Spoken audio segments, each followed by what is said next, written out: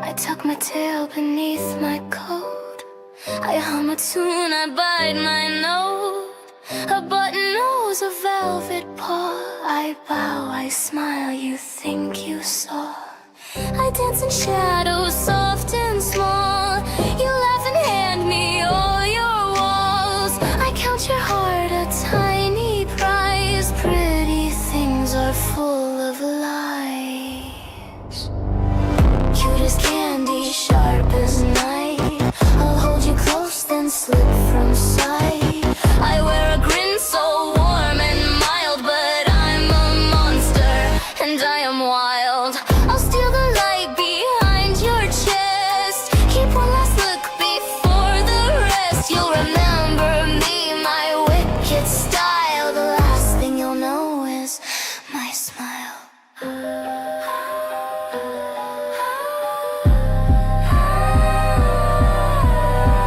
Paws on porches, whiskers twitch.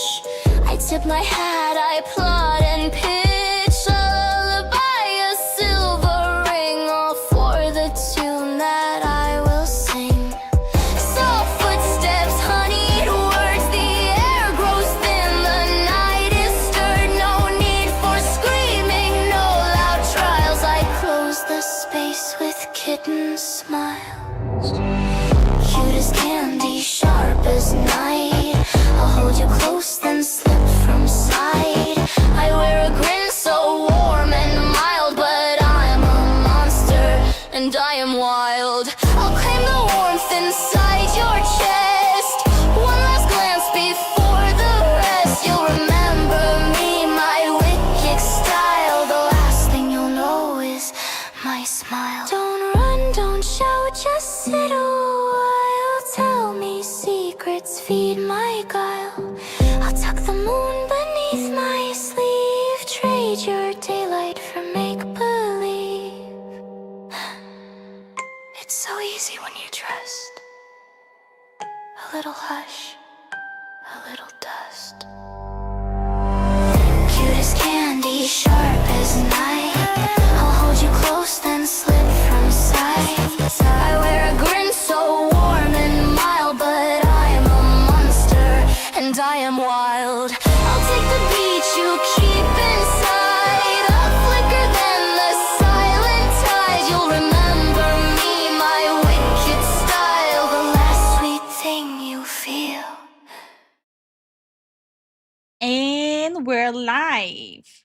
Hi, Misura. Hi, Starwin. Hi, Hitagata. Hi, Roland. Hi, Wyatt. Hi, Garbage. Hi, Moose. Hi, Misura. Hi, Tact.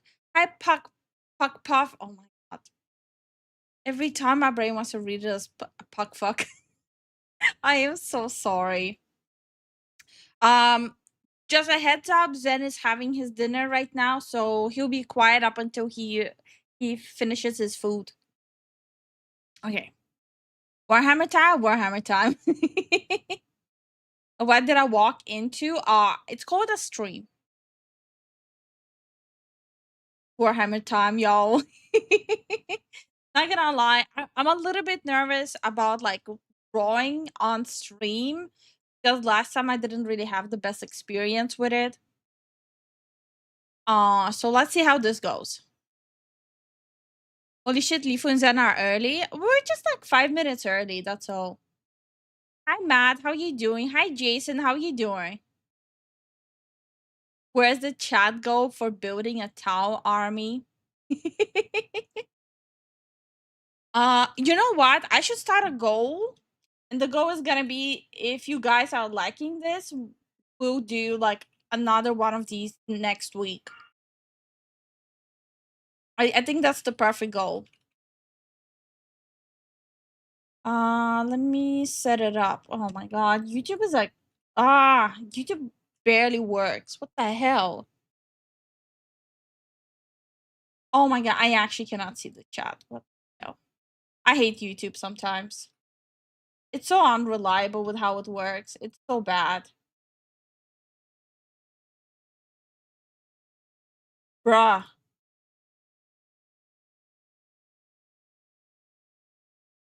I wait, I actually cannot see chat. What the Okay. I'll have to open it on.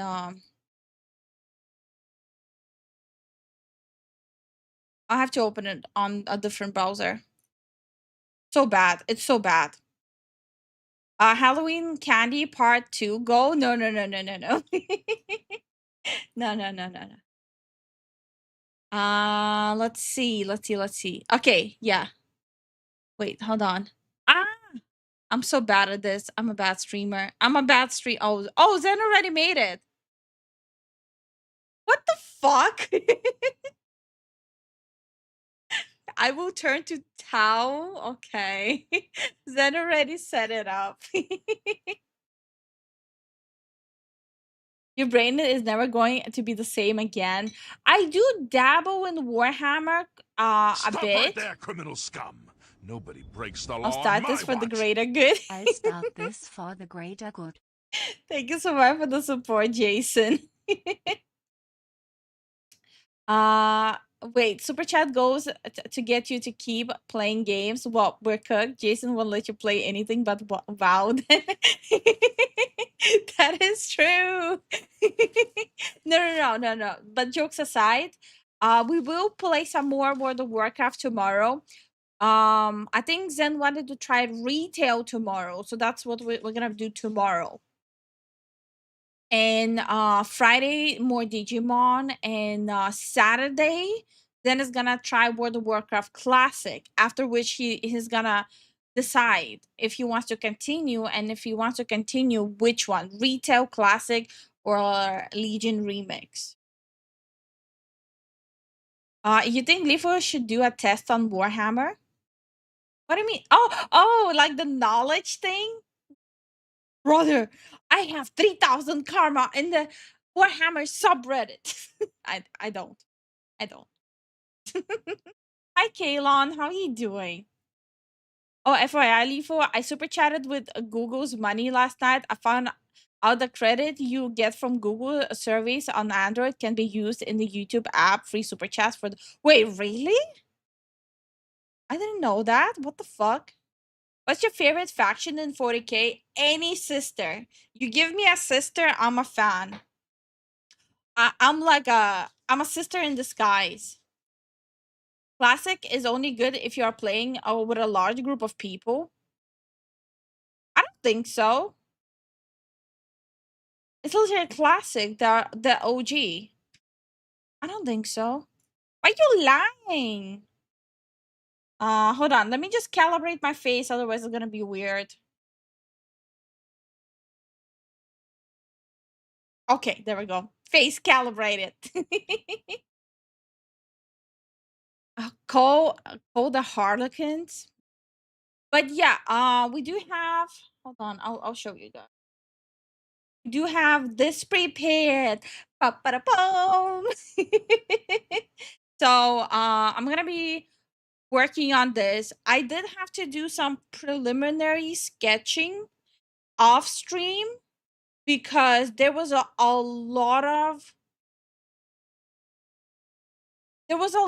weirdness and references for the armor, especially because Zen is a white scar and I'm a sister of battle. So a lot of like drawings, like for example for white scars, they had like an eagle here. Even though if you like instead of a skull, they have an eagle there, which was weird. I thought it was weird that there was an eagle. So is that Bricky? Yeah, it's Bricky. Yes. And this is what he's doing. Is to go Dance even party! further beyond.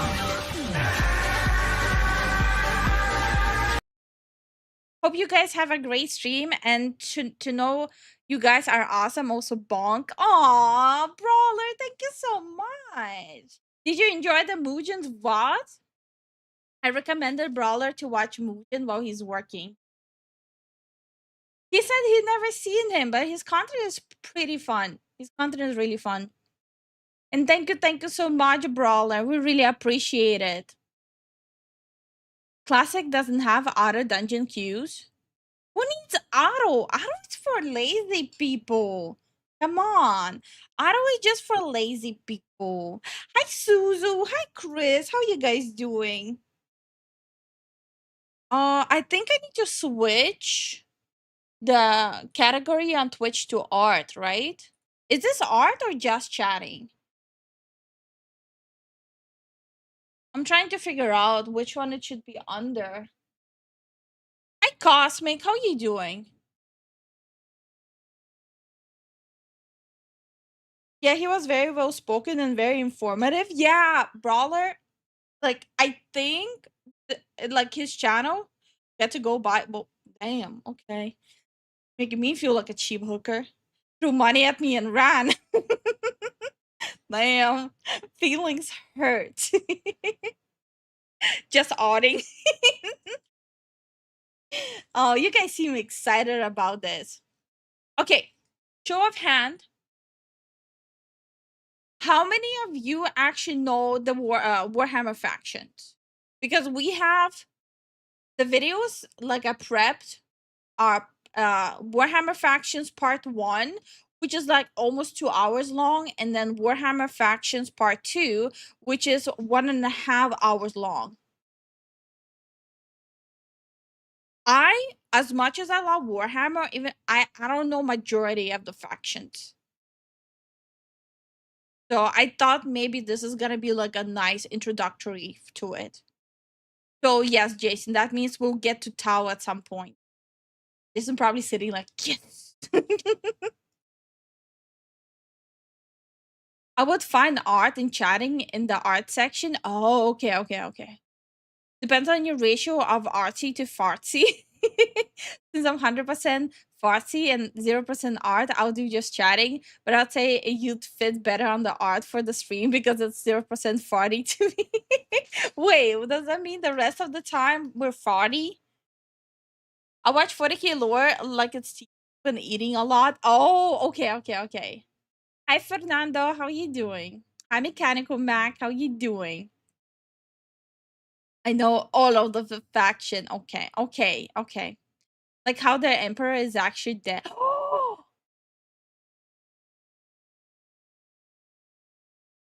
Kill him.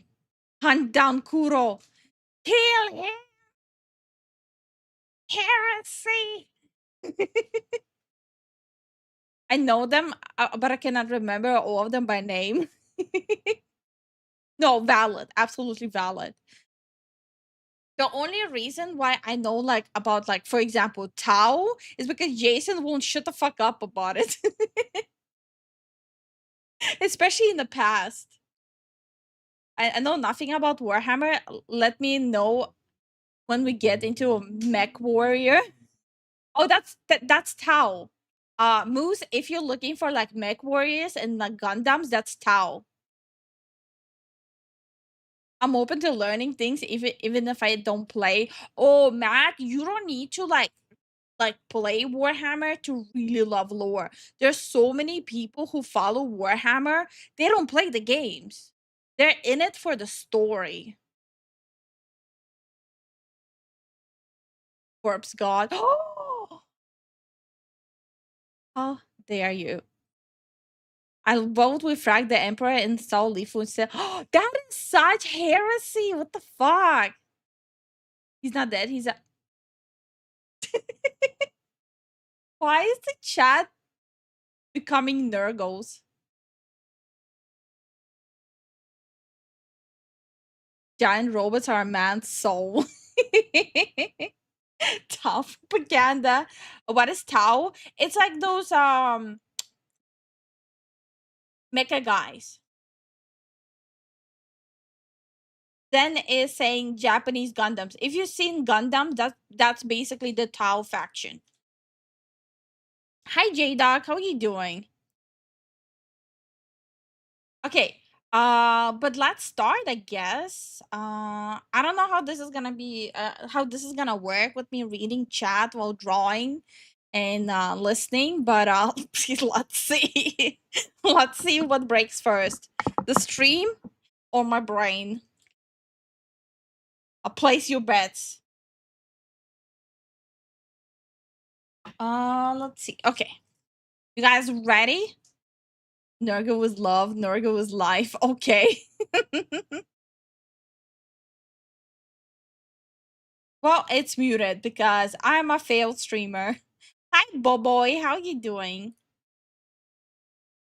Okay, but yeah, part 1 of every single Warhammer faction.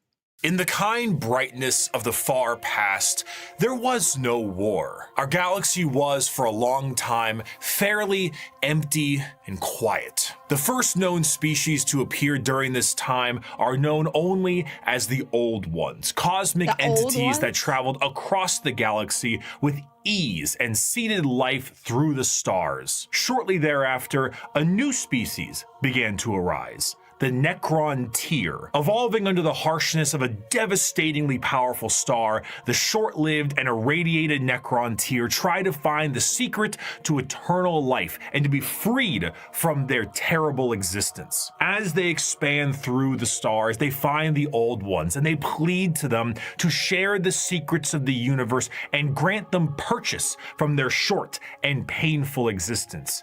The Old Ones respond with a lol and a lamau, and with their immense power, they force them back to their homeworld. The Necron Why did Zen recommend me this channel? This channel is already full of heresy with his lols and lamaus. Tier filled with rage and hatred make it their duty to get revenge on the Old Ones. A revenge that would come swiftly as a chance encounter with other gods gave them a solution. These other gods were known as the Catan, a race of highly powerful star-consuming entities. Do not fear, young mortals, for we, the Catan, will provide you with the immortality you seek. Come now, won't you shake a poor sinner's hand? Quoted from Mephetron, the Deceiver. The Necron tier accepted the Catan's offer of immortality, but believe it or not, this turned out to be a ruse. A trick. The Catan crafted gigantic furnaces and began the process of biotransference. The Necron tier willingly walked line by line into the furnace engines made by gods who devour stars and had their souls consumed instead. The short-lived, irradiated, and cancer-inflicted race of the Necron tier ceased to be, and the immortal, soulless Necrons remained. Now backed by the immense power of the Catan, the Necrons rally against the Old Ones, and the bitter conflict in the stars at this time is known as the War in Heaven. Despite creating various races and entities to aid them in this battle, the Okay, my brain is already like, I want to reduce the speed of this video. It's like information overload already for me. Old Ones are overwhelmed and eradicated down to the last, due to the sheer power of the Catan fat off the souls of the Necron tier, and with an army of unthinkable robotic slaves at their behest. However, the Catan are greedy, spiteful gods, and when there was no foe worth killing, they turn on each other. The Necrons then put their sights towards the Catan and lay waste to them, securing their freedom. The once subservient Necrons now control their former masters. Worn out and weakened by these wars, the Necrons under their leader Zarek, the Silent King, lie dormant, with a plan to eventually wake and reclaim control over the galaxy. Over millions of years, empires rise and they fall. The species created by the Old Ones have footholds over the galaxy, but on a pale blue dot in the thick of all this conflict, like humanity begins to evolve. And for the most part, the basic path of humanity's evolution remains the same as it is now for almost 15,000 years. Right now, in the 21st century, this is canon. You, right now, Twitch streamer reacting to this video, you existed at a point. Why am I being attacked? I want you to know it's Twitch, YouTube, and Kick. Didn't expect to catch a stray. in the Warhammer universe. But with time, humanity's ambition and the power of their technology becomes unmatched, and the golden age of expansion begins. Humanity starts to branch out through the stars with powerful tools used for agriculture, mining, and expansion. Some branches of humanity would eventually settle far away from Earth itself, and around this time, the psychic ability of humans are greatly expanded, and what we begin to know as psychers appear. But despite all the progress, things would begin to collapse. The machines created to aid humanity would turn on them in M23, an event known as the Cybernetic Revolt, and trade would begin to collapse due to the immaterial warp, aka actual hell, beginning to cause ruptures in space and time. These warp stones would separate humanity, and this would be what is known as the Age of Strife. Now keep your The hair warp, short. a sea of souls, storing all thought, emotion,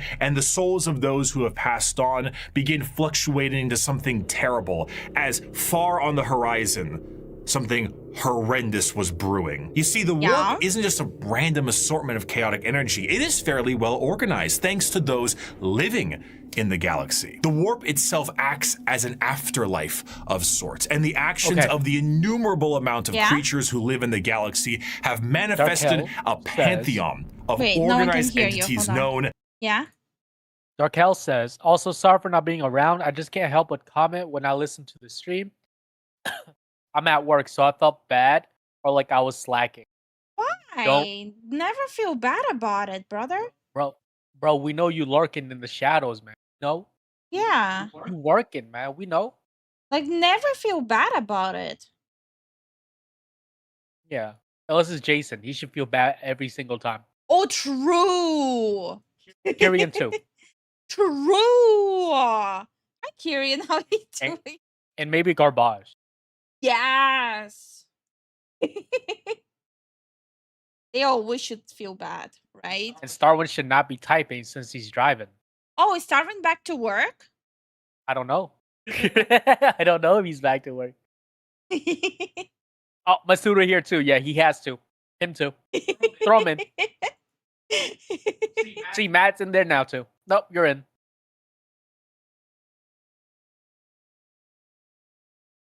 Hi, Also, Star. how How you doing? Back to the video. Yes.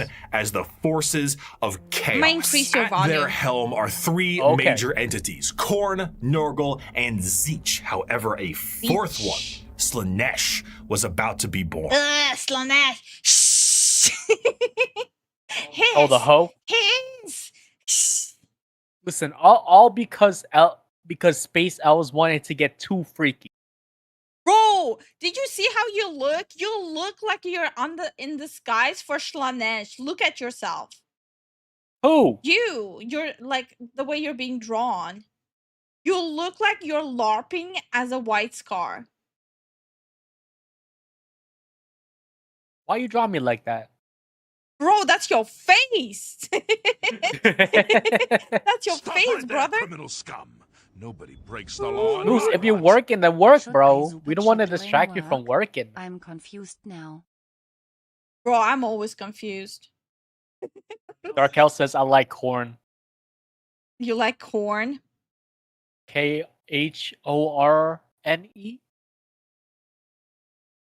Corn. Why did it make Zen so creepy just peeking out from behind?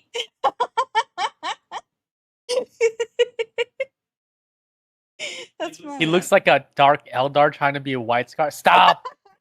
Don't say that heretic shit. Also, Chris Cake Mobile literally crashed like 3 times. Slanesh is the most interesting Chaos God in my opinion. No. It's Zeech. Zeech?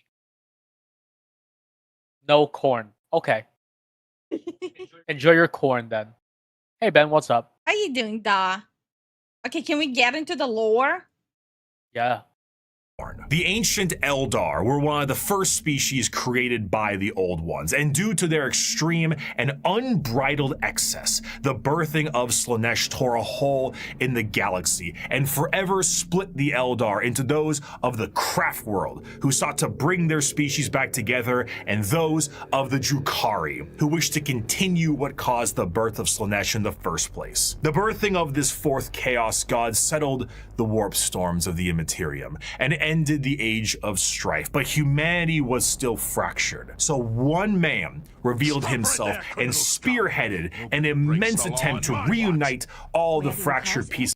Also, Tau rhymes with cow. Cow? No, it barely rhymes. Oh, you're stretching. Like, you're actually stretching. I want to be comfortable today. I'm in my PJs. Bruh, that's not the goal. Jason, everyone, we need... guys, I'm not feeling the support today. Like, I know you guys want the cow suit. Like, come on, guys. Stop Come on. fin-doming in my stream. Stop fin-doming in my stream. And thank you so much for the support, Jason. Okay, can I get into the lore and drawing, please? Yeah, but I need to read chat too. Like, isn't that my job? Oh my god. Alright, fine. Also, hi Ruse, hi Sarah, how you guys doing? Hi How Inspired. y'all Hi doing? Ryukin. What's up? Of humanity. That man was the Emperor of Mankind. After reclaiming the nearly destroyed Earth, the Emperor embarked on the Unification Wars to unite humanity under the banner of the Imperium of Man. However, due to the very long and devastating impact of the Age of Strife, humanity as we know it is not the same. To reconquer Earth, the Emperor would need more than mere men. Great beings, known as the Thunder Warriors, were recruited by the Emperor to reclaim the Earth with ease. But these warriors are a blunt tool and had, overstayed their welcome. He would need something better, and that solution would be known as the Space Marines. Superhuman soldiers that will have the skill and cunning exponentially greater than the mortal man. These new warriors would be commanded by an elite group of his very own sons known as the Primarchs. Unfortunately though, Daddy didn't charge the baby monitor, and his 2018 sons would be stolen by the forces of chaos and scattered across the galaxy. This would begin the Great Crusade, a monumental task to take back the stars in the name of humanity and reclaim the lost Primarch sons. However, he would need the fires of industry to make this happen. Looking to the distant cousins of Mars, the Emperor signed a treaty with the technologically irradiated hellscape of the Red Planet and allowed the cult of the machine god, the Mechanicum, to supply his crusade. While Space Marines were the tip of the spear, their numbers paled to the vast might of the Imperial Army and Navy. The Astra Militarum and their seemingly endless numbers make up the bulk of the fighting force for humanity, supplied by the intelligence and prowess of various agents of the Imperium, such as rogue traders and assassins. Due to the lack of connectivity between the worlds, what a society had become over thousands of years became mysterious and varied. Tools once used for harvesting and agriculture now are being used as machines of war in the form of Imperial Knights. Some of these fractures of humanity would even be changed further and become unrecognizable to the average human, with differences in size, skin color, appendages, that looks so cat ears, badass. sometimes. Some would go so far to become their own galactic societies, like the miners of the Galactic Core and their immense supercomputers, forming the Leagues of Voton. After an incredible amount of effort and books, the lost sons of the Emperor would be reunited, and the Imperium of Man would be firmly established. This, however, would not last. Be it intentional or accidental, the Emperor would not reveal to his sons the true nature of the galaxy and the terrors of the warp. And this oversight would result in one of the most impactful wars in humanity's history. The favorite son of the Emperor, Horus, would fall to the powers of chaos and turn on his father. This betrayal, this backstabbing, this heresy, this Horus heresy would result And it's here. My dude actually got no chill. He got no chill. No, let him cook. In a split in the Imperium with devastating consequences. Half of the Emperor's loyal sons would fall to chaos and become the Chaos Space Marines, along with the forces of the Dark Mechanicum and the Chaos Knights. The conflict would result in the absolute obliteration of Horus and the physical death of the Emperor himself. The near-dead body of the Emperor would be placed on the Golden Throne to serve as a beacon of humanity and allow for the continued ability to travel the stars, protected by his most loyal, the Adeptus Custodes. The Imperium would be vulnerable during this age of rebirth, and Terra would find itself under siege by one of the most formidable species in the galaxy, the Orcs. As time went on and memories of the Emperor's vision began to fade, the Emperor would become less of a head of state and more of a religious figure, and the Imperium would change to reflect this. The leadership on a planet would be at the behest of the High Lords of Terra, and their actions would be courtesy of the incomparable power and authority of the Inquisition. The zealots of the Imperium would intensify and create a brand new era known as the Age of Apostasy. And this ecclesiarchal command of the Imperium would end up with one of the strongest fighting forces of Terra, the Adeptus Sororitas. Over time, this age would come to pass. Yes! Woo! That's what I'm talking. Oh, shit. I get excited. That's what I'm talking about. Woo! Woo. Hi, Yui. How are you doing? Hey, Yui, how you doing? We would approach the 40th millennium of Warhammer 40,000. Which, you guessed it, would come with its own form of problems. A primitive species once found during a recon mission would be able to evolve in relative secrecy for 6,000 years, becoming a highly advanced coalition of aliens known as the Tau Empire. And if the threats of the galaxy weren't bad enough, there are threats from outside the galaxy. As a monster has begun to wrap its tendrils around the Milky Way, the Tyranids, monsters that serve a psychic hive mind and present tactics previously unseen in the Milky Way. Be it a direct assault with their monstrous bug-like presence or through the more covert gene stealer cults, the presence of yet another threat in the galaxy is proving to be overwhelming to the Imperium. In the 41st millennium, there is no peace among the stars. At any point, your life can and will be threatened by the Xenos races uncountable, or by the arch enemy of chaos within, or by the decroded terror that is the Imperium itself. It is to live in the cruelest and most bloody regime imaginable. Forget the power of technology and science, or the safety of promise and understanding. For in the grim darkness of the far future, there is only war. Did he just cover Tau in like 10 seconds?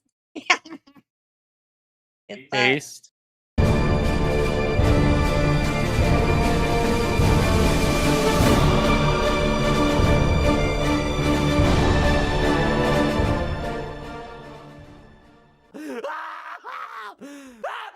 That's how I feel right now. Yeah. A fantastic job once again, Mr. Kurz, the Night Haunter himself. Oh, didn't you love that, my faithful audience? Once again, we have another criminal over the course of 6 hours break every single bone in his body. And with that, once again, our glorious leader has brought the crime rate to 0%. Always brought to you here on Nostroman News. I'm your host, Bricky. Thank you once again for joining us. Our top stories for tonight. The weather forecast appears to be rainy with extra dark, so make sure you pack those extra batteries for your lamp packs. His jokes. And of course, let's not forget the fantastic gang violence problem we're currently having. Oh, I'm sorry. What's that? Oh, right. It's gone. It's looking to be a chilly one tonight as well, so make sure your skin capes are nice and tight. Wait, hold on, one moment. No. Adamantium reserves have tripled? I'm sorry. Self-harm rates have gone down to 0%. The Night Haunter smiled? No. This could only mean one thing.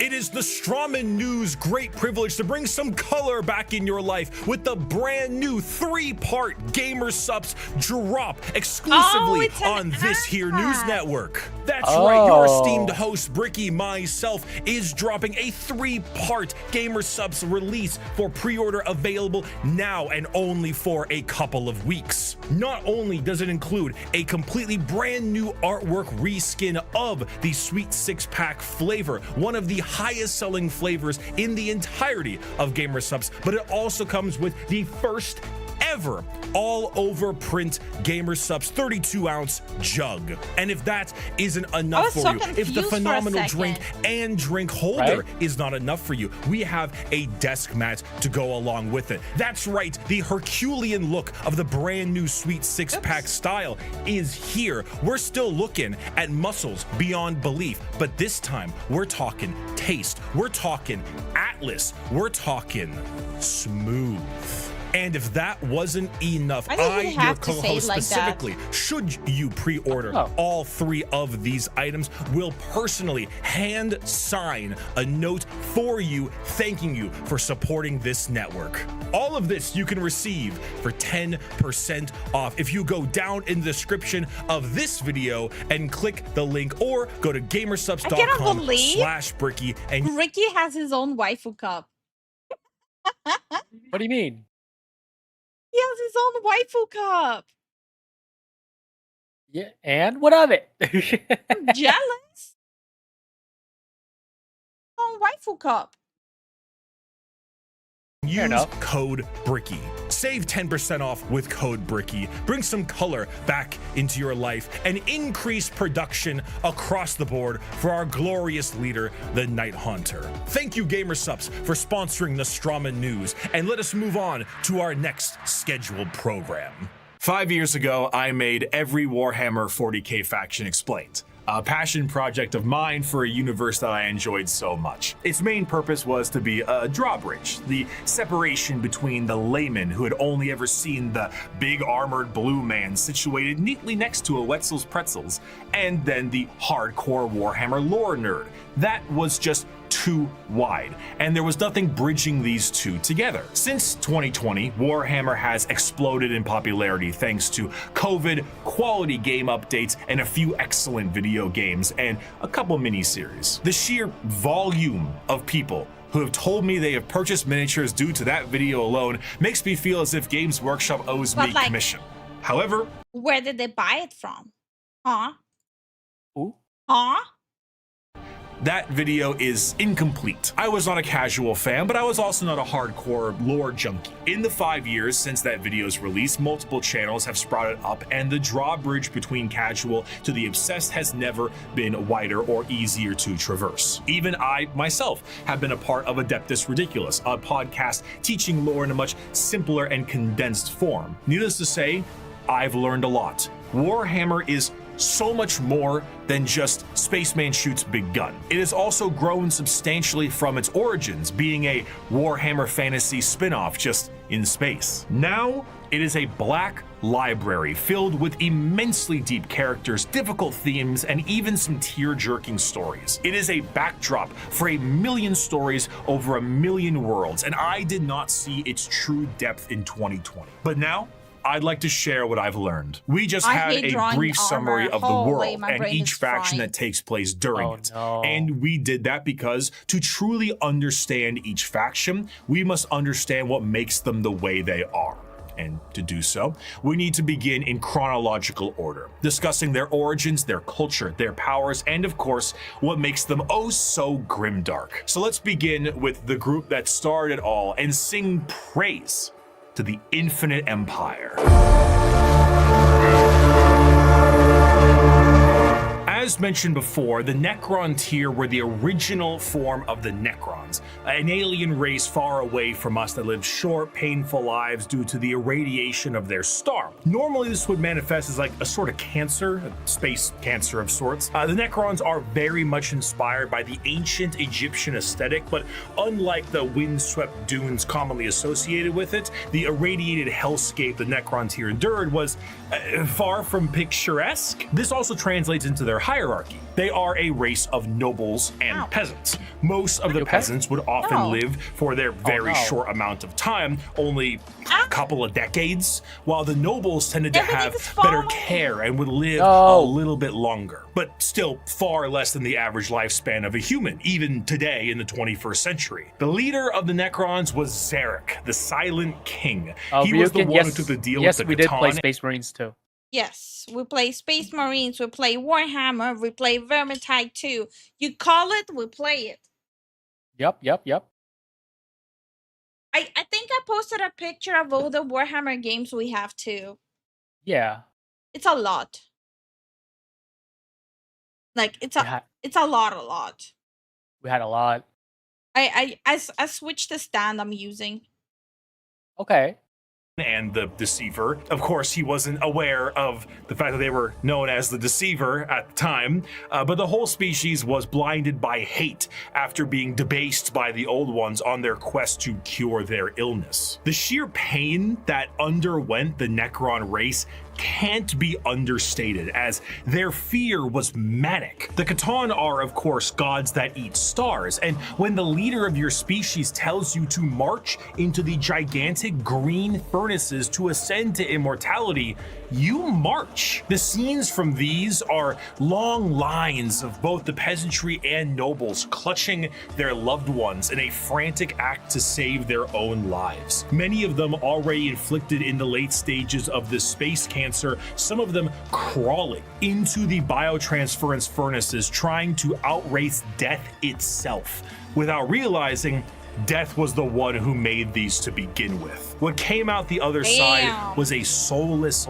husk. And I say that literally. A soul is not an abstract concept like it is in our world, an immaterial version of oneself discussed and debated in religion and philosophy. No, in Warhammer, a soul is a real, tangible item of oneself.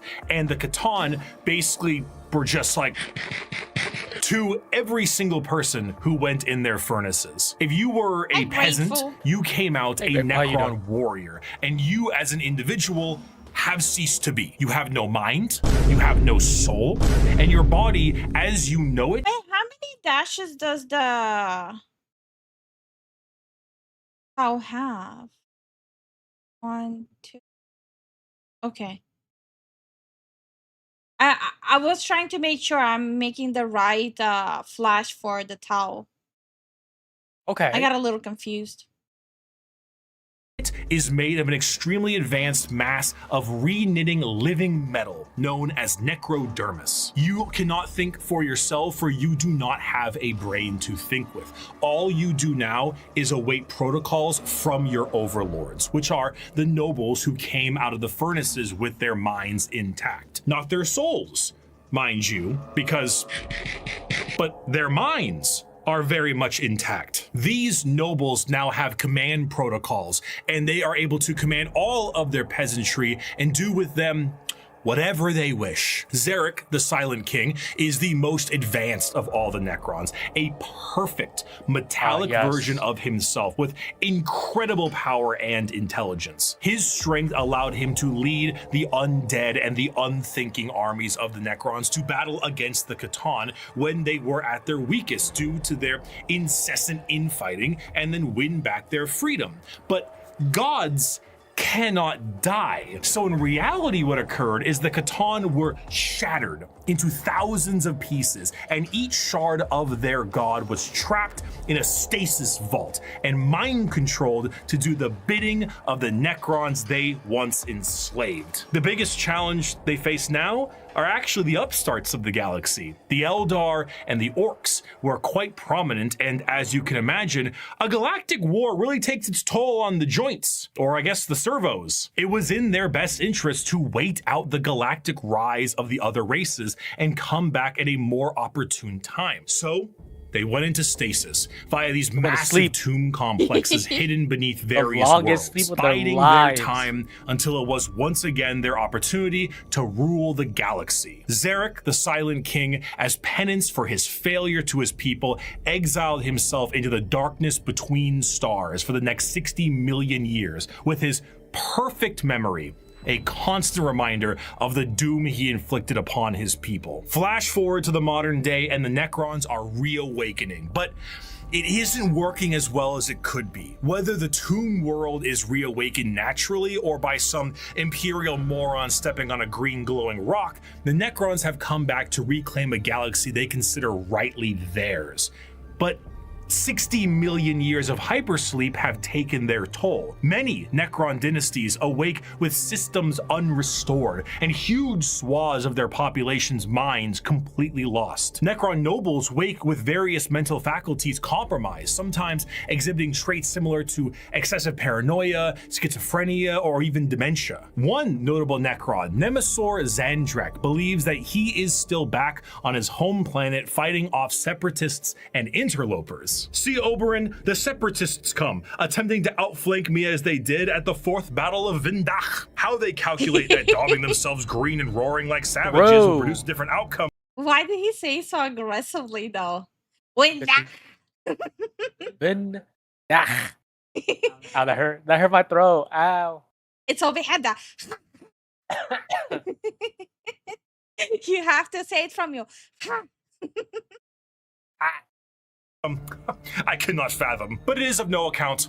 Ready, my legions. Another glorious victory shall soon be ours. Other individuals, such as the esteemed Imatech the Stormlord, seek to usurp the newly returned Silent King for rightful ruler over the Necron race, believing his time has come to an end, while scientists and archaeologists like Trazen the Infinite and Orokin the Diviner spend thousands of years bickering over artifacts and petty squabbles. Truly, the Necrons are a faction of unthinkable, unimaginable power, held back entirely by their own hubris and 60 million years of stasis. It is a species that does not know of time, only of the ravages brought by it. A pharaoh of a dynasty may just be as frightened to awake completely mad as they are to be assassinated while they sleep. Thousands of years pass in an instant. There is a play, like an opera play, a retelling of the war in heaven in the Necron culture that takes 40 years to witness,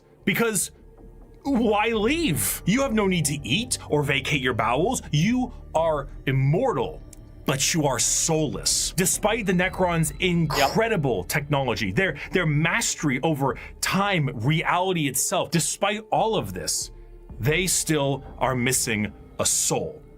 And therein lies the biggest struggle. So they're gingers. Yes. Necrons look to conquest the galaxy, kill the interlopers like the humans, Eldar, and Orcs that scrape at a fraction of their power. But the end goal for many, including Zarek himself, is to return the souls to their bodies, to undo the horrible fate he cast upon them. This is not the interest of all. Many simply wish to rule their dynasty with an iron fist and kill all they consider unworthy. But to many others, it is to undo the decision that doomed them all. Before they can do that, there is a pest that needs exterminating. Yo, what the tongue do, though? Honey, no. What the tongue do, though?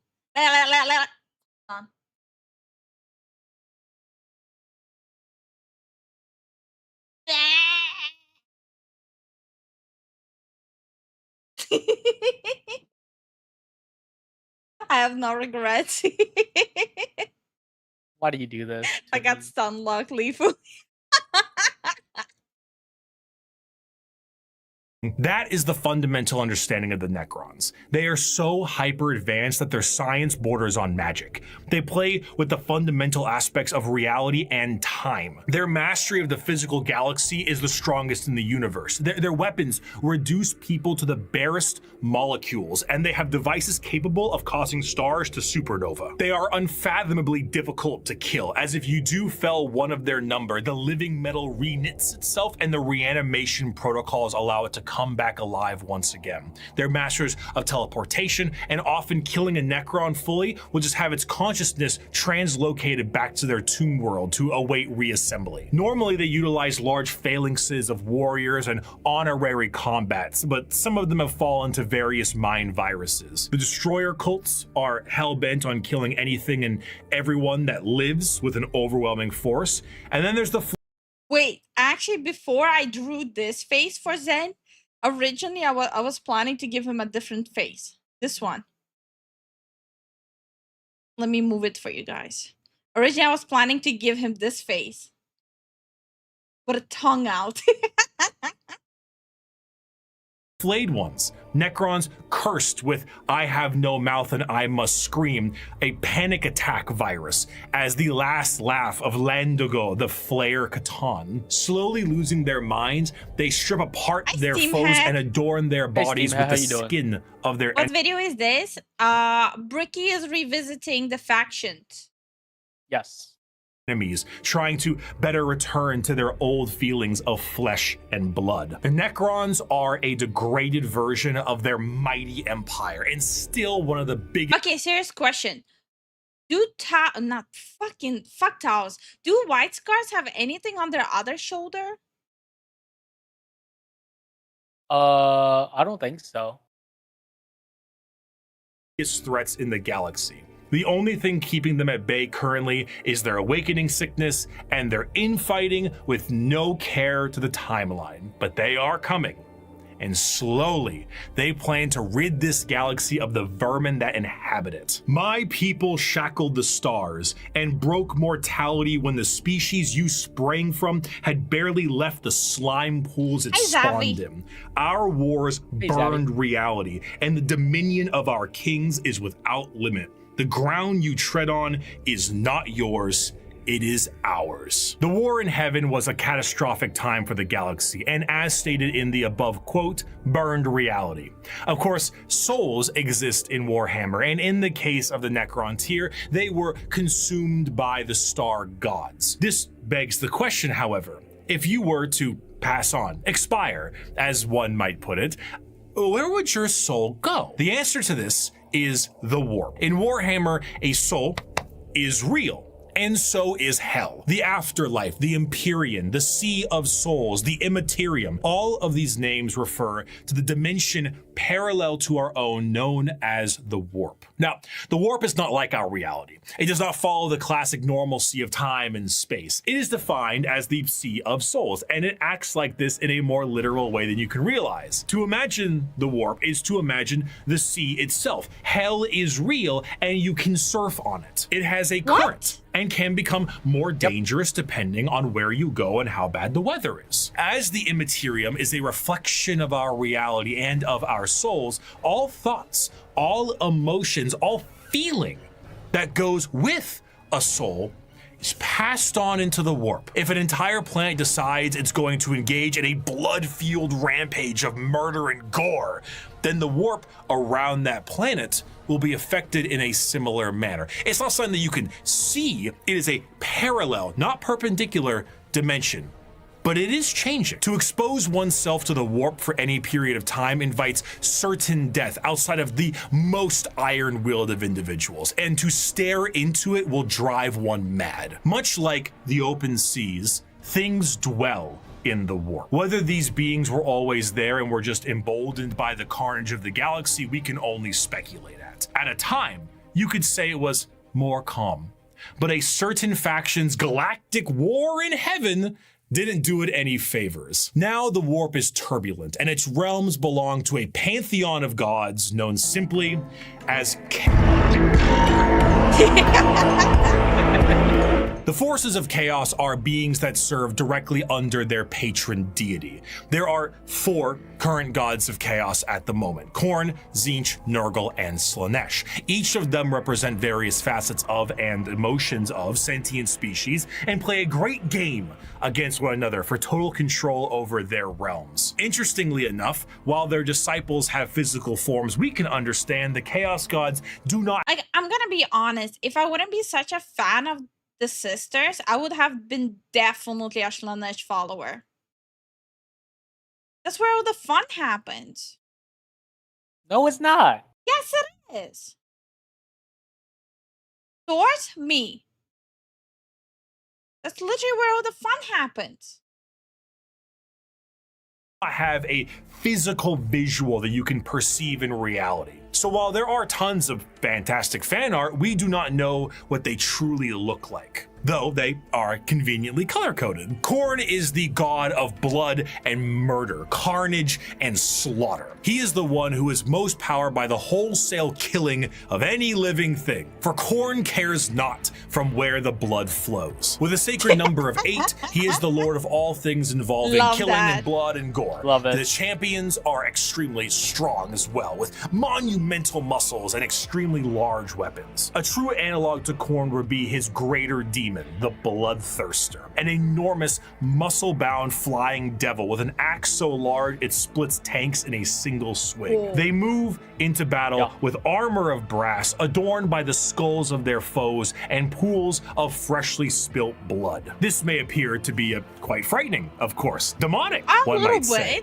But in the world of chaos, all emotions feed one of these gods in one way or another. If you were to define Khorne with single words, you would use blood, carnage, murder, skulls. But you'd be missing out on important ones like strength, honor, prowess, courage, and skill. Khorne is not just about the wholesale slaughter of people. He is about the honor and power of martial combat. The true strength there is in besting someone in physical strength and skill. Of course, a murderer would be someone who would feed Khorne, but a soldier could feed Khorne. A martial artist or professional fighter could feed Khorne. A warrior, good or bad, feeds Khorne.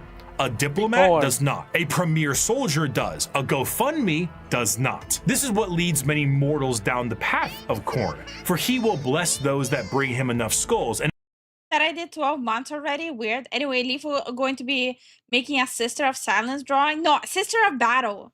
I'm gonna be a Sister of Battle. Here I am. See? That's me. Sister of Battle. That's her. Also grateful. Thank you for the 12 months. Thank you so much for the 12 months. Grateful. Again, the basement. Yeah. Basement. Boiler room. And in a world this destructive, there are many ways to reap a high tally for him. Prepare the dread claws and unchain the mad ones. Glorious battle awaits us today, for the world below has refused to surrender. Let us descend upon them with fury and rage, giving no quarter and sparing only those warriors who fight well enough to earn a place amongst us. As to the rest, their lives and possessions are ours, but their skulls are for Khorne. Normally, if I ever want to explain Khorne, I just kind of show them this clip. I'd never stab you in the back, Shepard. Warriors like you and me, straight to the face. Moving on, Tzeentch is the second god, the god of trickery and mischief, the changer of ways, the great conspirator, and the architect of fate. With a sacred number of 9, Tzeentch is truly the god of change in all of its forms, but there is an obvious undercurrent of mischief and cunning. Tzeentch is such a liar that his pants have gone thermonuclear. Huh? What the f is it? His favorite pastime is asking questions that have no answers while simultaneously making up answers on the spot to a question he didn't ask. Have you ever had a dream that you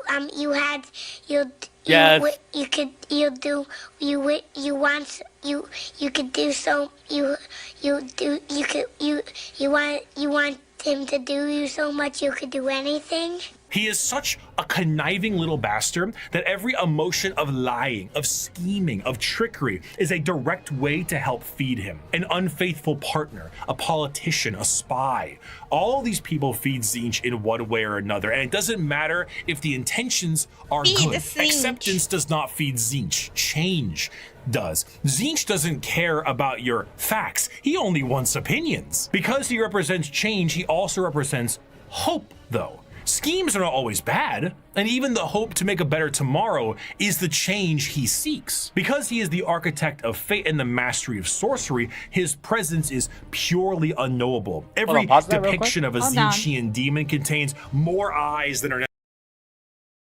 Yeah. I want to say this, Steamhead, some of these people, some people in the chat are new to Warhammer. So they are, they don't know what is what. Oh, okay. That's why we're watching this, just to catch up and breeze through it on the surface level. Yeah. I don't know. I read. You probably didn't come off as, you probably typed up that in a meaningful way, but to me, when I read that, it was very, I don't know, condescending. Oh, did I miss something? No, you can continue drawing. Guys, chill. Keep the bloodthirst for the battle. Necessary and more mouths than I know what to do with. It is a biblically accurate angel if the angel gaslit you into thinking birds are government drones.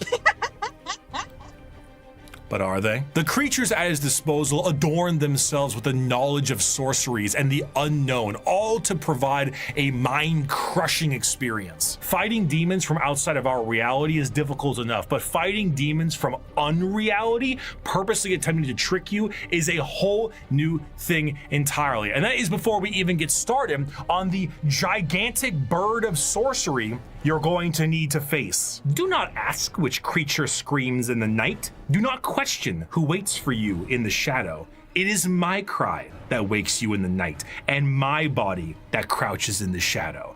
I am Tzeentch, and you are the puppet that dances to my tune. Third of the Chaos Gods is the one of acceptance of rot and pestilence, the grandfather himself, Papa Nurgle. Nurgle is the exact opposite of Tzeentch. Where Tzeentch believes in change and hope for a future, Nurgle believes in stagnation and the end of everything. At one point or another, we will all decay. We will all rot, and we will all end.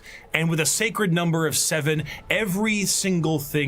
Women without their Snapchat or Instagram filter. Am I right, guys? Am I right? Whoever says yes, shut the fuck up. Pestilence, boil, and everything in between comes under the great shadow and girth of Nurgle himself. For Nurgle, the plight of mortals is his fear and wine. And no matter how solid life might be, everything will decay in the end. In the creation of life, there must be an end to that life. And nobody has more creations to end lives than Grandfather Nurgle himself. Every boil, every wait, grandmother? Grandmother. She's a mother? Nurgle is a mother? Hold up. Nurgle is a woman? Do I get demonetized from showing the titties? No, he's a grandfather, honey. Why did he say grandmother? I don't know. Hi, Timmy. How you doing? Hey, Tim. Blemish, every pus-filled wound and disease, every rot and every plague is kept and concocted by Nurgle. This, humorously, keeps Nurgle as a jovial god. He is full of life and laughter, and by creating as many diseases as he possibly can, he shares that joy with mortals. I mean, his envoy is the great unclean one, and look at how happy he is. And there's a lot. Not gonna lie, that's literally my cat. The great unclean one.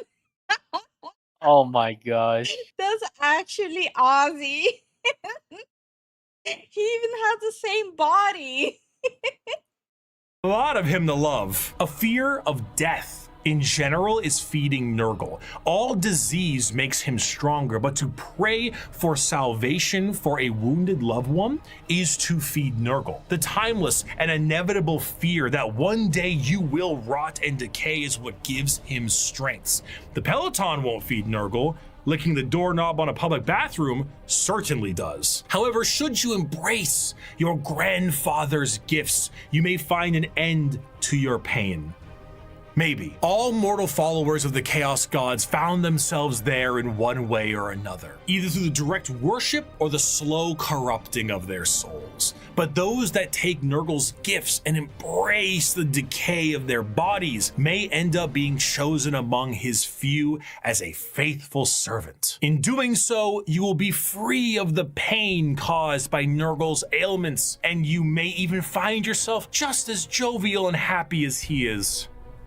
Maybe. His enemies shall wither and die. His allies shall wither and die. The universe and all within it shall wither and die. And when the great corruption has settled over the land and permeated the very foundations of reality itself, then shall the Lord of all rise from the rot and ruin, spread his arms wide to reclaim all of his dutiful children. Those were the three major Chaos Gods for a very long time, emboldened by war. Yeah, the Discord command isn't working.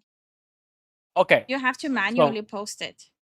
Yep. So what we do for the Discord is it's strictly PG/PG-13, no inappropriate stuff. You get one strike and then you're banned from the Discord. Yeah.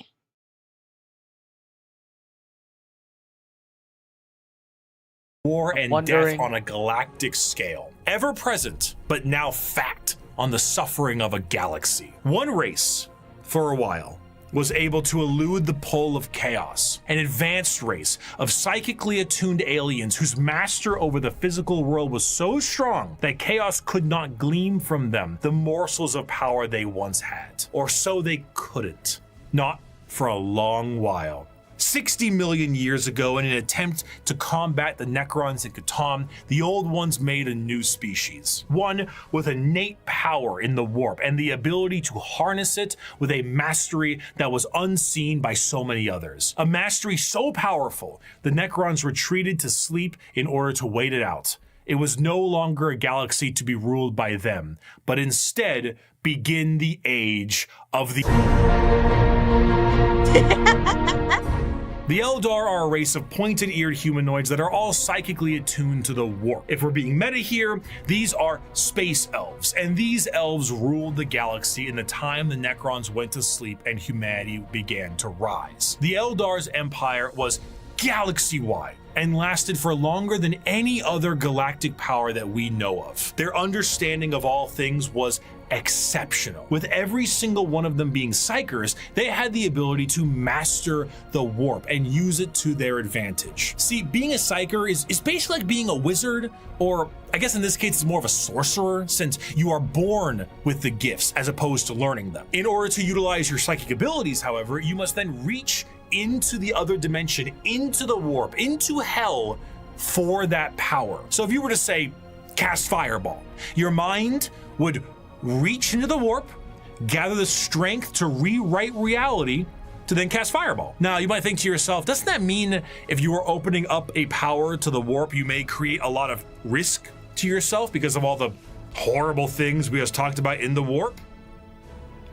Yes! However, in Warhammer 40k, willpower is a real, tangible thing, in the sense that in its own right, it can be weaponized. Being strong of will means being strong of soul. And being strong of soul means you can resist the pull of the warp that much more. A more inexperienced psyker opens up a hole into the warp that is large, and that hole widens to get more power, allowing evil things to get in. A powerful psyker is able to open a very small hole, but with immense force to get the same amount of power with less risk. The Eldar are master psychers. Every single one of them can call upon the warp, and over millions of years they have perfected it so much so that they can weave structures out of it. In some species in the galaxy, they utilize the warp itself for interstellar travel. The Eldar ain't having any of that noise. How about we utilize a fancy alternative mode of travel that is substantially safer than the old ones created, called the webway? What about dying?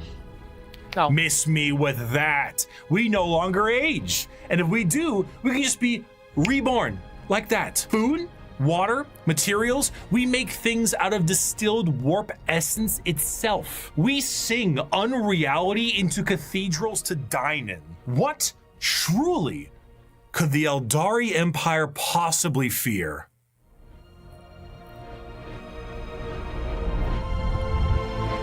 The Eldari Empire's biggest fear was themselves, with a society so perfect they wanted for naught, and this led them down dark and dangerous paths. When the base functions of society are no longer a problem for you, you tend to experiment. Perhaps the medium rare steak on your plate would be better if it was elf meat. Hey, I'm not saying we should make cannibalism legal, but like, what's the issue with a little taste? Violent sports is one thing, but how come we don't do sports to the death? I mean, I'm just saying, like, if both participants are willing and clear about it, like, what really is the problem there, you know? Exactly. Art is in the eye of the viewer, and what is considered art is completely up to the concept of one's own interest. A canvas adorned with the blood of a man wronged is truly the visual poetry that our society needs. Hedonism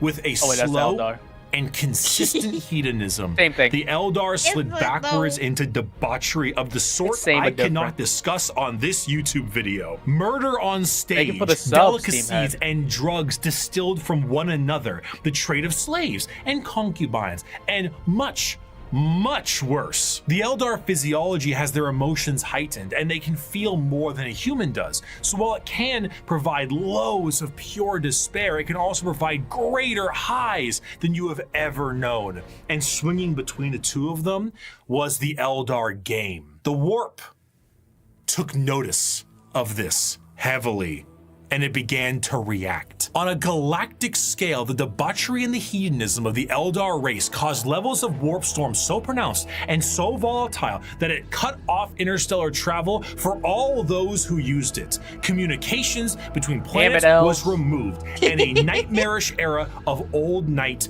began. This continued for thousands of years, hundreds of thousands of years. The Eldar all but removed from the problems being caused as they entered heights of more and more ecstasy. They needed more and more and more. Nothing was ever enough. More murder, more torture. It's art, it's delicacies, it's life. This silence offends Blackjack and rock and roll.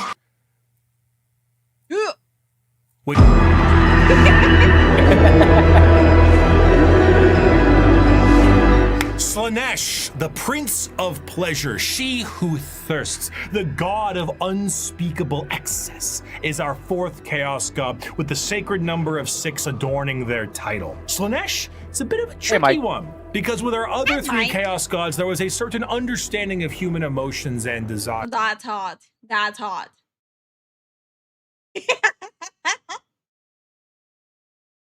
But for Slaanesh, that desire is how they get their power. The words to be used would be decadence, pleasure, perfection, passion, excess, and many others. The pursuit of more, the want to do more, experience more, become more. That's what gives Slaanesh their gifts. A lot of people believe that Slaanesh is something that originates with sex, specifically, and it makes sense why they assume that. The visuals of Slaanesh patrons are all very lithe and sexual, but they are also intentionally androgynous to appear attractive to a variety of intrigues. However, to think that Slaanesh specifically derives— Okay, question.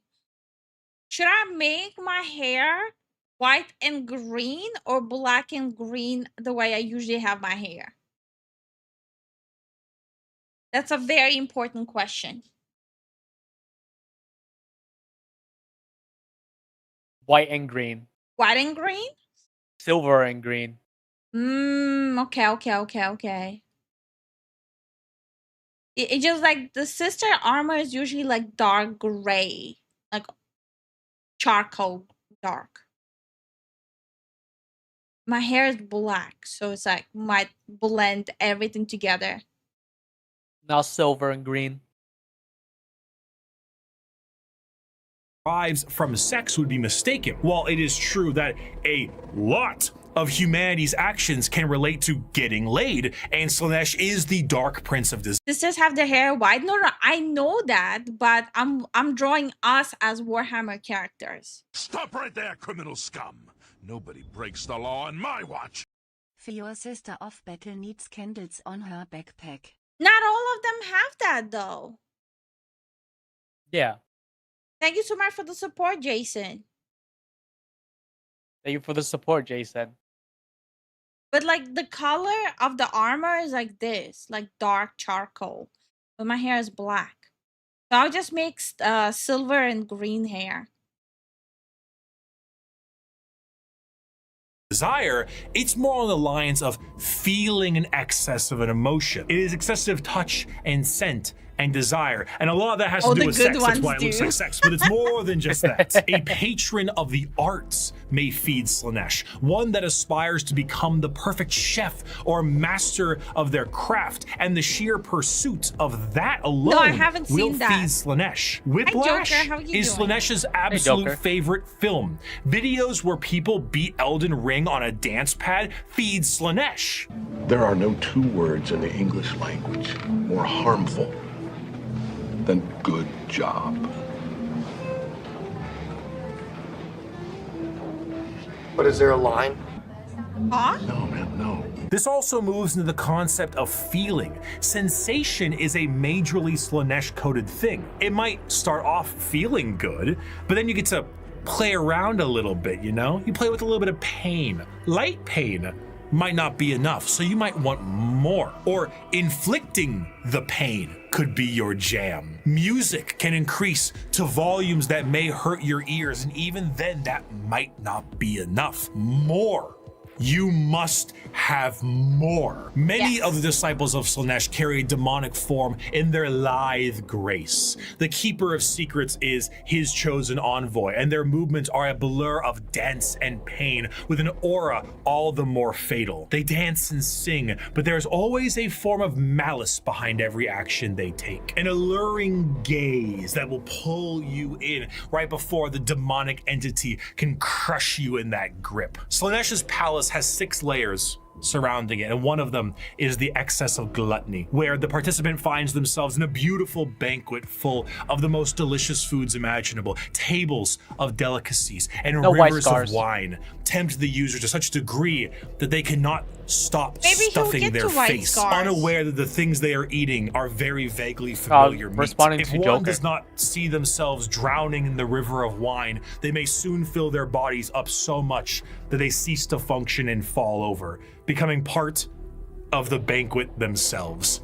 That is one of these 6 layers White hair of with green Slaanesh's highlights. palace. This was the ecstasy that the Eldar civilization indulged in for millennia, and did so at a monumental scale that they created a god from it. Find pleasure in every moment, indulge in every whim, let lesser races feel the burden of their crude lives. We are beyond such concerns or worries. Every power is ours to use, every sensation ours to experience. We are truly masters of the galaxy, and all others exist owing to satisfy our curiosities. We have earned our position of power. Let us forever taste the fruits of such achievement. Time itself is ours to command. We are eternal.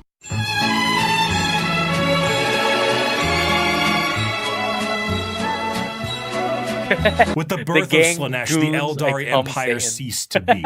A catastrophic event so horrible that the warp ripped a hole permanently in our reality. A fissure forever known as the Eye of Terror. With the sudden inhalation of this god's largest breath, the Eldari souls are a currency to be now collected by she who thirsts. Trillions of Eldar died in an instant. Slaanesh gorging on their lot of blood souls to angel, satisfy his palate. 99.9% of know the anything entire about species blood died, angels. and the rest are Blood doomed angels to and a blood fate ravens. worse than death. For Slaanesh now stakes Kumar, how a you claim doing? on each Kuma, and my bad. every Eldar soul. From the moment they pass on, an eternity of torment awaits them. The remaining Eldar devote their entire lives to stopping this eventuality. Their dying race so devoted to saving themselves from the Dark Prince, and in doing so, have found very creative ways. In the modern world of Warhammer, the craft world Eldar are the main force of Eldar in the galaxy and represent the elf style that many think of when you think elves in space. Fantasy elves in space, not those elves. We'll get to them. A craft world is a monumental. They have elves like that there starship, too? the size of a continent that acts as a form of flotilla. During the highest reaches of hedonism, many Eldar saw the demonic writing on the wall and began to try and seek asylum from their own debauchery. Those Eldar left on monumental craft worlds into the far reaches of the galaxy and saved themselves from Slaanesh's awakening. The main thing the craft world Eldar seek is to temper their minds and bodies in a way that will never allow them to slide back into their old ways. The representation they carry is that of a more feudal Japanese motif. Eldar follow paths as they age, the path of the warrior, the seer, the poet, the diplomat, the bone singer, and so on. These paths are a strict code of conduct to hone the heightened Eldar psychology down a school of thought and action. And if it sounds a hell of a lot like Bushido, well, you're damn right. Here's a medal and a soul stone. Don't lose it or an eternity of torment awaits you. Going through these paths will allow you to take up not just a role in Eldar society, but keep your mind clear from the past worries that plagued them. Every Eldar is said to be a psyker, however, very few of them actually utilize their psychic powers for fear of tempting she who thirsts. A large amount of emphasis is also put on ancestors of the Eldar and learning from them the farther you go down a path. This can sometimes be seen by the large variety of jewels adoring the armor of Eldar. Those are called soul stones, the biggest middle finger to Slaanesh they can think of. See, when an Eldar dies, these stones act as a backup, and instead of their souls going to Slaanesh, they are then trapped and stored in this little stone. So when the Eldar say they commune with their ancestors, they mean so very literally, as the spirit and soul of generations before them are stored here. Often, larger structures may contain vast amounts of soul stones, such as the Infinity Circuit in the craft world itself, allowing the souls of the dead to help power their enormous starship. The young do not desire the discipline of the path, but rather their curiosity drives them to try every fruit from the tree. Thus, it is that so many take the path of wandering or the path of damnation in their first years of adulthood. And so, the great tragedy of our kind is played out again and again as the number of our people shrink from generation to generation. These paths, when completed, allow an Eldar to move to the next one, then the next one. However, since this is the grim darkness of the world, many of these paths rely on combat. The Eldar actually had gods at one point. Cain, Vol, Isha, Azeryan, and so on. These gods are aspects of the Eldar pantheon, and while wait, they had Armenians there? No, they have a jar of white liquid. By the way, for people not understanding the jokes, all of our last names end with Yan. All of us. Like every Armenian last name ends with Yan. That was a joke. Sorry. Trying to bring a little culture here. Many were killed in Slaanesh's creation, their teachings live on. For some, the strongest devotion to the Eldar gods is to join the Aspect Warriors and embody the wrath of Cain, their god of war. While guardians of the Eldar craft worlds are more akin to a trained militia, the Aspect Warriors embody a particular variant of the path. Each are led by a Phoenix Lord, a name passed down from generations and embodying the souls of prior Phoenix Lords, with each new one.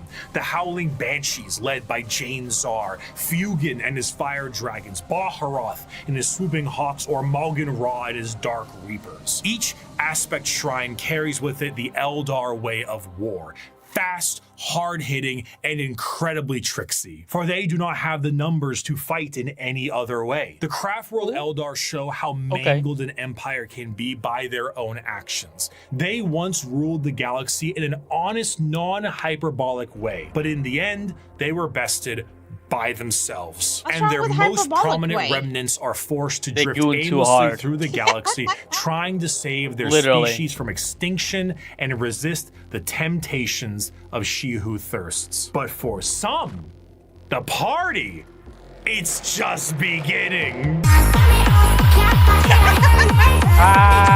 Deep within the webway is the city of Kamara. This dark city once existed as a port in the webway that allowed for ease of transport for the Eldar between its various domains. The significance of this city meant that it needed to be a bit more of a neutral territory outside of the jurisdiction of general Eldar law, and therefore it was allowed to self-govern. This did not go well. The Dark City became the hideaway for all manner of sin. The Eldar race slipped into debauchery on a galactic scale that it birthed a god, and this was the city you went to when that wasn't enough for you. The convenience of being so deep within the webway was that it exists as a blind spot to the horrors of the warp. So while the rest of the Eldar fled the downfall of their species, Kamara kept partying. When Slaanesh was birthed, they were saved the worst of it, thanks to them being nice and neatly tucked away inside the webway.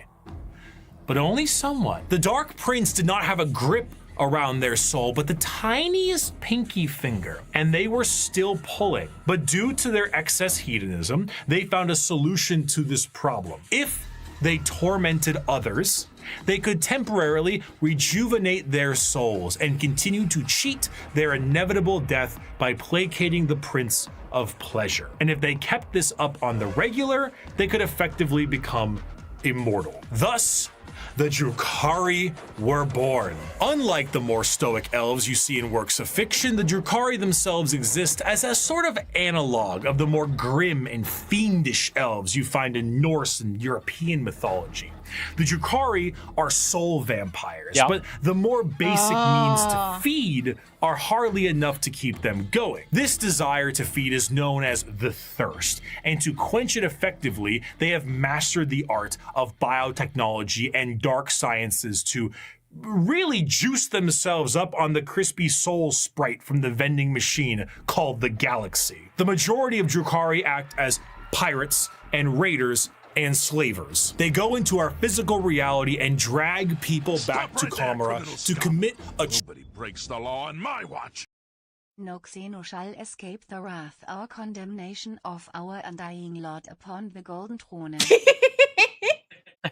Thank you for the support, Thomas. Thank you so much for the support, Thomas. Also, hi Drake, hi Buckshot. How are you guys doing? And hey, Thomas, how y'all doing? And Sebastian, how you doing?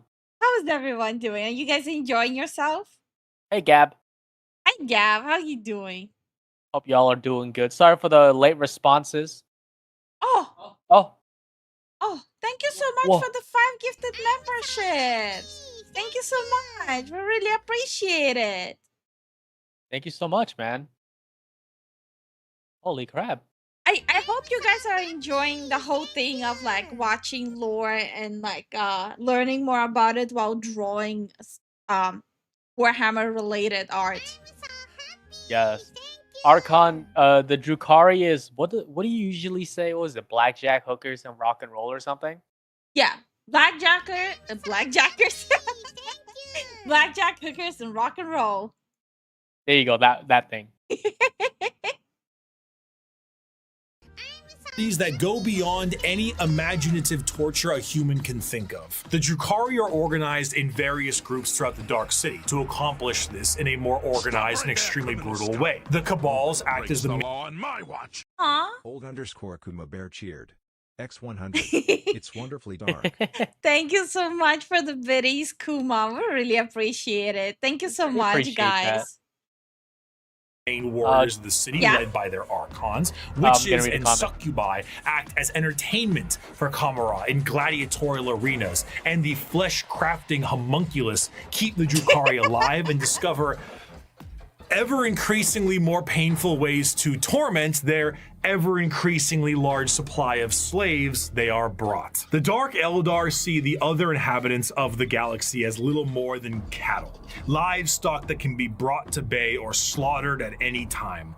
Their fodder, however, is not meat and muscle, but the anguish and despair of the weak. The Dark Eldar do indeed drink blood, but also— Wait, timeline wise, when do the White Scar come into play? The 13 chapters when the God Emperor made them. Okay, but when? Like way after this? No, it was like back in 30K? Okay, because I don't really know much about White Scars. I know Zen loves White Scars, but I don't know much about them. The original 13. 12, whatever. Oh, okay. Yeah. White Scars are Space Marines? Okay. I never looked, like, I know Zen really likes White Scars, but I never really looked into them. 30K. Okay. So during like the beginning, basically. Okay. When the God Emperor started making the Primarchs, the 20 Legion. Okay. One of the worst Xenos. Is there a good Xeno? Yeah. Yeah? A dead one. So tears, and most sustaining of all, the raw essence of pain they wring out of their captives. The truth of the matter is that Drukhari sustain themselves on the suffering of others, not just morally, but physically. Kamara is a city rife with backstabbing schemes I don't know where I get and 13 murder. from. It is the worst back alleys of the worst ghettos at the best of times. Nothing is more horrifying to a Drukhari than death, for death will see them in the talons of Slanesh for an eternity of torment. So they do everything they can to stop this. The homunculi covens regrow dead members from pieces of flesh as bargaining chips. Ew. The succubi create grisly gladiatorial spectacles that literally rejuvenate the audience members as captives are murdered for sport. To be captured by the Drukhari is one of, if not the worst fate imaginable in the world of Warhammer 40k. In a universe built on war crimes, they are the most debased war crimers of all time. To be tortured and sacrificed in the gladiatorial arenas is a blessing, for you have escaped the fate of being in these flesh. Did you say Canadians? It's not. It's not a war crime the first time. Shut up. Smith's control group, or being turned into a living and breathing piece of furniture for an Archon's quarters. In a cruel twist of fate, a newly born Drukhari does not arrive into this world loving torture. It is something they must grow to love. Grow to appreciate the suffering of other beings in order to survive in the world they have been brought into. If they succeed, they become some of the worst monsters in the known galaxy, a dark reflection to the craft-worlders and a taste of what Eldar society was like before the fall. If they do not succeed, they must find purchase elsewhere. Often those will join smaller parts of Eldar society like the Exodites or the Harlequins. Exodites believe in a pre-industrial variant of their society, often retreating to more lush worlds to ride dinosaurs and live off the land. Prehistoric style that I would normally laugh at if they weren't riding dinosaurs like ballers. The Harlequin dancing troupe are a subsect of Eldar that are more than just a little strange. I never knew about a carnival this. of dancing jesters that serve the Eldar laughing god of Kegarak. They arrive never when expected and leave just as quickly. Blurs of light carry their footsteps as they dance their foes into a grave. Combat is just as much of a joke as it is a play on bloody murder. They travel and aid many other Eldar and sometimes even humanity for reasons we can never understand. Perhaps one day we would have, were they not stripped of their army book and folded into the lore dump. White Scars are part of the first founding of the 20 Space Marine Legion. The fifth to be the exact the Primarch is known as Jekhatai Khan, and were loyalists during the events of Horus Heresy. Yep. Okay. They go fast. Eldari Codex. So I suppose it'll have to stay a mystery, or maybe it was one of Kegorok's master plans to get back at She Who Thirsts and save their species. Who could know? Perhaps it was all a sick and practical joke to Kegorok, and he would just find it very funny to watch me fumble the discussion of one human on a tiny blue planet across the galaxy. Oh, speaking of. Yes. Before the fall of the Eldar, Earth, or Terra, We know as it's Kuma. called, was in ruin. One man who looked to put the pieces Appreciate the back info, though. together. Where did he come from? We don't know. Some say he was the result of early shamans. Some say he is the final Old One who escaped their species genocide. And those that are smartest know the answer is, it doesn't matter. He revealed himself as the Emperor of Mankind, and he was tasked with the most monumental upheaval of humanity possible. The Eldari's warp fluctuations had turned the golden age of humanity into old night. Interstellar travel cut off? Check. An AI uprising? Check. Brand new psychers popping up and not knowing how to handle their powers? Oh, check. Demonic incursions? Check. Thousands of years this occurred, and now the Emperor of Mankind showed himself to put the pieces back together. Unifying Terra under his rule, the Emperor founded the Imperium of Man and ruled God, it with Emperor an has iron aura. fist. He was the supreme leader, and nothing could stand against him. He wished to remove mankind from the yoke of its former failures, and he knew he would be the best leader they could have because he was right. AI banned, religion banned. You did as the Emperor told you, or his Thunder Warriors would put you Man. in your place. That place often Put you being down. a grave. Now, Terra was thriving, but humanity needed to reclaim its long-lost brethren scattered across the stars. But to do so, he needed those that could build him a fleet truly meant for the reconquering of the galaxy. And so he turned his attention to the red planet of Mars. Mars and Terra were close allies long before the Unification Wars. Mars was the first world terraformed by humanity and became what would ultimately be the first hive world, an epicenter for industry and technology. The Age of Strife did not treat the red planet kindly, however. Mars was cut off from Terra during this time, and the warp storms that ravaged the planet turned it into an absolute nuclear hellscape. Those who were on the surface were turned into your run-of-the-mill mutant if they even survived the bombings they inflicted on themselves, but others were lucky enough to escape beneath the red sands in powerful fallout shelters. These became their generational habitats, but this resulted Right, it's so hard to concentrate on drawing. I just want to sit and watch. See, I get it. Mm. I get it a lot.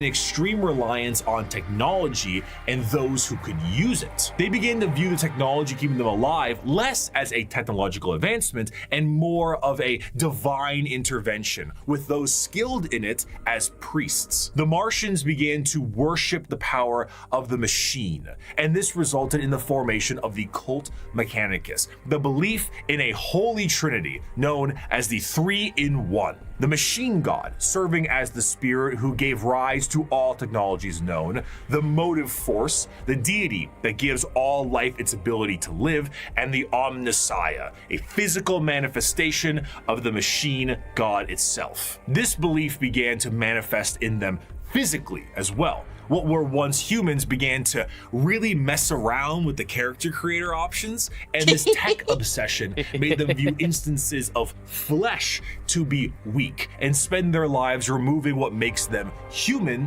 and replacing it with mechanical augments. Robotic limbs, glowing eyes, mechadendrite arms. What was once a mass of flesh now looks like the back of a router, and the oldest members of the Mechanicus no longer even look slightly human. In addition to this, cloak Cloaked over all of their mechanical appendages are robes that reflect the color of their homeworld, the red robes of the Mechanicus. The Cult Mechanicum, now the Adeptus Mechanicus, create a fascinating combination of cultures all birthed into one.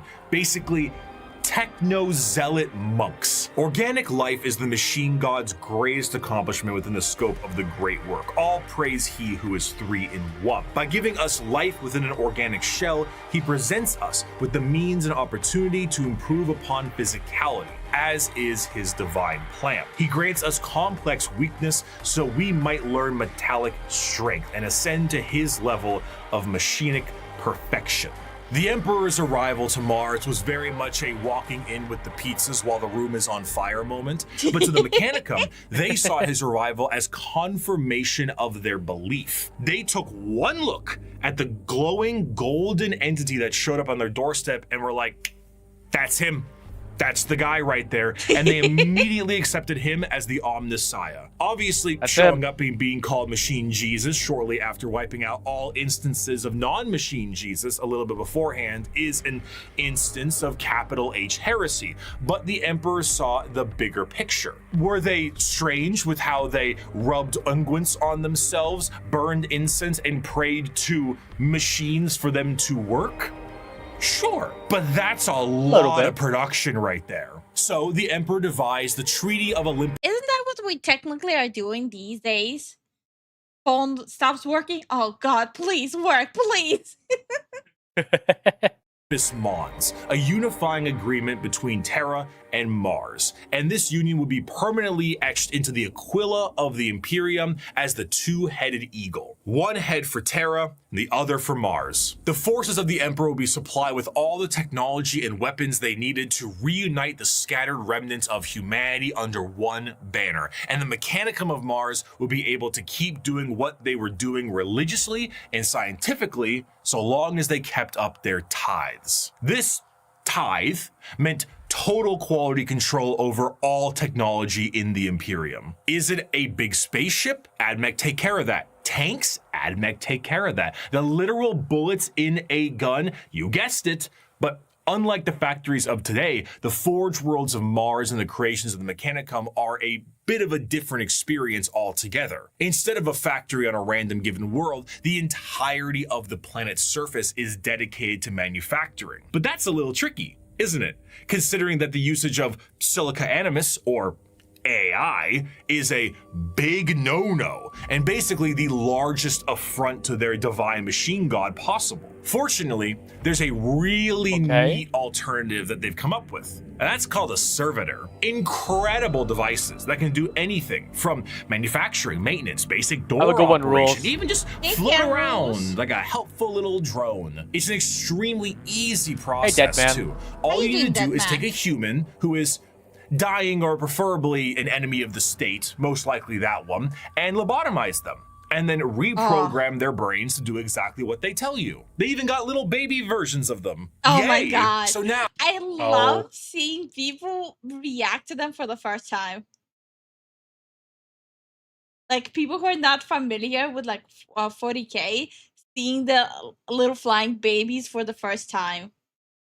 Yep. Hi, Red Cloud. How you doing? Hi, Red Cloud. How you doing, man? Now, you can rest easy knowing that the entirety of the Imperium, because they outlaw AI and learning new tech is heresy, is run on lobotomized slaves. Whether they deserve it or not is unimportant, and whether they can still keep their consciousness trapped in their own minds is another thing entirely.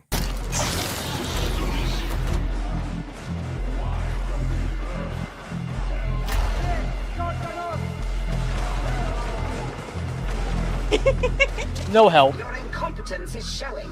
An excerpt from the Servitor creation factories. Naked human beings were standing in a switch-packed line between high fences. The manufactorum produced servitors, but it was more akin to an abattoir than a workshop. Every surface was easily cleanable. Servitors with spray units surgically attached to their backs prowled about, hosing filth from slit drains set into the perfectly smooth, slanted floors. As the line slowly advanced, the people were passed through various scanning devices, most of them mounted in ugly, functional arches that let out a constant series of acceptance chimes. Occasionally, one would let out an angry blare, and the indicator lumens would flash red. The rejected person was then swallowed up by a trapdoor opening beneath their feet. From these pits wafted a hideous stench and the grinding sounds of industrial mincers. One rejected man grabbed onto the lip and hung there, arms and hands bloodied, shouting a stream of defiant profanities. Guards lined the grating either side of him and shocked him until he fell. The adepts wouldn't even waste bullets on these people. The trapdoor flipped up, and the next terrified person was ushered forward. Violent metal arms snatched them up and spread-eagled them in the air, and a servitor shearer shaved them all over. At another, they were subjected to a high-pressure counterseptic wash whose chemical stink made me choke from 100 feet away. More scanners, more rejects winnowed out. Machines forcibly dressed them in a heavy rubberized garment common to all monotask servitors. These were saggy on them, all one size, how you doing? until another process doing, shrank Park? them to fit their bodies, where metal cuffs, sockets, and collars bit into vulnerable flesh. The last few prayers gave way to screams at that point, and even the most stoic shouted in pain. They were ushered over a floor, buzzing with power that made them shriek with every footstep.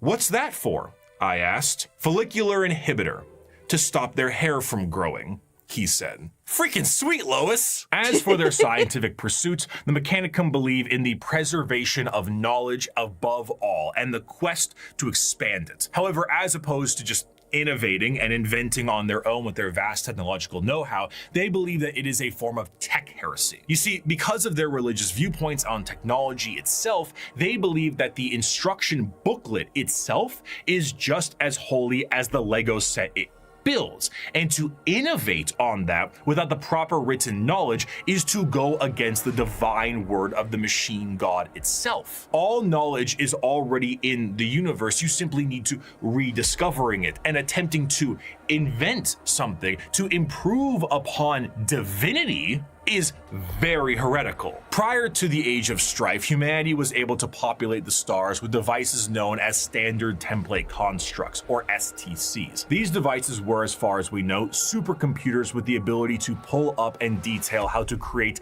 literally anything a startup colony would need. Essentially, they were devices with the entirety of human technological know-how so that you could make a home away from home. The Mechanicum will not make anything without an STC. Quite literally nothing, because this is the knowledge they seek, and that knowledge is divine. One time, scouts of the Imperial Guard found a functioning STC that provided the schematics on a knife that happened to be a bit lighter and a bit sharper than most other knives. These knives were adopted by 30 Space Marine chapters and were one of the most advanced discoveries of the century. This discovery was so significant that they were each awarded a planet for finding this. A planet for a machine that taught them how to make knives. Dude, I need to get some food. I forgot to feed myself. What do you mean? But seriously, Lifu and Zen, do watch Pontius sometime. You'll learn some fascinating things about 40K. Yeah, Lifu would definitely do that on the side, because she does do work a lot. Or like she works a lot. And I'll just remind her to pop that on so she knows more Warhammer 40K than me. It's not hard to learn more than me. I only know the basic stuff. Don't skip meals. That's what I'm saying.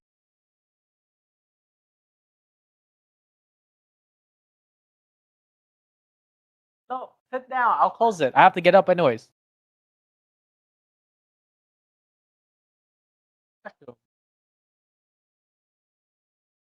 Ah! I'll be right back. She's back. I'm back. Hi, Hey, Saboteur. Saboteur. How are you doing? You want me to wait for you? Okay.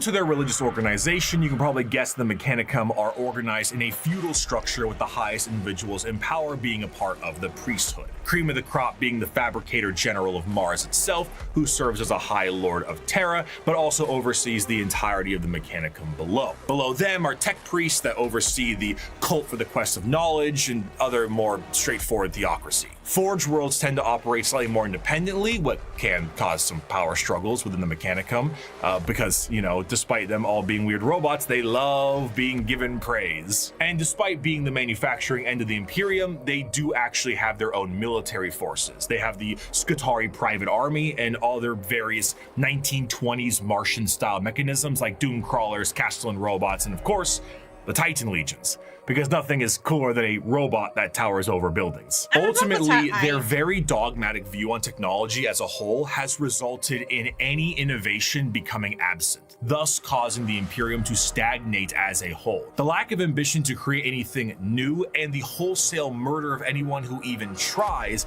leads to things becoming derelict. I grow weary of this flesh I was born into, strangely disgusted by its nature.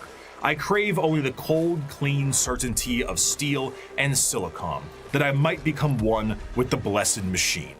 I do not expect you to understand, you who cling to your flesh as if it were immortal, seeking only to preserve it, to protect it. One day you will see the folly of your ways, and then no doubt you will come begging to my order to preserve you. After the groundwork had been set unification-wise, it was time to start getting things together for the Emperor's great crusade across the stars to bring humanity under one banner. The Thunder Warriors were a perfect fighting force for unifying Terra and Luna, but the galaxy was a whole different thing. You see, these warriors weren't soldiers in the eyes of the Emperor. They were tools, extremely blunt tools used for the fast conquest of Terra. As the Emperor was concerned, the tools you use at home aren't the same ones you take on a road trip. So the Emperor rid himself of his tools in the exact manner you think he did, and he went forward to crafting a brand new tool. One more mobile, more efficient, and ready for his next era of conquest. They shall be my finest warriors, these men who give of themselves to me. Like clay, I shall mold them, and in the furnace of war forge them. They will be of iron will and steely muscle. In great armor shall I clad them, and with the mightiest guns will they be armed. They will be untouched by plague or disease. No sickness will blight them. They will have tactics, strategies, and machines so that no foe can best them in battle. They will be my bulwark against the terror. They are the defenders of humanity. They are my soul. And they shall know no fear. The vastness of the Milky Way galaxy meant that the Emperor needed a... Like, the blueberries, they're basically like the most basic bitch, but God, they get the job done. ...assistance bringing everyone back to the fold. And who better to do this than himself? But since the technology to be in many places at once does not exist anymore, the Emperor decided that it was time to become a dad, the same way Geppetto did, and with far less care. It is not my son, Archon. None of them are. They are warlords, generals, tools bred to serve a purpose, just as legions were bred to serve a purpose. What a dad. The Primarch Project was started to create charismatic and unique leaders in the Imperial military. The diversity of these eventual leaders meant that at that point, it is better to have a dad that one get some milk and never came back. each one could be specialized for certain circumstances across the galaxy. Depending on the type of conflict, one leader might be better than the other. So instead of forcing one leader to acclimate to a situation directly, it would be better to send a specialized leader and force to handle it. In order to do this, the Emperor used his genetic know-how and maybe a little bit of that forbidden stuff to create these genetically perfect gene fathers that had the ability to serve as his analog directly, and also serve as the leaders of the respective Space Marine legions. All 18, that's right, all 19 of his sons were meant to be directly molded by the Emperor himself, despite their genetic differences. And they go as follows in order: Lionel Johnson, Fulgrim, Perturabo, Jagatai Khan, Lehman Russ, Rogel Dorn, Conrad Kurz, Sanguinius, Ferris Manus. That's Let's look at him a little longer. Yeah. Just to stop.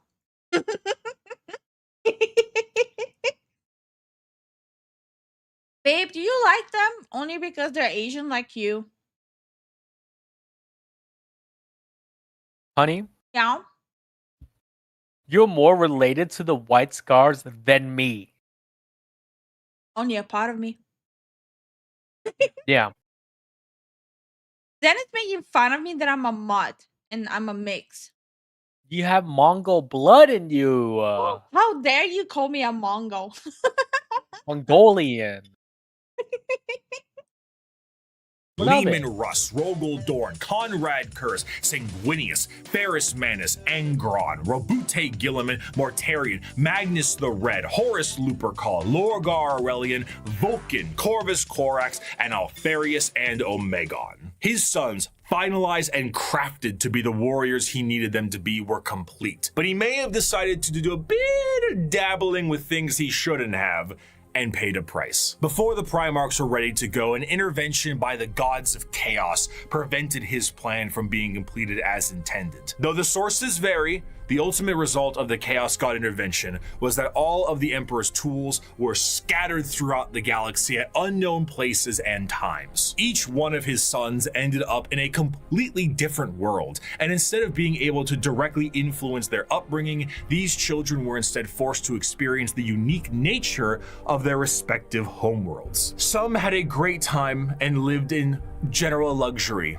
Others, not so much. Despite his closest advisor, Malkador the Sigillite, saying, "All right, Chief, let's try this one again," the Emperor sensed each of his sons were still very much alive, and one of the primary objectives of the Great Crusade shifted to reclaiming each of his sons so they could take command of their specific Space Marine legions and carry out his will. These original Space Marine legions that were created alongside their Primarchs go in order: the Dark Angels, Emperor's Children, Iron Warriors, White Scars, Space Wolves, Imperial Fists, Night Lords, Blood Angels, Iron Hands, World Eaters, Ultramarines, Death Guard, whoosh, Thousand Sons, Luna Wolves, eventually Sons of Horus, the Word Bearers, Salamanders, Raven Guard, and the Alpha Legion. Space Marines, unlike their gene fathers, the Primarchs, are not made in a vat. The only ones I like are blueberries and white scars.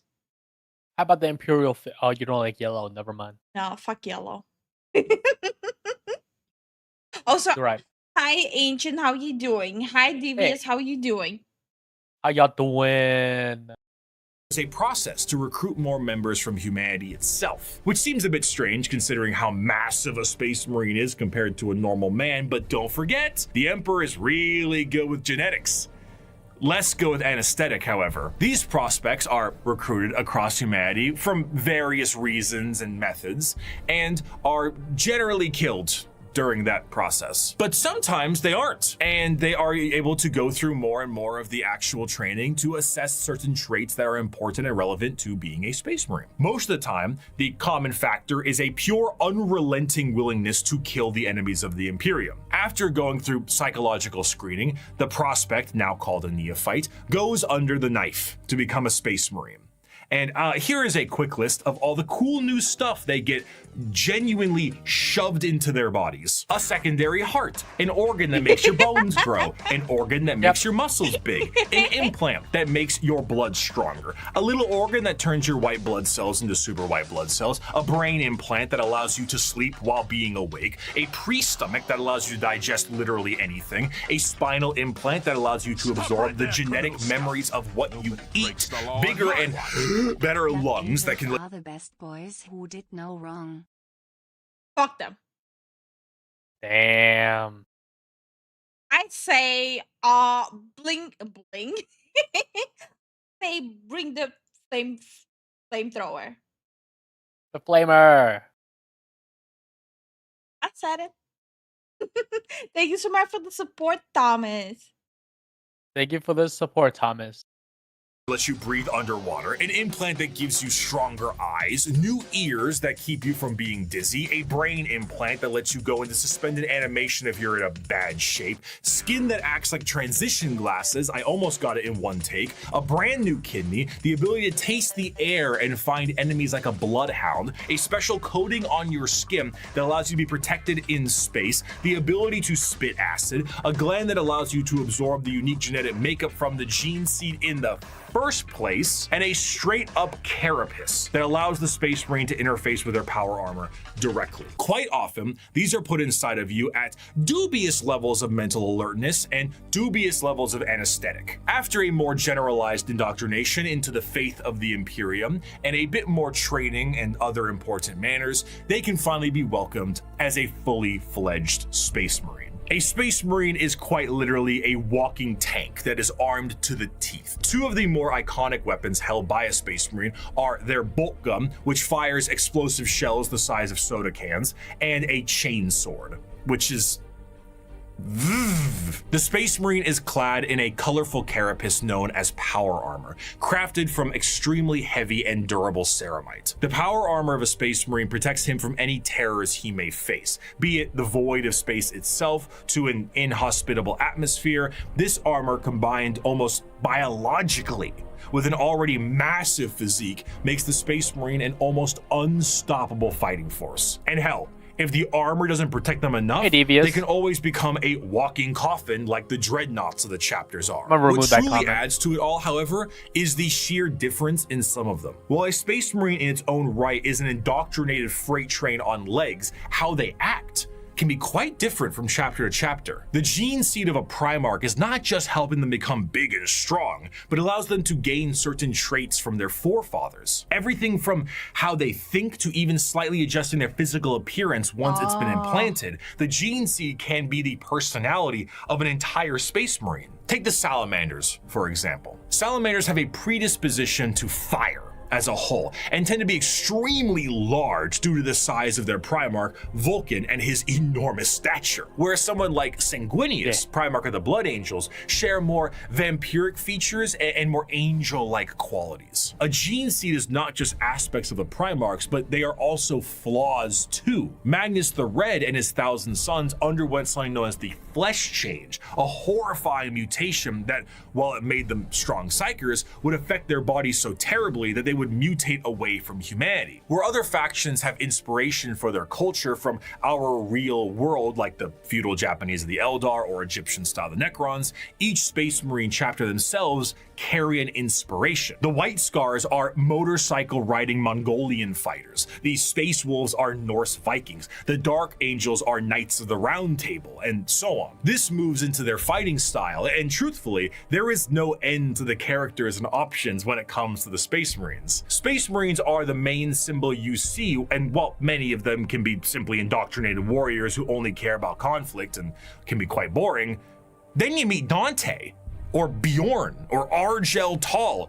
or Karn, or Lucius, or Erebus. And then you discover the wealth of these characters and tools of war you can have. For 1100 years, I have fought and I have seen the darkness in our galaxy. I have seen the vileness of the alien and the heresy of the mutant. I have witnessed the sin of possession, and I have seen all the evil that the galaxy harbors, and I have slain all whose presence defiles the Emperor. I have seen what you will see. I have fought what you must fight, and I have slain what you must slay. So fear not and be proud, for we are the sons of Sanguinius, the protectors of mankind. We are indeed the angels of death. Despite being the poster children for Warhammer 40k as a whole, the presence of a Space Marine is a rare sight for the countless trillions of humans across the galaxy. Seeing one of these monstrosities is like seeing something akin to an angel sent by the Emperor himself. These angels of death are the essential fighting force to bring humanity back under the unified banner of the Imperium. Yet ultimately, the Space Marines are individuals torn from their families and conscripted to genetic modification and and lifelong service for the dying Imperium. And though they are held in an almost holy light, most believe they are above and beyond the people they are designed to serve. Once designed as the protectors of humanity, they seldom view humanity as something worth saving, to the extent that it is a tiny, minute rarity, though not unheard of, for a Space Marine to put a normal citizen above them in any way. For most Space Marines and even their Primarchs, they are only here to do a job. They are there to kill the enemies of humanity, and I would be remiss if I didn't add at least one more of my favorite quotes to the tail end of this section. "The time for speeches is done," said Rogel Dorn. "The first great test is here. My order to you all is simple, yet heed it well, and exert yourselves to see it done. They are coming. Kill them all." While the Space Marines are the spearhead of the Imperium's Great Crusade and also a major player in its warfare, there is a significant amount of importance that must be taken on their transport. What sci-fi universe would be complete without its navy? When you think of the navy or ships on the open sea, you think of something that is sleek, something mobile, and something pretty big. For perspective, the longest self-propelled ship in history was the TTC-Wise Giant, an oil tanker that was about 458 meters long or over about 1,500 feet. This right here is child's play in the world of 40K ships. A ship that is considered to be an escort vessel in the Imperium is about 3 times the size of a Sea-Wise Giant, and the size of the ships only go up from there. Your most common ships are the cruisers. The light cruiser tends to average at about 2 kilometers long, or just over a mile in length, where the Dictator class cruisers can be over 3 kilometers or 2 miles in length. The largest ships are your battleships, and they are tremendous. We're talking 5-mile long, half a mile high monstrosities that look like gigantic Gothic cathedrals and filled to the brim with weaponry. And not only are they filled with weapons, but they are also jam-packed with crewmen. Battleships tend to, on average, carry a crew between several thousand to several million, and they need every single one of those members because we don't have advanced technology for other things to pilot themselves or control themselves in a meaningful way because there's no AI. A lot of this stuff has to be done manually. Even the reloading of those giant batteries is a form of manual labor. And of course, generally speaking, gliding through the stars is a very slow way to do things. And let's be honest, there can't be a science fiction setting without some form of hyperspace travel. This form of travel in 40K is less like going to Plaid in Spaceballs and more like going into Davy Jones' zipper dimension in SpongeBob. Oh, now what? I suppose you're gonna show me. Oh, gee, that's very nice. Oh, what is this? Some kind of magic act? Pretty much.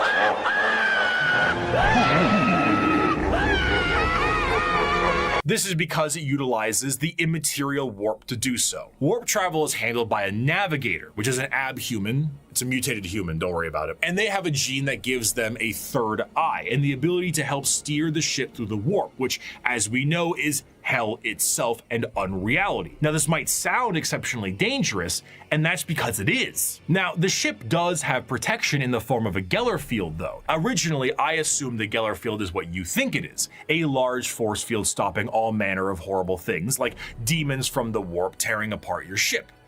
How wrong I was, though. So space travel through the warp basically involves riding on the Sea of Souls. Hell is real and you can surf on it. So you allow the current to carry you and the navigator to direct. But how can a current of souls and unreality carry you when it doesn't obey the laws of physics, time, or, again, reality? What a Geller field is not a force field, but a comatose imperial psyker dreaming of reality. It is not a bubble. It is a force of reality being projected by mutant sleeping beauty to counteract the unreality of the warp that you can then surf on. This, of course, is not a foolproof method of travel, and Geller fields can and do collapse fairly regularly. Being subjected to the warp itself without this Geller field is a terrifying prospect. In the best case scenario, your ship will be torn to shreds, but there are countless instances of ships being thrown out of the warp randomly throughout time itself. You leave for a 2-day mission and you come back 90 years in the past. Maybe you feel like you're lost in the warp for for a century and it's only been 45 minutes. And that is only if the waves of souls don't rip your ship apart or have demons arrive on it to do unspeakable things to the crew. The Imperial Navy is an astronomically powerful force for the Imperium because the sheer volume of ships and guns on those ships create firepower that can sunder planets. This is all juxtaposed with the sheer backwater nature of these ships. While they are manned by crews of zealots, they are also operated with such a backwater tech, it completely confuses the reader. You see the long batteries of portside cannons that the ship has, and remember that AI is heresy in this world and that all the mechanics are utilized by lobotomized slaves. So how do they load these? Well, they have gun gangs, massive gangs of hundreds of people manually loading these cannons. These are genuine gun loader gangs that get into gang wars and squabbles. On the ship's bridge, you may find the captain himself hardwired directly into the ship's chair permanently to control it the best they can. Giant screens of hololith data fill the room, and sensors across the ship are just as likely to tell you information as a serf running up to you with a scroll of parchment is. You reach to a microphone to shout orders down a hallway as paper readouts tell you information of the enemy, and holy sigils and candlelit incense burners gleam your next move. While the is not a specific faction of the Imperium in the same sense and format of this video, it is what shepherds around the entirety of its armed forces. Every Space Marine Primarch had a flagship, and every strike cruiser and battle barge has a story to tell. But if there is a single thing that the Shield of the Navy does the best, it is to help support and supply the monumental forces of the Imperium. The hammer of the Emperor himself, the uncountable men and women of the... Oh no, not the Imperial Guard. I don't care if these things have adapted to resist our las guns. If we can't kill them with our rifles, then we'll kill them with heavy bolters. And if we can't kill them with heavy weapons, we'll use grenades. And if grenades don't work, then we'll fight them with our swords and our knives and our bare hands. We'll drown them in our blood. That's what it means to be a soldier of the Imperial Guard. Now follow me. Charge! There is no better symbol of the might of the Imperium itself than the Astra Militarum, or as it is commonly known, the Imperial Guard. Though the Space Marines take glory and stand as the visual representation of the Imperium, their numbers are dramatically thin and specialized in comparison. To reclaim 1,000,000 worlds, you need a countless number of troops willing to fight and die for your cause. The Imperial Guard represents the Imperial truth made manifest. Every year, the worlds of the Imperium pay a tithe in the form of soldiers to fight the good fight of the Emperor, and this number is impossible to pin down. Even saying billions would be a dramatic understatement. The sheer volume of soldiers serves as the fundamental backbone of the Imperium. 99.9% of battles fought by the Imperium are fought by the sundering might of the Imperial Guard. With the knowledge that the Space Marines are essentially sentient tanks, what do the members of the Imperial Guard have? If they're the might of the Emperor himself, are they not suited up in a similar way? No, not really. No fancy suits, no biological enhancements, and basically no expectation to live. Once a regiment of guard are activated, they are sent directly into battle with almost no expectations that they will survive. This is because, despite their training, their incredibly powerful armor, and extremely strong weapons that would crush any army of the modern day, they are so hopelessly outmatched to the things they will face. Sending a member of the guard is throwing a rock at a nuclear bomb. However, where they lack in advancement, they make up for in sheer numbers, and their overwhelming force can be the difference maker in any deployment they face. Quantity is a quality all its own. If they do happen to survive, they will be sent to the next battle, and so on. Seldom do members of the Astra Militarum get old or retire, and those that do are truly to be feared. There's an old saying that the average lifespan of a guardsman is about 15 hours from deployment. Oh my God. And considering the sheer number of guardsmen out there in any given battle, that number is probably accurate. When several million of your pool of guardsmen die within the first few hours of combat because the orcs threw a moon at you, it can really screw the numbers. The soldiers of the Guard are conscripted and trained on an incredible number of worlds in the Imperium, and these worlds can impact their training and their combat style directly. The most famous visually are the Cadian shock troops. But other notable Guard factions include the gas mask-clad Death Corps of Krieg, the Rambo level of Catachan Jungle Fighters, and the Iron-Willed Mordian Iron Guard. This also helps them specialize against individual types of enemies. The Indigan Prefects are a special Guard regiment that came from a planet whose planetary governor, the leader of the planet, thought it was fun to collect exotic animals, which then crossbreed and then became the giant freight train-sized monsters destroying the planet. So the Indigan Prefects are specialized for big monsters. Hello, Tyranids. One particularly interesting officer in the Guard is the enforcement officer known as the Commissar, and they are one of the more visually striking members of a regiment. These are specialized Imperial officers and act as morale officers. But instead of singing songs to the troops and providing hot meals, the Commissars are there to make sure.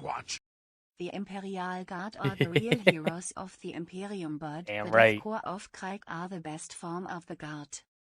I don't know much about the Guards, but I do know a lot of people constantly talk about the Death Krieg. Corpse. Death Corps of Krieg, yeah.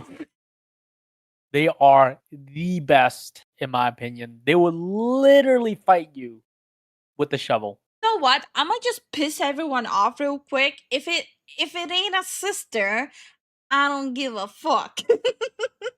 There's no such thing as gender in the Imperial Guard. Okay, I'm talking. Shovel. Listen, a shovel. I'm talking about the sister faction. Okay, that's all. Yeah, they're coming. Calm down. They're coming. Don't worry. Give me my sisters. Thank you so much for the support, Thomas. Thank you for the support, brother. Sure that the members of the regiment continue to fight to the bitter end. If a soldier does not meet the standards of the Commissar, the solution is simple. There are trillions of other soldiers out there. We don't really need you. Combat fatigue? Headshot. Concerns about the conflict? Headshot. Fleeing the battlefield?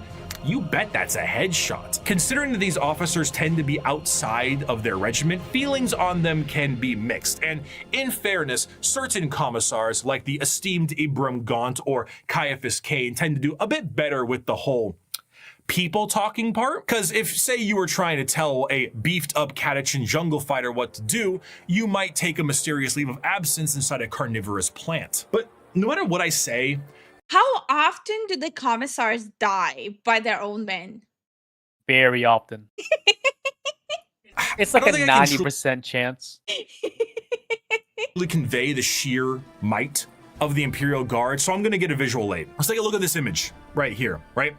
This is the cover of the 9th edition Codex for the Astra Militarum, the official cover art. Your eyes may be drawn to the dark and brutal looks of some of the main members on the front and the gigantic orc they are attacking. But zoom out a little bit. There is no floor. There is only people. And behind those people are tanks. And behind those tanks are flying artillery shells. There are 2 enormous transport ships in the sky, and their ramps are down, and on their ramps are more people. The Imperium is described as having 1,000,000 worlds. 1,000,000 worlds. And each one of them gives soldiers to the Imperial Guard for the tithe. On a given battlefield, in a given fight, foot soldiers number in the millions, tanks in the tens of thousands, and you have enough artillery to turn the night sky day. You have walkers and APCs and aircraft and horse cavalry and tanks the size of apartment buildings. You have drop troops and spec ops and rattling snipers and gigantic ogres that can't count to 4, but they can turn you into 4 pieces, and it just doesn't end. Humanity is a horde army, but instead of a horde of bugs or rampaging orcs, it's a living wall of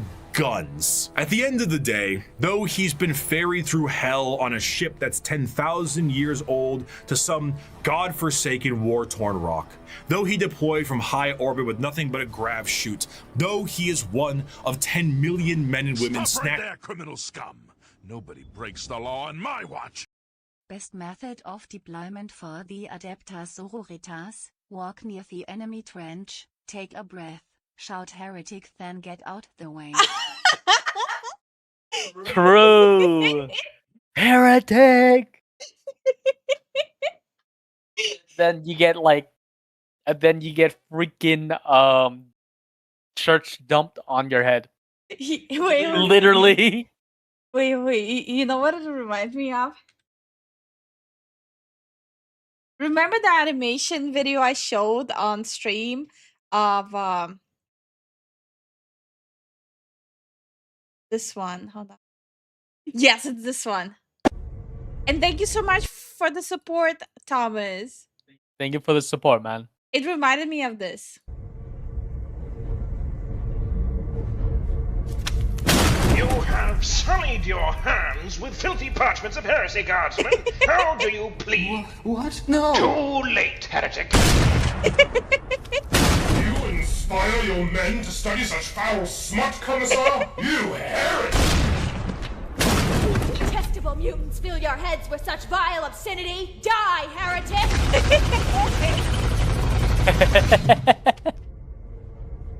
Maybe just one read. Sister, I need your blood to... Oh, you're a heretic! You know what? They're just running around shooting each other down there. Better just lay the exterminatus upon these heretics. All right, fire!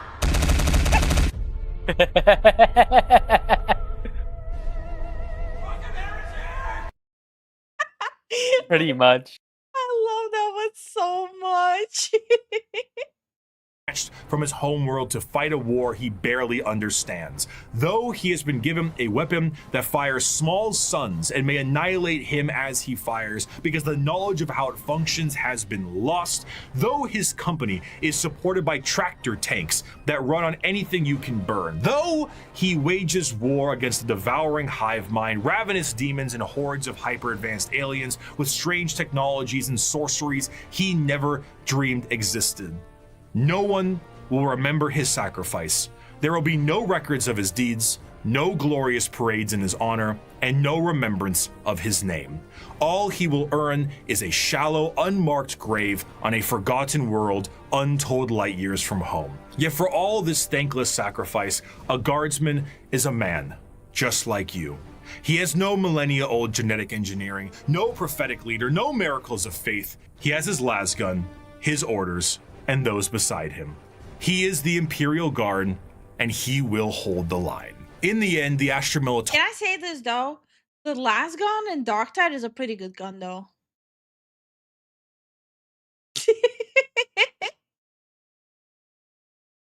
Yeah. Honey, it does no damage. That's because you have a shitty one. Get a better one. Mine is loaded out. It's literally gold with the highest trace you can have. No, you have a shit one.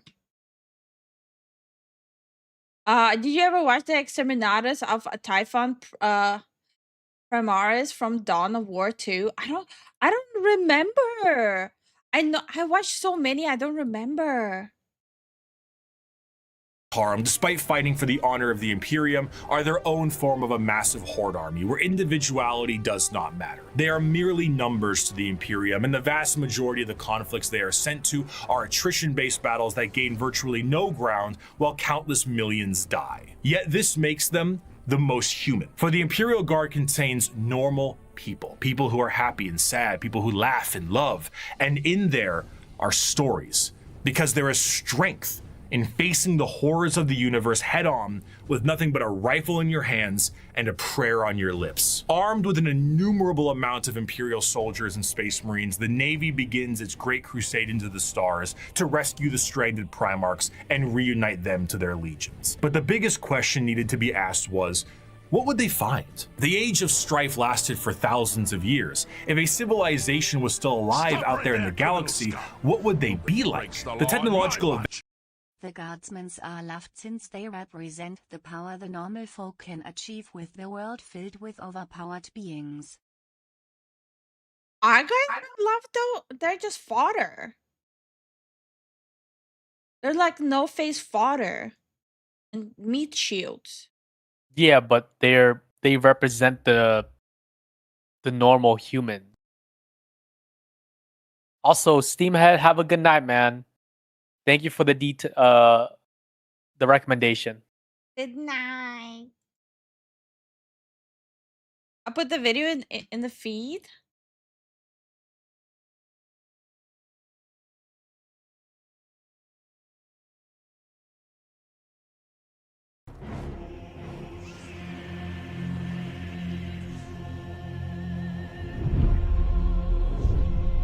We have arrived, and it is now that we perform our charge.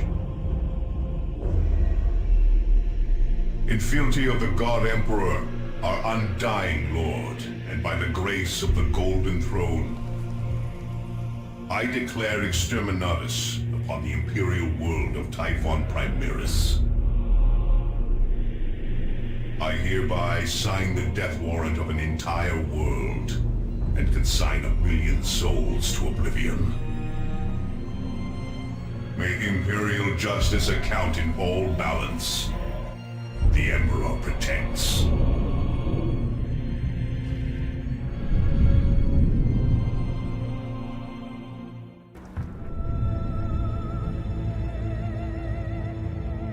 It is human nature to seek culpability in a time of tragedy.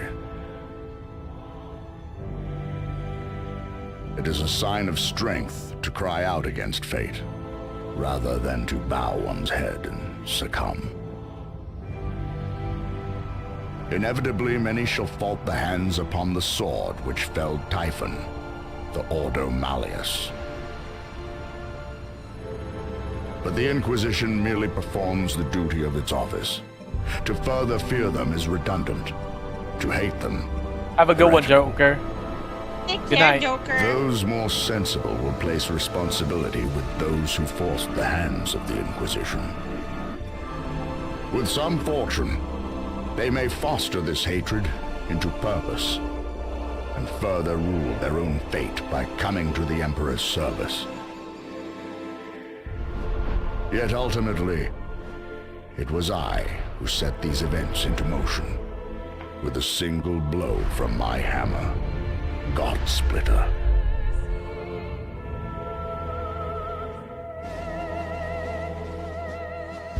Yep. I don't know why I was expecting comedy. No, it's pretty serious. Advancements of humanity prior to and during the Dark Age technology was unfathomable. It allowed them to spread through the galaxy with ease and allowed them to settle once inhospitable planets. These branches of humanity were provided with the vast knowledge of human creations and were given gigantic machines to make arduous labor and ease. The spreading of these massive colony ships was known as the Long March, and these ships would be retrofitted into settlements upon arrival to their new homes. Accompanying them were the gigantic pieces of farm equipment that served multiple purposes and the specialized pilots that could maintain them. They were not only able to tend the fields and do labor, but when interstellar communication was cut off, they also did a great job of protecting the colonists against both threats demonic and alien. Because of the significance of these machines, those that could pilot them were powerful enough to be considered leaders, and the upkeep and preservation of the machines and the lineage of those who could pilot them was imperative. These machines, over the thousands of years, would eventually be known as the... He must be humble of heart, strong of arm, be savage in war, loyal to hearth, and follow deeds of glory. He must keep honor with all, banish cowardice from his doings, and bring his house no shame. He must serve the Emperor and defend the Imperium, thus should a knight rule himself. The Age of Strife caused these colonized worlds to be cut off from the Imperium, and the reversion of these worlds resulted in the reverence for this farm equipment turned feudal, and the leadership that controlled the devices became viewed as a noble hierarchy. During the Age of Strife, exploratory fleets from Mars found plenty of these worlds, and it seemed the majority of them reverted to a similar state. Like King Arthur seeing Merlin himself, these feudal worlds welcomed the tech priests of Mars with open arms. The mutual relationship between the Admech and the nobility was beneficial. The Admech were able to secure more worlds for mining resources and potentially long-lost STC information, and the noble houses were provided with technological know-how and modifications from the Admech themselves. The suits became more and more specialized, and their history as mere pieces of equipment were lost to time. What was once a tractor became a killdozer, and the Imperial Knights were born. Unlike other military aspects in the Imperium, the nobility of the Knight houses remains just that, a nobility-focused feudal hierarchy that swears fealty to either the Mechanicum or to Terra. Like the Knights in our history, once they swear fealty, they can be called to aid their respective allegiance in the heat of battle. The ones that swear fealty to Terra are led by the High Monarch, while the ones with the Mechanicum are led by the Princeps. The ones with Terra might be sent directly to the front line of war, while the ones with the Mechanicum tend to be sent to protect the Forge world. And the heraldry of these houses is what you'd expect from a generic history of knights. Houses pledging allegiances here and there, your run-of-the-mill War of the Roses aesthetic. Except instead of ponies, you have gigantic death machines. These knights can't seem to be piloted by any old person, however. A member of the nobility of any given knight house must go through the ritual of becoming. This ritual involves them sitting on the device used to control the knight, known as the Throne Mechanicum, for a full night. What's wrong with that? I mean, sitting in a chair for a full evening sounds pretty great right about now. So a pilot cannot drive a knight. They can, but it moves about as effective as Ripley from Aliens 2, big, lifter thing. It is, in a sense, a beast that must be controlled, and a pilot must merge with it. The mind of the noble is connected to the machine and must fight with the mental signatures and personalities of the prior pilots as well. Everything a knight experiences in battle is felt by the pilot themselves, be it the general movement in the battlefield or damage sustained by the machine itself. If a knight's leg is blown off in battle, the pilot could experience a broken bone in the same spot. The merging to the machine forever changes the mentality of the noble that experiences it. This connection reinforces a strong degree of nobility and honor in the pilot, and a desire to fight for the glory of their house until the bitter end, as their ancestors' minds are linked directly to the knight. The size of these knights can vary, but generally speaking, they stand in the ballpark of 30 to 50 feet tall and are protected by a thick adamantium armor. Beyond that, they have their own unique ion shield generators that give them added protection, and when it comes to their looks, the most common pattern across the Imperium is the Questoris pattern, and is honestly the one you're probably thinking about right now. But there are also smaller versions like Armigers and bigger ones known as the Dominus. As for a loadout, these guys are essentially a violent Mr. Potato Head. Battle cannons, Gatling cannons, heavy flamers, thermal cannons, up close and personal. How about a gigantic chainsword or a straight up gauntlet? And for that empty spot up top, screw it. More autocannons, maybe add some missiles. Whatever you can do to make it as over the top as possible, you gotta do it. A squire serves a knight serves a lord serves a baron, and a baron serves a monarch. So who does the monarch serve? He serves every subject, from the rudest serf to the members of the court. Chivalric fealty, when ideally practiced, is not a pyramid, but a circle. Ironically, on the surface, night worlds themselves are one of the least grim-dark settings in the galaxy. Reverting to an ancient time with knights and peasants is almost an escapism from the techno-hell of the modern Imperium. But this, of course, doesn't make it great for everyone. It sounds fun on paper to play a game of knights, but it's not so fun when you're the peasant of that world. For the knights themselves, the knights give their entire lives to the Throne Mechanicum, and their reality is not their own, as they have to hear the voices of thousands of generations of their ancestors controlling their actions and their lives for as long as they live. It's a strange dichotomy. When it comes to Warhammer, most to all jobs tend to be terrible. However, if there was one that could be considered enjoyable, it would be the pilot of a knight, or a princeps of their larger cousins. While it does contain an egregious amount of hardship to be a knight pilot, you do enjoy a wealth of privilege. A knight pilot is often an asshole who can back it up. The rich noble that, despite his braggadocious behavior, is still very much him, and he will continue to be him. But knights are not the only thing that the Imperium found lost in the stars during their Great Crusade. Due to the circumstances of the Age of Strife, humans were changing and adapting to their new homes they were now isolated on. Some of these humans evolved over thousands of years to adapt to these areas, and they were known as abhumans. Many abhumans found their way into the Imperial Guard or other lesser positions in the Imperium if they were not wiped out immediately for being too different from their human counterparts. But their abilities and appearance vary from planet to planet, and one particular group of abhumans have made quite a name for themselves in the center of the galaxy. The origins of what will be known as the Kin start at some point during the Dark Age technology, where their ancestors left a planet that is very much Terra and went to the galactic core to mine it of its resources. They brought along with them everything that they would need for a long-term stay, most important of which were the incredible AI-based supercomputers. Be it guidance, technical or philosophical, schematics, or the ability to upload the memories of a deceased explorer to gather information from them, these computers became an essential part of their everyday life, especially considering that the galactic core is one of the most inhospitable places in the galaxy. It is an exceptionally star-dense location, full of abnormalities, black holes, and sentient hostile nebula. Whatever that last part means, it is not a safe and easy place to make a living, and this only got worse thanks to the warp storms during the Age of Strife. In order to adapt to this area, My bad if I'm wrong. Doesn't the right shoulder pad need red? Love the channel. Oh, this one? That's what I was trying to figure out, like, if it needs a pad or not. But there are like so many contradicting like sources that I couldn't figure it out. The only consistent one I've seen is this, but because of the angle it's at, it would be like blocked off by the chest piece. And thank you so much for the support, Dusk Hornet. How are you doing? Hey, Taco. Taco, thank you so much for the membership. Yeah, thank you for the support, Dusk, and welcome back, Taco. Get in the boiler room. Also, hey, Lux Ray, how you doing? How you doing, Luxray?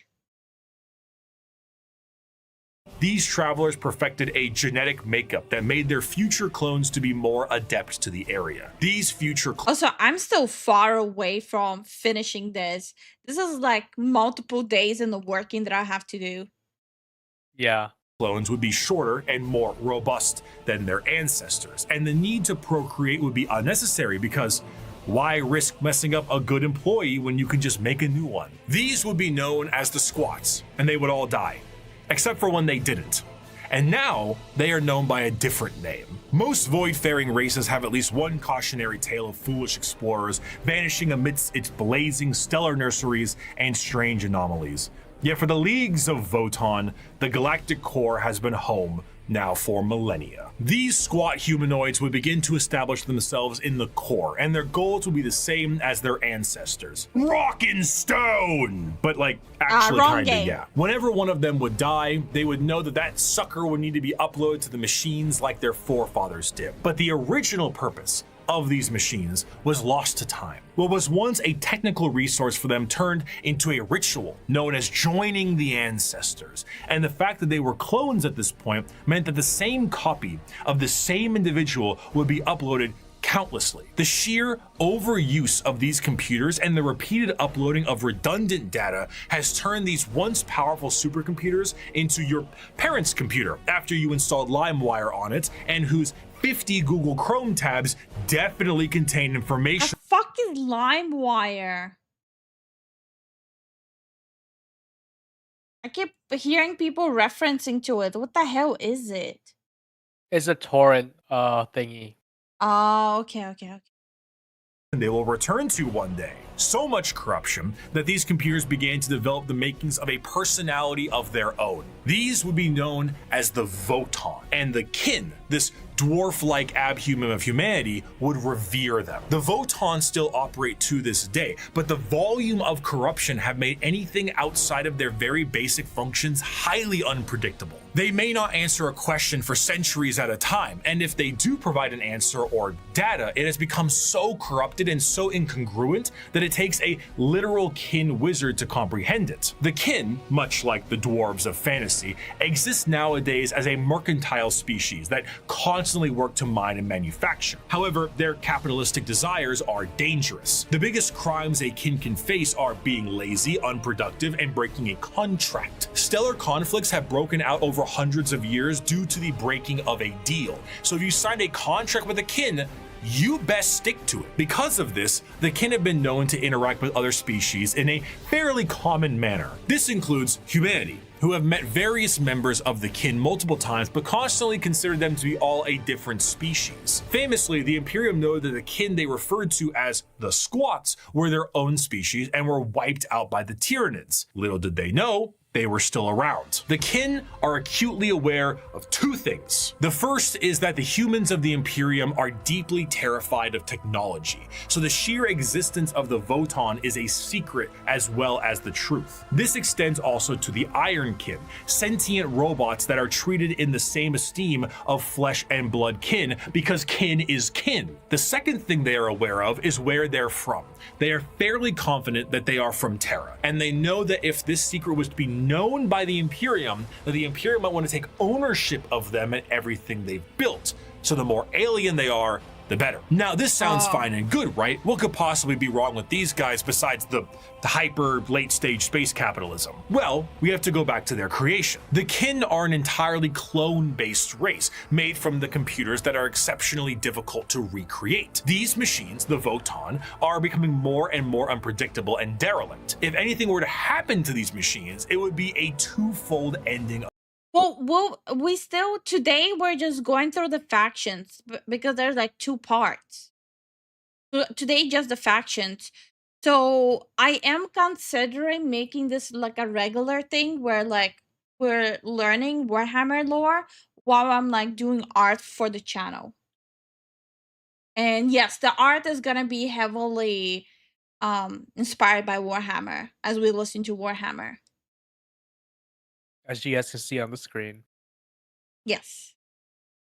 Right now I'm just drawing something that we can like later on maybe use in thumbnails for Warhammer related stuff.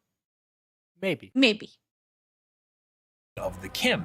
New kin cannot be reproduced, reducing their numbers, and the existing kin would have no further purpose because the end that awaits them would be non-existent. The horror of the kin civilization is that the entire purpose of their lives is to do the best they can at their duty and upload all they know to the Voton, their ancestor cores, join their ancestors. But doing so is actually the thing that is killing these supercomputers in the first place. The ancestors were dead, but through the first truths their legacy continued. And though their eyes had shut long ago, indeed the ancestors were watching, not with a gaze from eons gone, but with the eyes of every living kin. Each generation was the embodiment of the ancestors cast anew by the Voton. The galaxy changed. Stars died, planets were destroyed, and civilizations fell. But as long as the Voton endured, the ancestors still lived. I do want to end this last bit with an enjoyable quote from one kin.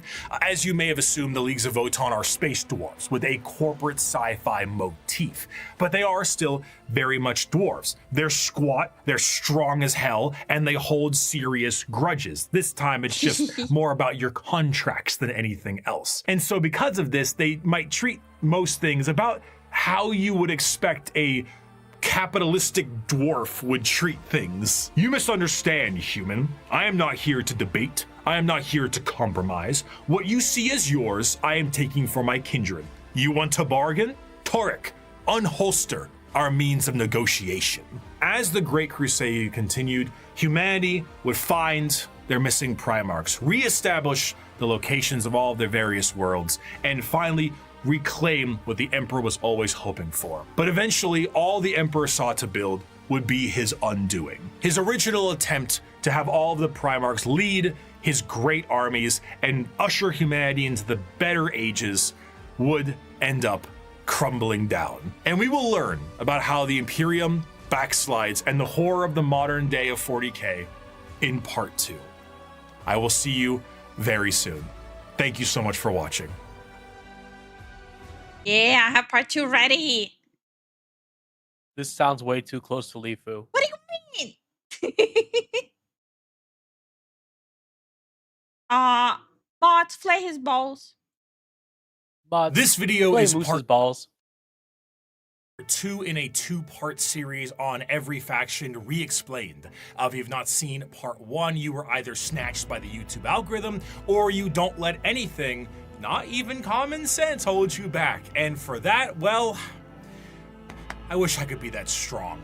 The quest to find the Primarchs was expansive and treacherous, to the point where they really should write a book about it. Despite never seeing the Emperor before in their lives, the Primarchs all instinctively knew who the Emperor was. Whether it's his psychic connection to him or just plain old intuition, the giant golden god is a bit of a giveaway, the Primarchs all lived their own lives, and some lived substantially better lives than others. Rabute Gilliman of the Ultramarines rose through the ranks of his worlds and ended up turning an entire sector into a high-functioning society, where others, like Mortarion, lived on the poisonous hellscape Barbarous under the boot heel of collaboration his with father. Warzone? When the Emperor arrived, some wanted to play a little bit of catch with their dad at first, and some didn't trust the baseball bat he was carrying, and some didn't want to play at all. Eventually, one by one, the Emperor returned his sons to his side to bring them back together as one happy family. A family who needed a good cleaning. Are you tired of boring old soap? Is your son the foulest being ever? Do your eyes sting when he comes near? Well, clean that man right back up with the power of Cheeky. That's right, the brand new moisturizing bar soap brought to you by Moist Critical and Bricky Approved. Nurgle hates it, but I was you'll so love confused. it. Bar soap is always so sticky and has a ton of fuss, but now you'll be glowing to the surprise of Lehman Russ. Cheeky soap is so good, we didn't even take a down payment for the sponsor. That's right, we love this soap so much, we are operating on 100% commission. We are supported purely and only by those of you who buy Cheeky. It is the best bar soap we have ever used. That is not a hyperbole. Your satisfaction is guaranteed. Take it from the man himself. Bricky's right, it's very good. Enjoy a multitude of flavors, including lo-fi lavender, pulp Francis, just soap, touch grass, and absolute cinnamon. Cheeky alone has made me swap back to bar soap as my primary choice. Why, though? No more liquid soap for this brick. Cheeky is the play. Go ahead and go to useshiggy.com/bricky or code bricky for 10% off your purchase and domestically support these videos. That's code bricky at useshiggy.com/bricky or click the link in the description to learn more. Get clean now. Okay.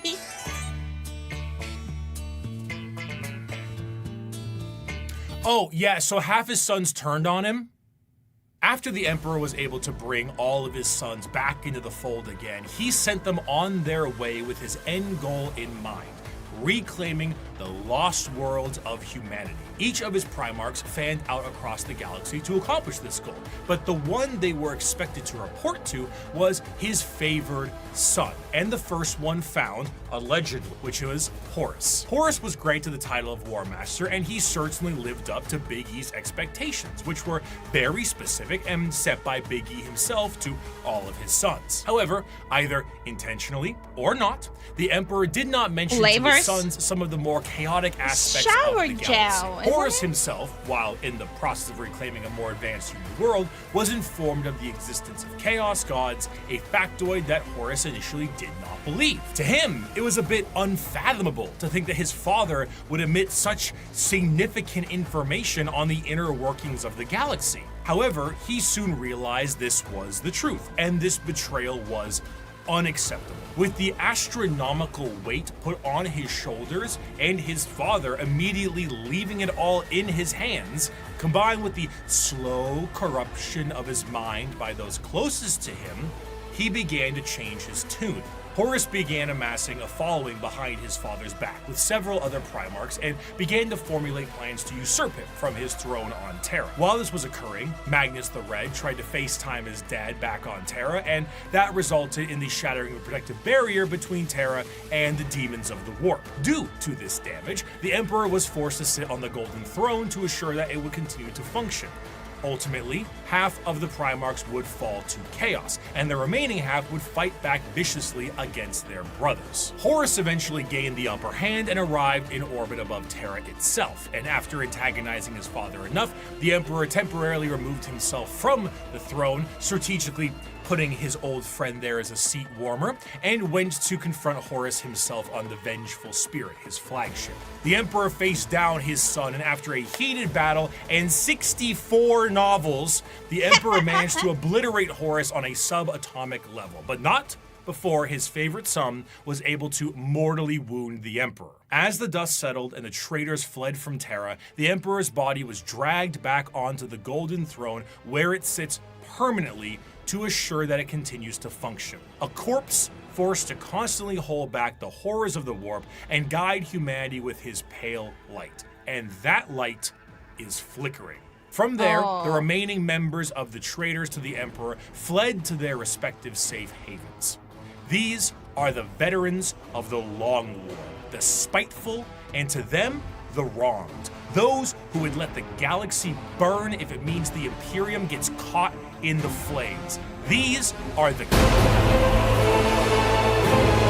Chaos Space Marines. No. Get it away. Heresy. And what are the achievements of your fragile Imperium?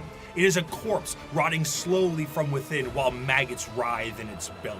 It was built with the toil of heroes and giants, and now it is inhabited by frightened weaklings to whom the glories of those times are half-forgotten legends. I have forgotten nothing, and my wisdom has expanded far beyond mere mortal frailties. The Horus Heresy saw the collapse of the Imperium as we knew it at the time, and half of the Space Marine legions fell to the ruinous powers. Though the favored son, War Master Horus, was killed and the rebellion ended, the heretical forces retreated to the warp and remain a constant threat to this day. The twisted reminder of what the temptations of the warp may bring, the Chaos Space Marines act as a mirror to the loyal legions, and as time progresses, their warp taint further changes them to suit the needs of their patron deity. Though marred and absolutely mangled by the ruinous powers, they are still unmistakably Space Marines in stature and shape, and according to them, they have never been more free. After the heresy, the loyal legions of Space Marines became very strict in their organization, and their separation into separate chapters with capped numbers and other formalities was done to prevent any form of heresy from happening again. The Chaos Space Marines are a bit different. Ultimately, these Marines are subject to the primary legions that fell to Chaos in the first place. The majority of these legions, the Black Legion, the Word Bearers, Iron Warriors, Alpha Legion, and the Night Lords, are supporters of Chaos undivided, either enjoying the powers of all Chaos gods or sometimes shunning them altogether. But a few of them follow a very specific Chaos god.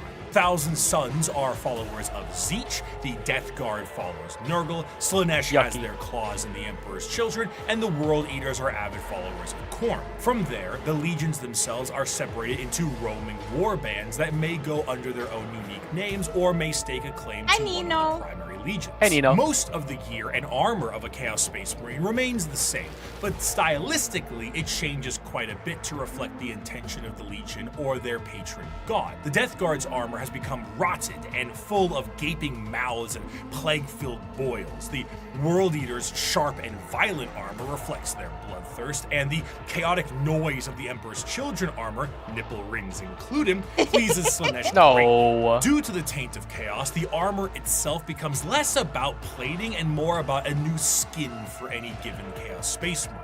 Though the Chaos Space Marines have no true fear of death or numbers diminishing, there are still major recruitment efforts for their legions. However, the conscription of these recruits is a lot more chaos-fueled and is more of a forced assimilation, and in some instances, breeding. The organ Tears of joy, thank you for the implementations and other sub. modifications are the same, and the necessity of a gene seed remains the same, but the result is a hell of a lot different. Understanding Chaos Space Marines is a difficult exercise.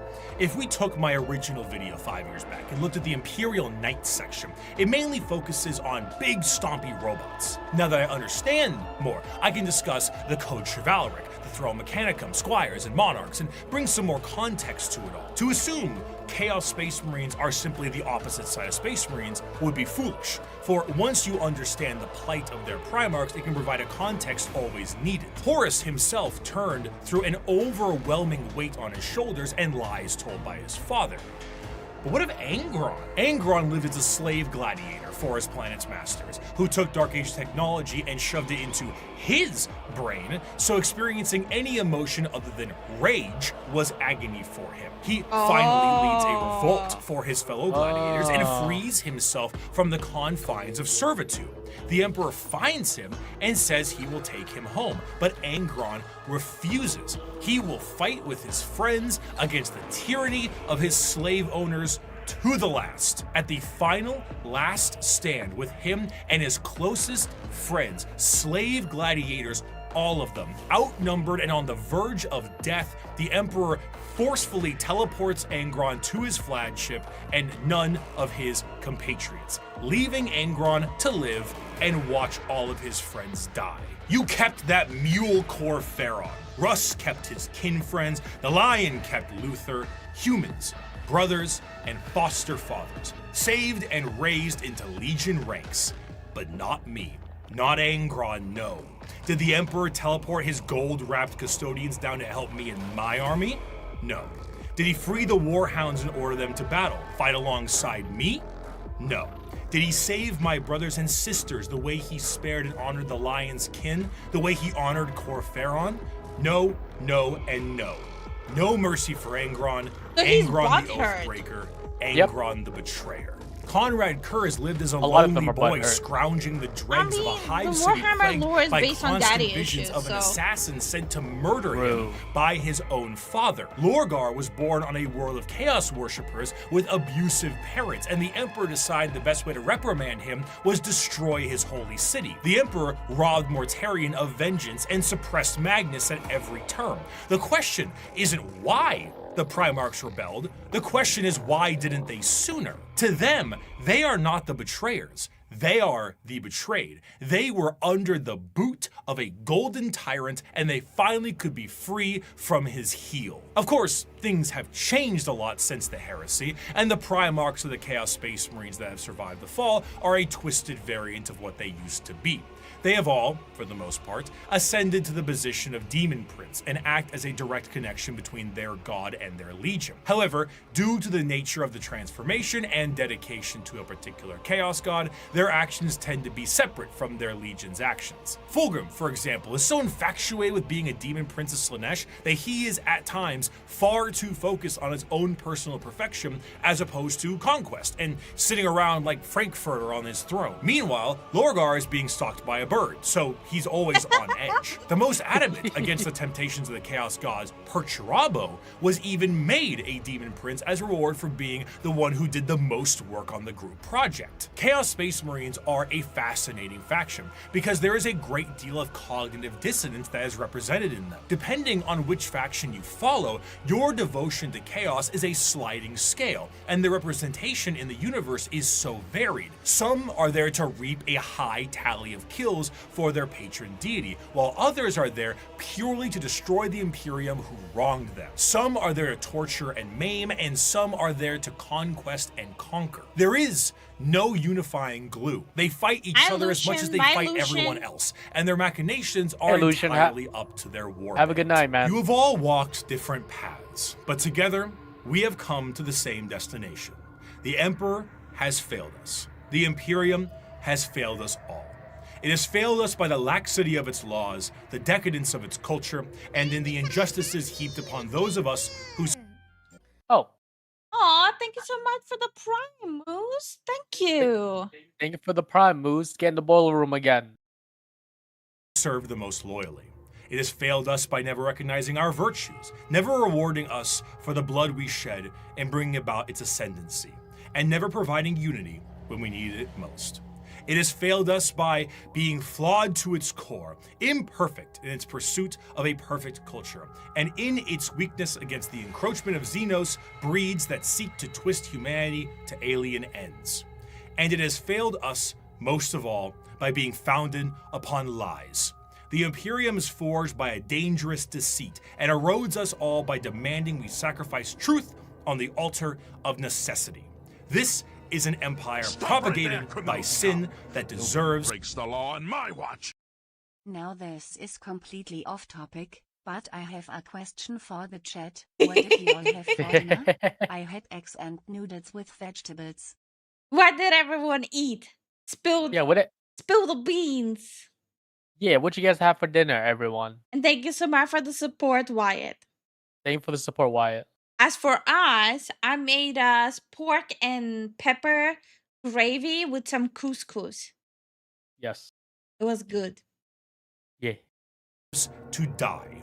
And here on Istvan 5, we begin the purge. From these ashes shall rise the new kingdom of mankind, an imperium of justice, faith, and enlightenment, an imperium heralded, commanded, and protected by the avatars of the gods themselves, an empire strong enough to stand through a future Chili of cheese blood dogs? and Hell fire. yeah. Natural. Oh, nice. Haven't had dinner yet? Damn. None yet? Damn. Chicken, rice, and spiced veggies? Hell yeah. Ooh. Ham tacos and cookie for dessert? Hell yeah. Hey, Gap. Rice, eggs, pork strips, and green beans with garlic butter. Ooh. Ooh, One piece of tacos. leftover ribs and 2 slices of pepperoni pizza. Oh, leftover day. I love leftover day. Kind of built different. I love leftover days.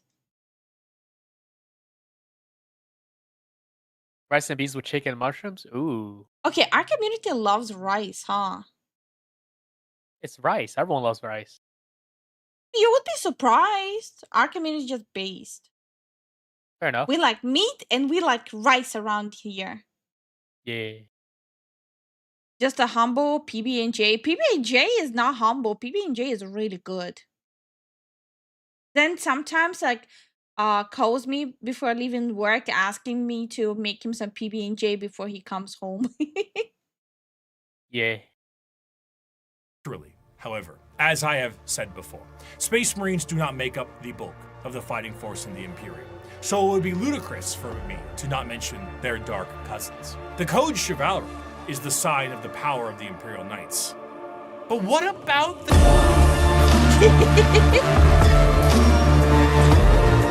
ruinous powers claimed during the Horus Heresy extended beyond just the Space Marines and the Primars. Mars itself was subject to a revolution that saw half of them fall to chaos as well. And some of the once loyal knight houses saw themselves swearing fealty to the dark gods. The falling of these factions allows for the war machine of chaos to continue uninterrupted and to have firepower equal to that of the Imperium itself. The Dark Mechanicum, as the name suggests, is the chaos-affiliated branch of the Mechanicus, and have a lot more free reign, much like the freedoms of the Chaos Space Marines. The seeds of the Dark Mechanicum were planted fairly early due to some of the Mechanicum not really seeing the Emperor as the Omnissiah immediately, and Horus exploited this to allow the schism to happen a bit more naturally. Unlike their Imperial brothers, the Dark Mechanicum have the ability to invent and innovate. What a concept. While also utilizing forbidden technologies such as the Silica Animus or AI. The Dark Mechanicum do have their own desires to find lost technologies and put them to use, but they're more interested in taking ancient and forbidden technology from Imperial worlds and activating them for their own purposes. Because what good is a bunch of knob and tube wiring if you don't overload it with as many extension cords as possible? However, instead of being clear-cut and more generalized creations, the inventions of the Dark Mechanicum are inherently tied with the warp and its demons. Genetic experimentation and modification, the fusion of man and machine are exceptionally common, and no creation is more reflective of this than the demon engines. Instead of regular tanks and vehicles, the demon engines are machines bound with the presence of demons to make them living war machines. Unlike the vehicles of the Imperium, where a Mechanicus priest may be there to aid in its repair, a Warpsmith sorcerer is there to essentially repair and irritate. Mac and cheese the size of an oven tray with pickles, cucumber, tomatoes on the side with a gamer sub worth of a protein milkshake. Ooh. Also, Advanced GG, code LIFU10. Yeah, code LIFU 10. Advanced GG, let's go. Every time someone will bring up gamer subs, I'm gonna bring up Advanced GG. The demon engine so that it can be a more effective killing machine. In certain factions, like the bitter and siege-loving Iron Warriors, they will lure demons with the promise of glory and easy bloodletting, only to then forcibly trap them into these demonic engines to use as weapons of war against the Imperium. Some lesser gods, like Vashtor the Archifane, is also a contract and arms dealer for the demonic stuff that comes out of chaos. Many demons may sign a pact with Vashtor in the soul forges of the warp, and in doing so are given the weapons of war to kill as much as they can. Should they do so, excellent, you may keep it. Should you not, I hope you enjoy your soul working in the forges for all eternity. That's what you signed with blood and oil. In addition, much like their ties in the Loyalist realm, the Dark Mechanicum and the Chaos Knight houses are deeply intertwined. There were, of course, many Knight houses that swore fealty and bent the knee to War Master Horus during the heresy, but a good portion of them had no choice, as they were absorbed by warp storms and corrupted into compliance. Many of these Chaos Knights reflect the very early Dark Age technology Knights with more corrupted weapons. The Thro Mechanicum, which once had a noble sitting and taking control of generations of previous drivers and taming a beast, is now a saddle to a monstrosity of wrath and hatred. The nobles of the Chaos Knights fight to aggravate and bring the machine to their will while combating the corrupted minds of their fallen ancestors. Some of these nobles may do such a good job that they themselves fuse into the throne itself and become one with the knight. If a noble dies, no worries at all. Unlike the Imperial ones that require a pilot, a demon can hop into the cockpit and control it instead. The Night Worlds also see full corruption as well. Where there were once peasants, there are now cultists, and the goal of the Chaos Knights are just as chaotic as the gods they follow. Some are sent to war by the ruinous powers, others may protect Dark Mechanicum Forge worlds, and others still may be so hyped up on the ruinous powers that they are just aimless and reckless, hoping to unravel the not gamer subs, Advanced GG. Advanced GG now. fabric of the universe itself. Though the aspect of nobility is still there with the Chaos Knight, but it's hardly the same as it That shit scared me. I'm like, the fuck is that? is on the Imperial side. As opposed to a beautiful knightly stallion, the knights here are horrifying and unpredictable monstrosities, fueled in part by the agony of the memories of the ancestors trapped within. An invasion by a house of Chaos Knights is a horrifying thing. One might ask, how do knights enter the battlefield? Normally they can be deployed via dropships the standard way, but Imperial knights can be deployed with a drop keep. A gigantic knight keep with like towers and stuff will hurtle towards the surface like a drop pod and be slammed into the ground with an excessively thunderous crash. Then massive drawbridges slam down, banners unfurl, and huge horns play the song of their people as these lumbering robots charge out of their, again, drop keep to fight for the Imperium. So imagine what a warp-fueled version of this could look like. If you get the opportunity, you should kill yourself. Oh my god. Oh lord. Chaos Knights have such a presence, the warp fluctuates in their tread. They bring doom, dread, and despair across the battlefield. Warp storms occur overhead, and psychic phenomenon cling to them. A Chaos Knight will arrive either in some warp-based platform, or perhaps a portal itself, or climb out of a pool of blood. As the air gets heavy, the enemy feels a crippling sense of paranoia, and the sky begins to rain blood, acid, and God knows what else. The horrors of the warp have resulted in a dramatic change in technology in the favor of their forces. Though in practice, it is a horror beyond comprehension, their baseline desires don't seem that radical on paper. They are creative builders, working to innovate and improve technology while utilizing anything they can to accomplish their STEM goals. Looking at the dark forces of chaos and the Emperor now on his golden throne, humanity is fractured. The Emperor himself is the guiding light for warp travel for humanity, and in being that exists as a beacon for the entire species. Without him, things would get somehow worse. Therefore, he needs his protectors. Where a Thunder Warrior wasn't enough for his armies, and half of his Space Marines turned traitor, the Emperor's personal bodyguards are something else entirely. They are not the fallible Astartes, nor are they a nightmarish concoction of organs and indoctrination. They are built and gene-crafted with science bordering on magic. They number 10,000 strong, and each of them is a hero. They are the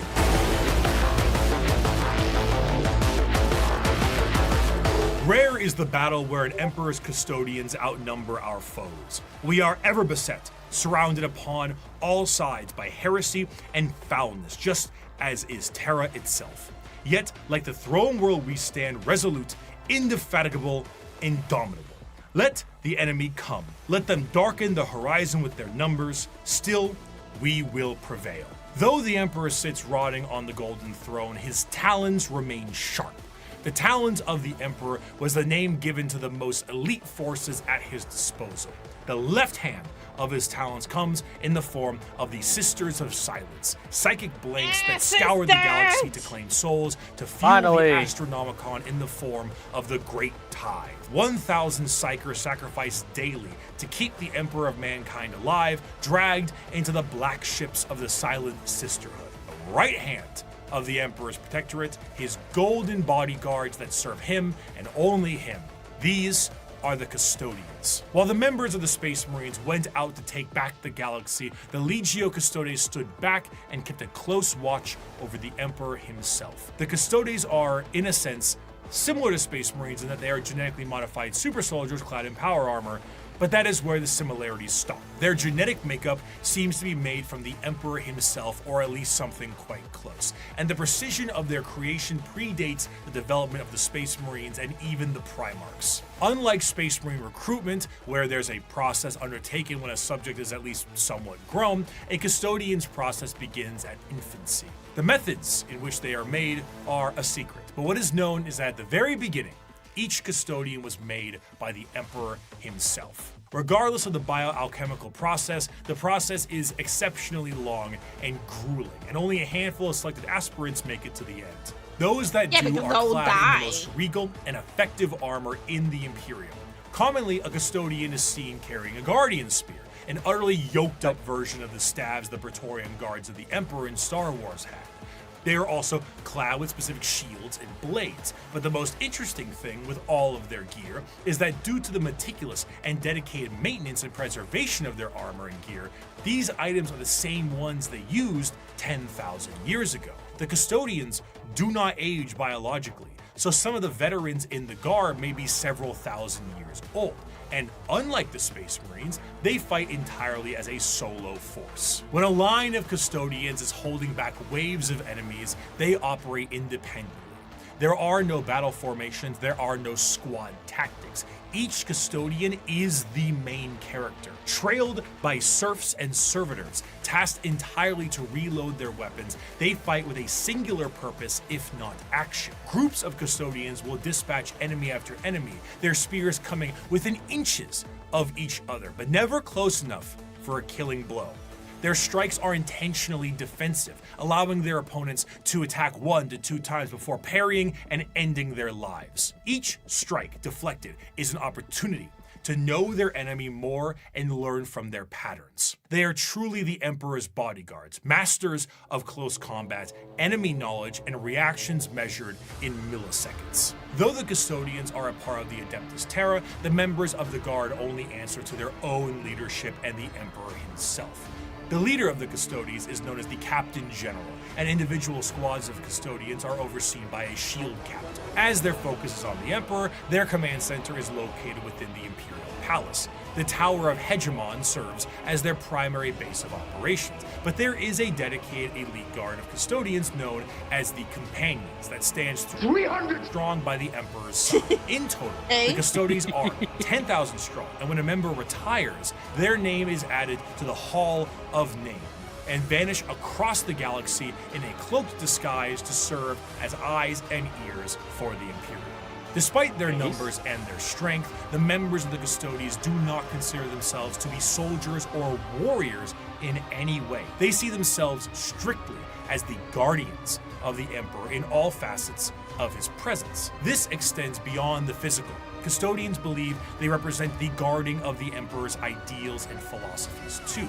Their gains are both physical and literary. They are the protectorates of everything the Emperor stood for, and in doing so, the Custodians are also artisans and scholars, in addition to being the Golden Guard of the Golden Throne. However, due to this nature of being protectorates, they have a very strong view when it comes to the Space Marines and the Primarchs. The Emperor himself had insinuated many times that once the galaxy was brought to heel, that there would be no need for the Space Marines anymore, and they were to go the same way that the Thunder Warriors went before them. The Custodians were meant to be the judge, jury, and executioner of this will, and are biologically designed not only to be able to take down Space Marine with ease, but to be able to go toe-to-toe with the Primarch as well. During the Heresy, the Custodians mused on how suspiciously easy it was to kill Chaos Space Marines, as if they were trained and made for that explicit purpose. Constantine Valdor, one of the closest advisors of the Emperor, was asked if he ever disagreed with Big E on something, and he said once, with the formation of the Primarchs. I feel I do my best, but they don't. Let me ask you a very fair question. What do you do successfully? Quickly.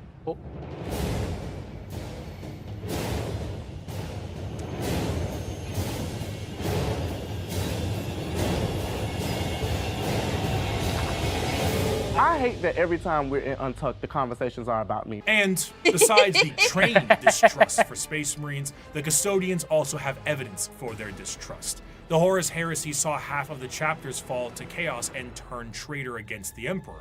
In the mind of a Custodian, the fact that half of the Space Marines fell before means that the other half can fall with ease. They are fully capable of wiping out literally any force put against them, and in a sense are the final representation of the Golden Age of Terra. However, they are forced to stand in silent and blind service to the Emperor and to the ill of the Imperium. And they, for 10,000 years, have stood vigil over the Imperium and have watched its rise and fall with the inability to do anything about it. While they do go out and fight some battles here and there, at the end of the day, the vastness of the Imperium means that the closest advisors to the Emperor himself are powerless to make any change. But goddamn, can they kill a Space Marine? For 100 years, I stood my watch amidst the somber shadows of the Sanctum Imperialis.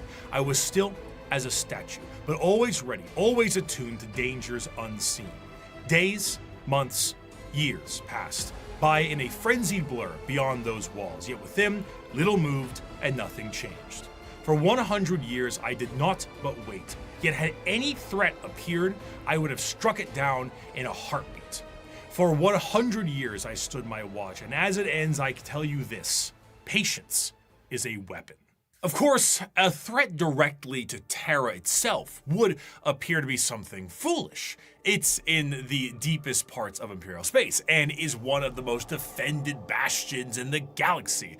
You'd truly have to be foolhardy or insane to think that you can take on Terra itself. However, one faction certainly got close. In the dark ages of the stars and in a river of misery, there is one faction having a cracking old time. The galaxy sees them as savages, yet they have already figured out the questions of the universe. Their numbers are uncountable, their technology incomprehensible, and yet their violence is so very green. I am, of course, talking about the yes. The orcs are the pinnacle of creation. For them, the great struggle is won. They have evolved a society which knows no stress or angst. Who are we to judge them? We Eldar who have failed, or the humans on the road to ruin in their turn?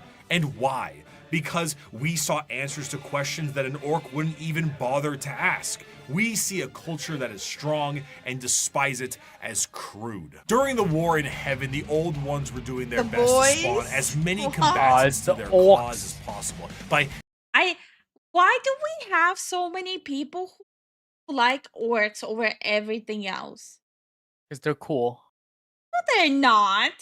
They kind of are. No, they're not. Seeding the galaxy in a Okay. specialized sense. The Eldar were made to be a precise and tactical species to fight off the Catan and the Necrons, but another prominent species was made by them as well. The Krork were warriors clad in ornate armor with more dangerous weaponry. However, things changed, and these warriors changed, and the Krork are no more. They are now known as the boys, the lads, the mates, the orcs. An orc in 40k looks like an orc in most if it's other copium, fantasy. shut up. Because they don't care about anything other than fighting. Yeah, they just want to run hands at the Waffle House. Bro, all they do is color coordinate their whole life. That's all they do. They really don't, though. They believe in the color theory. Yeah, what of it? Hulking, warlike monstrosities with big teeth and worse attitudes. However, unlike the more Tolkien-esque forms of these creatures, the devastating nature of the orcs is in their biology. Unlike most species in the galaxy, the orcs are actually a type of fungus. This fungus itself comes in various forms. The small goblin-like Gretchen and Snot. There you go, guys. You are hyping up a fungus. Yeah, you jealous? Okay. Are a part of this fungal ecosystem as well, and also the squigs, which can be used for basically anything. But regardless of what is a part of the fungal system, all of them are born from spores that land on the ground and grow. As they travel around the galaxy, they drop spores literally everywhere, and then an orc dies, and they drop tons of fungal spores that allows for their numbers to be replenished over a period of time. Because of this, orcs— Stop right there, criminal scum! Nobody breaks the law on my watch! Is it true that Lifu's Warhammer ancestry is based off Nordle? Yeah. Always. Yes, always. Always. Thank you so much for the support, Nino. Thank you for the support, man. Always. are not only extremely prominent across the galaxy, but they are exceptionally resilient due to their growing cycle. Even if one orc lands on a planet, it will be nearly impossible to get rid of all of the orc presence unless the planet itself is completely destroyed. And even then, they might find a way to survive. Due to their fungal nature, orcs don't really stop growing. And the more long-lived an orc is, the bigger they get. And the more an orc fights, the bigger they get. Of course, since they're constantly getting into scraps, an orc's lifespan isn't necessarily that long, so the bigger orcs are harder to— Wait, I bear back. Stop right there, criminal scum! Nobody breaks the law on my watch. Eugetstarre dunst du go faster. Okay, I have to play this video. Hold on. Didn't already know Thomas. which one I'm opening. Thank you for the support, Thomas. Thank you so much for the support, Thomas. Since orc equals mushroom, eating them equals vegan. A bunch of Imperial Guardsmen. Right? I have to play this video. A bunch of Imperial Guardsmen, right? They're defending a spot, and the orcs just keep on coming. They just keep on coming. They don't stop. And eventually the guardsmen run out of ammunition with their las guns. And then the company commander has an idea. He points his las gun at an enemy and he goes, bang! And then an orc falls over dead. And then the guardsmen look at him and they're like, and then all the orcs just start falling over them because they believe they've still got ammo, I assume. until a group of 6 orcs run over the hill and they just won't fall over from all the banging. And then they hear chanting in the distance, and then as they get closer they hear, I'm a tank, I'm a tank, I'm a tank, I'm a tank, I'm a tank, I'm a tank. No fucking way. I think it's bullshit, but I love the story. It's a great story. No, that has to be real because that's fucking great. I love this video so much. Wait, I'll be right back. Okay.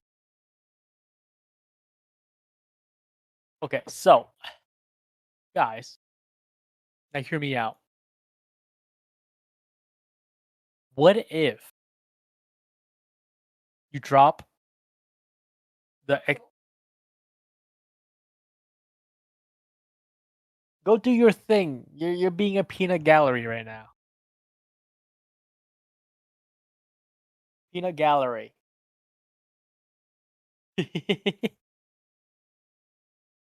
Orcs are very fun, yeah.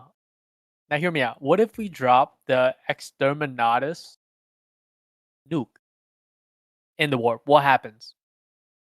What happens? Let's be honest here.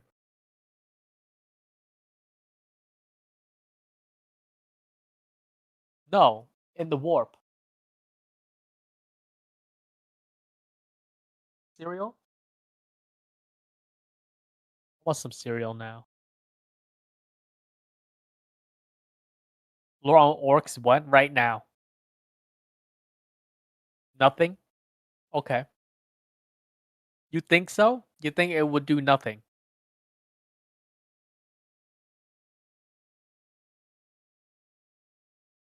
Okay, so dropping the nuke thing, it makes it worse, I think. Alright, Jason, my bad. My bad. It's just a nuke. A planet breaker nuke. I get it.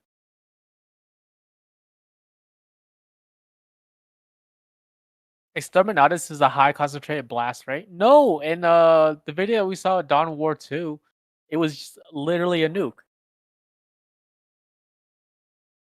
A big boom, that's about it. Love how I don't understand a single thing here today. Well, Suzu, have you tried learning? Were you listening? I'm back. Welcome back. Then it's coming on too strong. Okay. Fine. Though alongside this, however, they are a tribe-based species that is comprised of warbands, and the biggest and the strongest orc leads the warband known as the War Boss. At the bottom end of the orc tribal system are the Gretchens and the Snotlings. These members act as the servants and slaves of the orcs, and sometimes their actual ammunition, despite being there's multiple smarter methods. and more cunning than their bigger brethren. Because in orc culture, the biggest is the boss. The smallest gets picked on and thrown around. Beyond the war bands and the tribes, orcs also belong to a specific... Oh my god, I'm looking at this picture. It's like the best thing I'm seeing ever.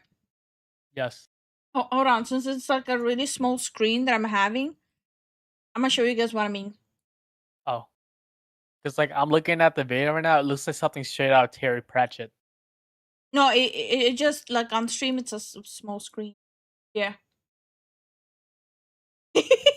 What do I see? I'm not. This is like the best thing I've ever seen. That's pretty metal. Tribes constantly shatter and rebuild, but the clans do not. They are, in a sense, a psychological state of being for any given orc, and gives an orc their specific character and traits. And to make things easier, these clans are also color-coded, so that's very easy to tell what orc does what. See? Like I said, they color coordinate their whole life. Though there are many clans out there, 6 of them are the most prominent and well known. The Bad Moons are essentially the merchants and have a lot of money because their currency is teeth and they grow teeth faster than any others. The Blood Axes are the stealth units, and by stealth it means like slightly more quiet than the others, and they have a love for LARPing as humies. Death Skulls are the scavengers, and the Goths are the close combat specialists. And on the 2 ends of the spectrum, we also have the tech-savvy Evil Sons and the more traditionalist and tribal Snakebites. Another major facet of orcs is their religious beliefs. They believe in 2 gods, Gork and Mork. Gork is cunningly brutal and Mork is brutally cunning. The difference between them, according to orcs, is that Mork hits you when you aren't looking and Gork hits you when you are. There's a lot of confusion as to which one is which, and this results in a lot of infighting. In other species, this would be considered a sort of religious conflict, but for the orcs, it's just another— Hi, Motoki, how are you doing? Hey, Hoshino, how you doing? Excuse to fight. I have a quote here, but I don't really do a good orc voice. So I'm going to get my co-host, if that's ridiculous, to read this one, and I'll try to lip sync it. Oh, he's more cunning in a grot and more killy than a dread. The boys that follow me can't be beat. On Piscina, we jumped the Marine boys, and our boss pose was covered in the helmets we took from the dead-ends. We burned their port and killed their bosses and left nothing but ruins behind. I'm Warlord Gezgul Mac Urukdraka, and I speak with the word of the gods. We's gonna stomp the universe flat and kill anything what fights back. We's gonna do this 'cause we're orcs, and we was made to fight and win. It's because this fucking sounds terrible. Fighting is the biggest aspect of orc culture, and is essentially their life's purpose. They are genetically hardwired to get into battles and scraps with enemies that can feel pain. The more they fight, the bigger they get. This, combined with them getting bigger over time, means that some of the biggest and baddest orcs of all time have been notably gigantic. The Beast, as he was known, was about the size of an Imperial Knight. If an orc runs out of other enemies to fight, they will immediately start infighting to scratch the battle itch. For example, in The Warp, a planet exists where a band of orcs are in a constant state of war and battle, and have been for an improbably long amount of time, strictly because how much Korn enjoys himself watching it. For some, being trapped in a perpetual war planet for all eternity would be a fate worse than death, but to the boys, this is heaven. In the event of a particularly big battle, a massive amount of tribes and war bands will unite under what is known as the Wa. The concept of a Wa covers a few bases. The first is the group aspect of the massive green tidal wave of orcs fighting for the same cause, the cause being the second base. But the most prominent aspect of the Wa is the psychic aspect of it. Remember how the old ones made the Eldar and all the Eldar are psychic? Well, the orcs are too, kinda, but just not as much. Only a little bit of it. And they often don't know how to use it and frankly don't care. But a huge gathering of orcs generates a psychic field that allows orcs to be more organized, dangerous, and dedicated to the war-based cause. However, the true extent of the psychic energy and its usage is relatively unknown, but that doesn't matter considering the outcome 90% of the time. In a similar sense, their ragtag technology and weaponry is also a mystery to most who encounter it purely because of that Wa energy. The technology the orcs use seem to be held together with duct tape and plastic glue, and crude doesn't even begin to describe it. Their guns seem to have an inordinate amount of ammunition and firepower, and they are seemingly able to put things together on the fly in the middle of combat. The Imperium is of the mind that the orcs' weapons and machinery only work due to their innate psychic ability, but realistically, orc gear hardly works in the first place. Weapons blow up in a Bugs Bunny-esque manner all the time, and their war buggies can collapse in the middle of battle. Just because it works a handful of times does not mean it's an effective weapon, but this doesn't stop the orcs and their green tide. To really understand the power of the Wa energy, orcs can operate purely off of belief. Now, a misconception is that orcs believe something is real and it happens. But that isn't true, because that's just one orc. However, there's never one orc. There's normally a few billion orcs together, and if they all believe something is true, the warp will tend to respond with a positive green light. Sometimes. Do the red ones go faster?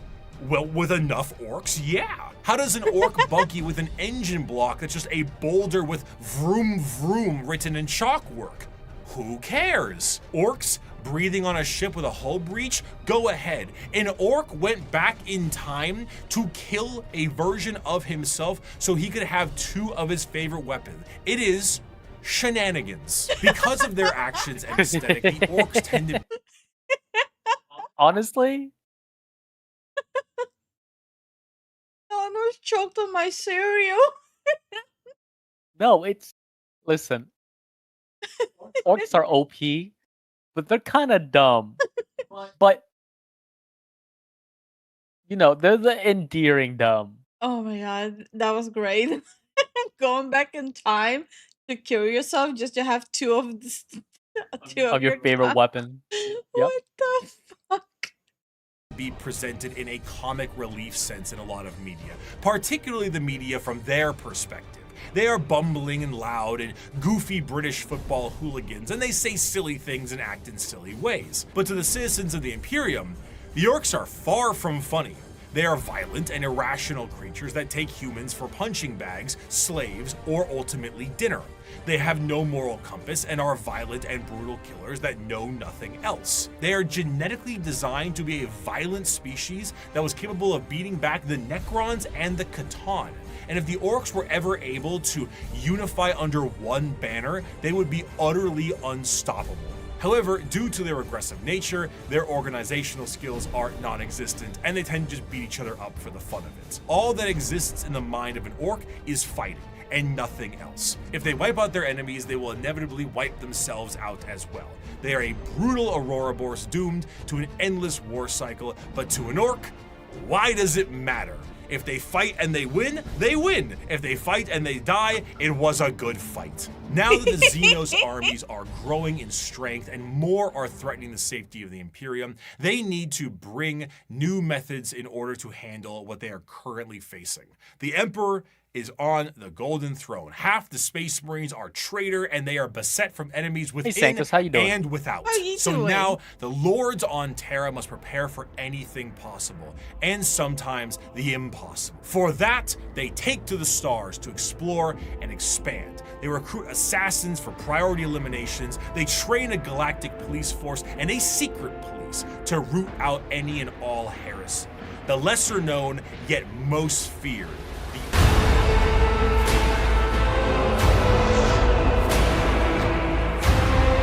I carry with me an inquisitorial seal.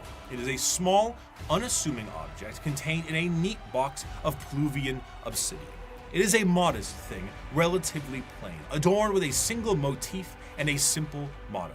Yet with this little object, I can sign the death warrant of an entire world and can sign 1 billion souls to oblivion. Where the Imperium may see its justice dealt out by the hands of its armies and the gauntlets of its Astartes, when one needs eyes, ears, or both cut out, it looks to the agents of the Imperium. In a meta sense, these agents are a homogenized version of multiple factions from the original video 5 years ago.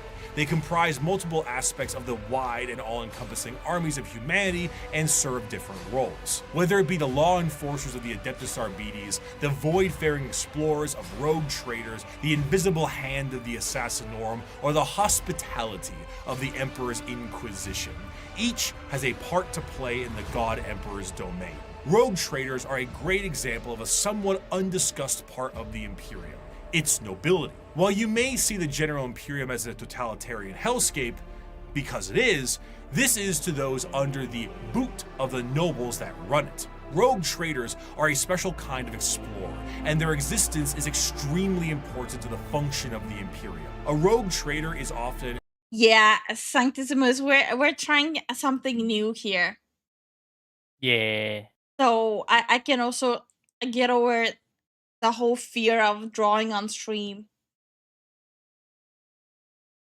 An extremely special individual and is given the monumentally sized warrant of trade, allowing them to be given almost complete and utter freedom.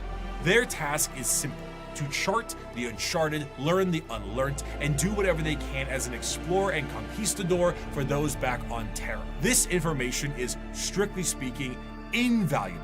Whether a sector can be settled and colonies built, or precious rare resources exist on a floating asteroid can be mined, or a long-lost Imperial world from the Age of Strife is recovered, it's all absolutely imperative. These rogue traders are faster than any other kind of Imperial armada, and therefore chart the direction of the entire society. Because of this, rogue traders are given a substantial amount of freedom. They have a ship and a crew of specialists, and can do things that would see any normal person shot. They can barter deals and even recruit Xenos races. They can explore areas strictly prohibited, and they can earn a vast amount of wealth and riches in doing so. This tends to make rogue traders a very long lineage, and their heirs take up the mantle of their house. By being explorers, they become fabulously wealthy, and some can become quite the assholes while doing so. But truly, much like a night pilot, a rogue trader is an exceptionally rich individual who can back it up. They are master swordsmen, explorers, merchants, settlers, diplomats, and everything in between. They chart a course and they set the grounds, which means they will need someone to defend them, and the prime choice for that can be the Adeptus Arbites. Now, the Arbites are cops, Judge Dredd style cops, as their inspiration clearly shows. Each planet will have their own members of local law enforcement, and most of them will settle many of the issues there and then. But when something requires a far more in-depth peacekeeping force, the Adeptus Arbites are brought in. Think local police versus the FBI. Arbitrators in the Arbites tend to focus heavily on stopping crime before it can become too much of a threat. A criminal gang or heretical uprising can be subdued quickly and efficiently by utilizing them and dealing with soon-to-be criminals, as they put it. They will tap into communications, create spy networks, do interrogations and sabotage, anything that helps the good of the Imperium and the law they seek to preserve. The code of the Arbites is laid out— Stop right there, criminal scum! Nobody breaks the law on my watch! Question: How did you both start liking VH40K? My first exposure was Vox in the Void, a YouTube VR that narrates non-official 40K stories.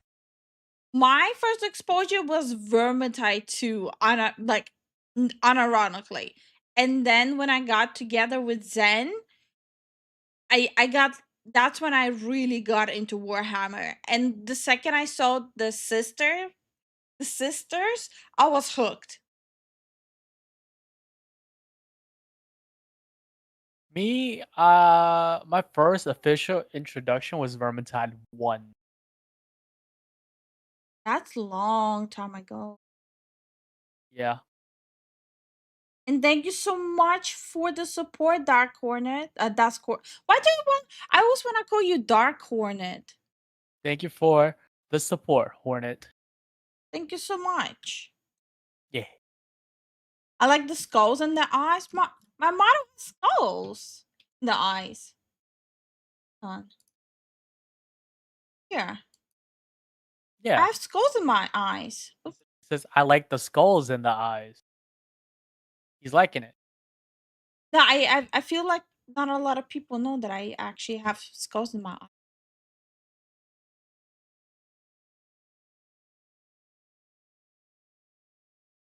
Yeah, skulls. Yeah.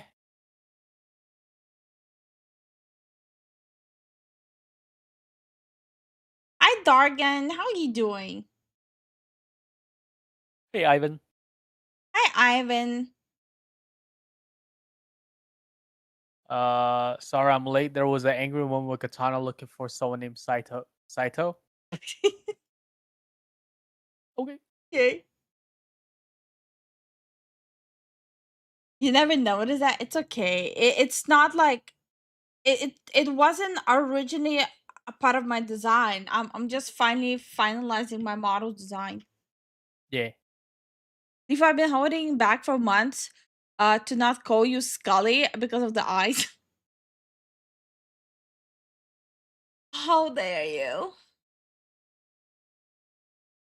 Out entirely via the Book of Judgment, a gigantic library of pages showing every single law from every single High Lord of Terra in the history of the Imperium. Because the Imperium is so vast, hundreds of laws are added every single day, and the library continues to grow with more and more laws and judgments. While Arbetes themselves carry a small version called the Book of Law on their person, this does end up creating a system where the unjustly prosecuted will never escape their prisons. If an innocent is wrongly convicted, any form of legal counsel will need to go through the Book of Judgment to help get you out. Often these prisoners require hundreds of years of litigation, in which they will eventually expire before they can be deemed wrongly convicted.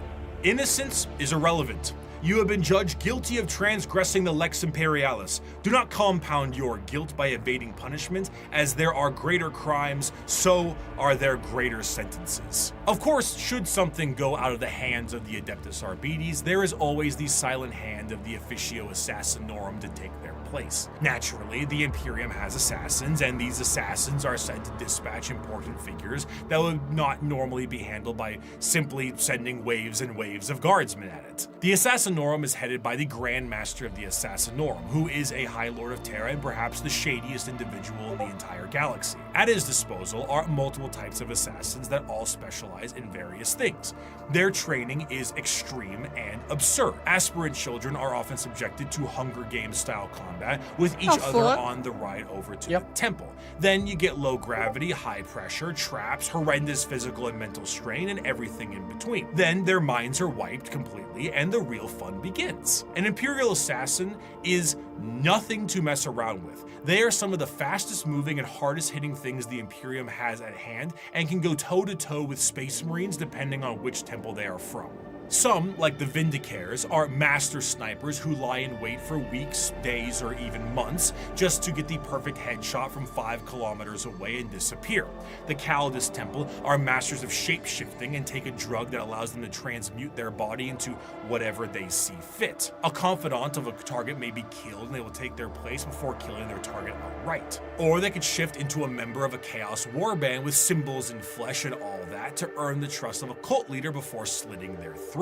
The Caluxus Assassin is a psychic blank, a soulless mutation, making them appear as uneasy to normal humans and downright disgusting to psychers. When a powerful psycher is causing issues, this is who you send. Their specialized helmet enhances their already latent powers and will allow them to all but drain the souls from those they touch and their very body. It is an extreme weapon used when a direct form of pressure must be applied to an otherwise untouchable psyker. Now, if you need a direct pressure in a more literal way, the Eversor is for you. A drugged up comatose psychopath that is directly dropped on enemy lines and allowed to wreak havoc, killing anything and everything it sees in a blaze of movement and blood before it inevitably dies and causes a plasma explosion on its demise. There are other temples as well. The Vanus Temple, I think, is sort of like a cyber hacker. The Venomim Temple, specializing in poisons. But all in all, assassins move with their skin-tight body gloves with a speed unmatched and force unexpected. One of the best assassin novels puts a Vindicare, Calidus, and Vanus to infiltrate a night world, kill the High Monarch of the Night, who is permanently stuck in his giant robot knight, install a new ruler in his stead, and make sure nobody knows the Imperium did it. Their missions are insanity, and their tasks impossible, and they do it anyway. Thus is the power the Assassinorum wields. We do not determine the guilty, we do not decide the punishment. We are merely the cold instrument of the Emperor's vengeance. There is no form of death unknown to us. There is no form of terror beyond our means. There is no enemy outside our reach. We are the blade that hovers over the throat of the traitor. We are the bullet that awaits the heretic's skull. We are the poison in the throat of the alien. However, despite the prowess of the traitors, the police, and the assassins, there is one that stands above all. As the Imperium settled into its post-Emperor world, they needed a force to root out corruption wherever it could be found. But they needed specialized individuals who could do so. Men and women who would serve as detective and executioner. Oh, Sanctissimus is asking what's in your eyes. It's my, it's the symbol. Hold on.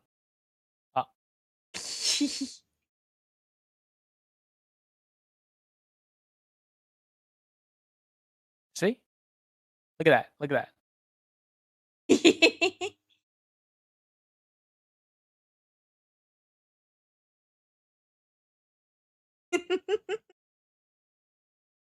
That looks cool though.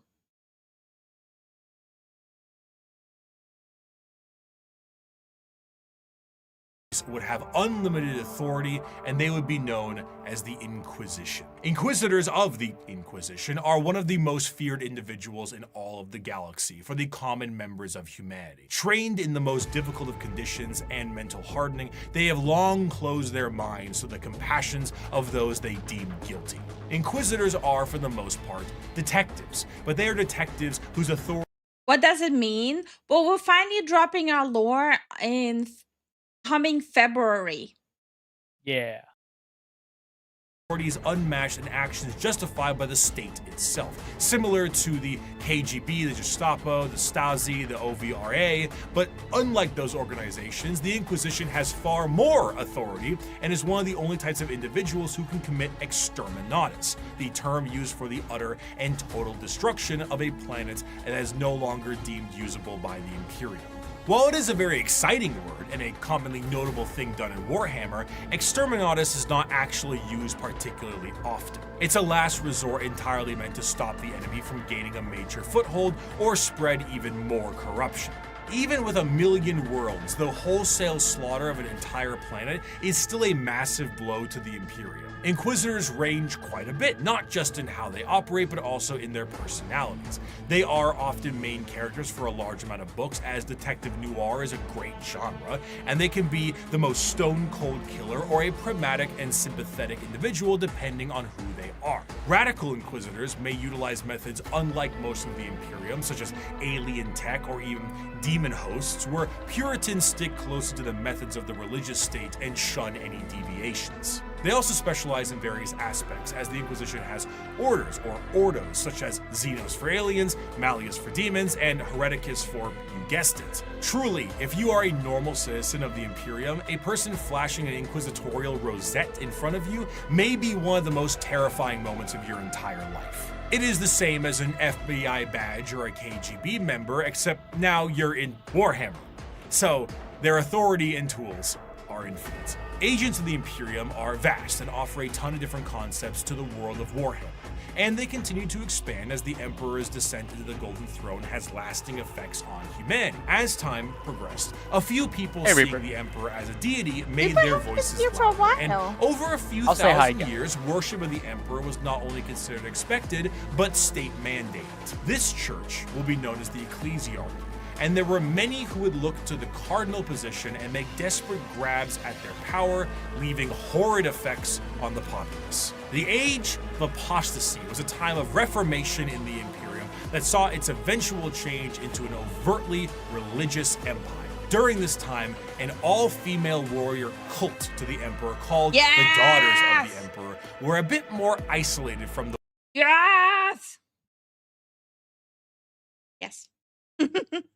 the wider Imperium. However, as the Ecclesiarchy began to take root, one Goj Van Dyer became the High Lord of the Administratum and noticed these warriors and felt they could be useful to him. Goj himself told these warriors that he was the voice of the Emperor himself and demanded they fire upon him to prove it. Having a little hidden force field that this warrior cult had never seen before, the bullet bounced off of him and showing him to be unharmed, truly blessed by the Emperor. This cult became known as the Brides of the Emperor and acted as his personal bodyguards and aides. However, Goj Van Dyer was a tyrant. What does he mean by quote-unquote aides? Huh? What does it mean by quote-unquote aides? This is the daughters. There's different than the sisters of battle. What do you mean by aides though? Quote-unquote. I don't know. And his horrendous reign spelt ruination for the wider Imperium, which made the Adeptus Custodes take notice. Despite an outright coup and revolt against him, the deadlock was getting steep as the Brides of the Emperor's fierce combat skills kept him safe. One custodian made contact with the leader of the brides and brought her into the throne room of the emperor himself. Nobody knows what transpired in that room, save for Alicia Dominica, the custodian, and the emperor. They gave him company at However, night? she left the room with her hair bleached pure white from the interaction, marched her battle brides directly to Van Dyer himself and said, "You have committed the ultimate heresy. Not only have you turned your back on the Emperor and stepped from his light, you have profaned his name and almost destroyed everything he has striven to build. You have perverted and twisted the path he has laid for mankind to tread. As your decrees have stated, there can be no mercy for such a crime, no pity for such a criminal. I renounce your lordship. You walk in the darkness and cannot be allowed to live. Your sentence has been long overdue, and it is now time for you to die." Despite not having any time to die, Doge Van Dyer found some time to do so. With his head lopped clean from his body, the brides of the emperor were no more, and the ecclesiarchy signed a document to stop Van Dyer's reign from happening again. They would no longer be allowed to have men under arms. Men. Huh?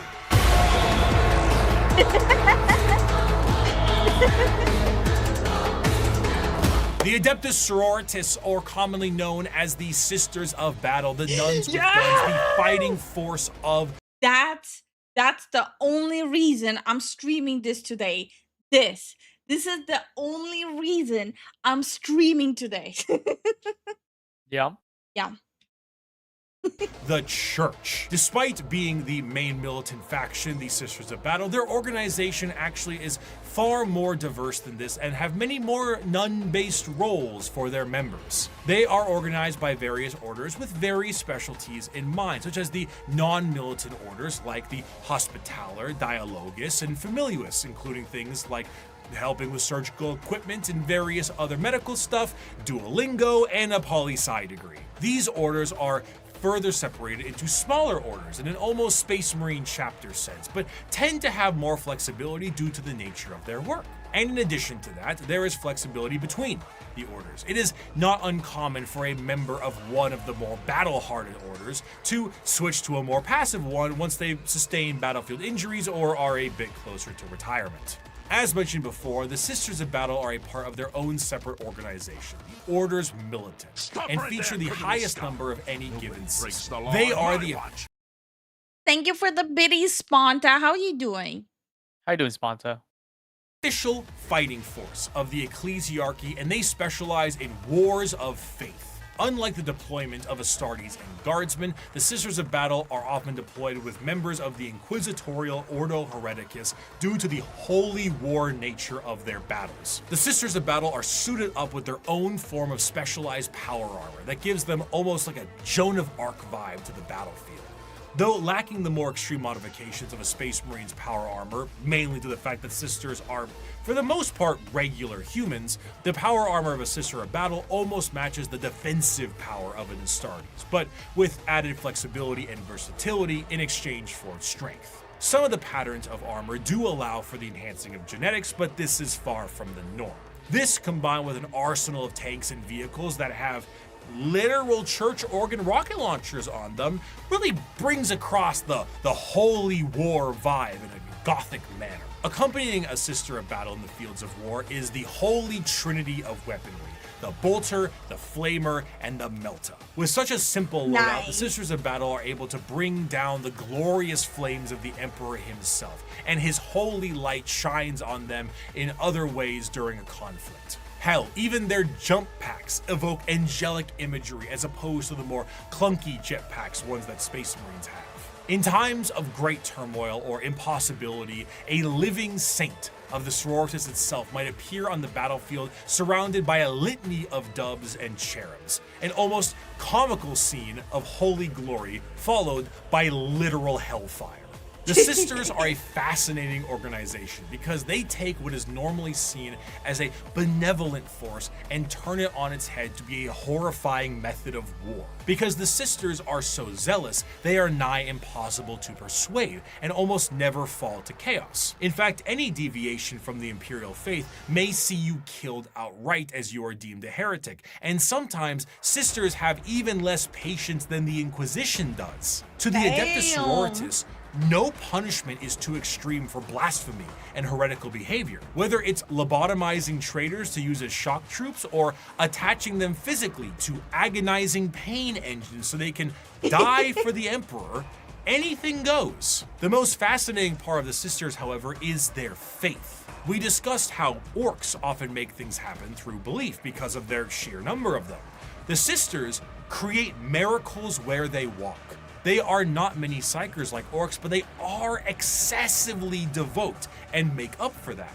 Bullets barely miss targets they absolutely should hit. Guns jam, tanks malfunction, enemies slip and fall. The scene from Pulp Fiction is an accurate portrayal of what happens when the Sisters fight. I'd knock that shit off if I was you. Die, you mother!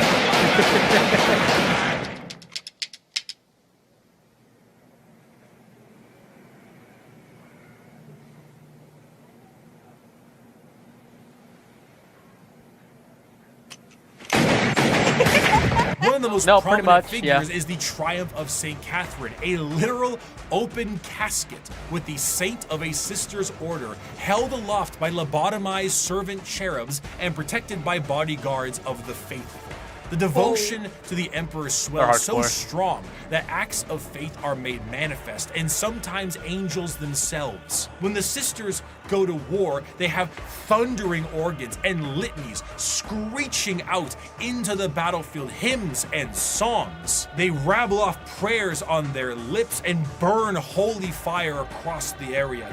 They spray holy water down from horns atop their vehicles. It is a genuine holy war, a procession of death. Saint Celestine is an undying deity, arriving precisely where she is needed and returning to the fold after each death. When she dies, she sees a crying young girl atop a mountain of bones.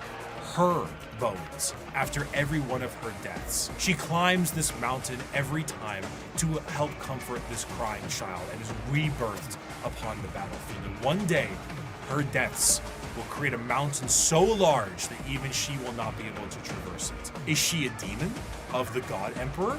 Perhaps, but she'll be shot for saying so. She is genuinely and literally faith made manifest. Some Sisters may make a mistake, however, and find themselves questioning their faith, disobeying a command, and even leaving their order. These Sisters are sent for reconditioning and are known as the Sisters Repentia. They generally face the front of the line head on and seek retribution and forgiveness from the Emperor himself. Though their actions were heretical, repentia on the fields of battle is an indication of an individual wanting to become forgiven.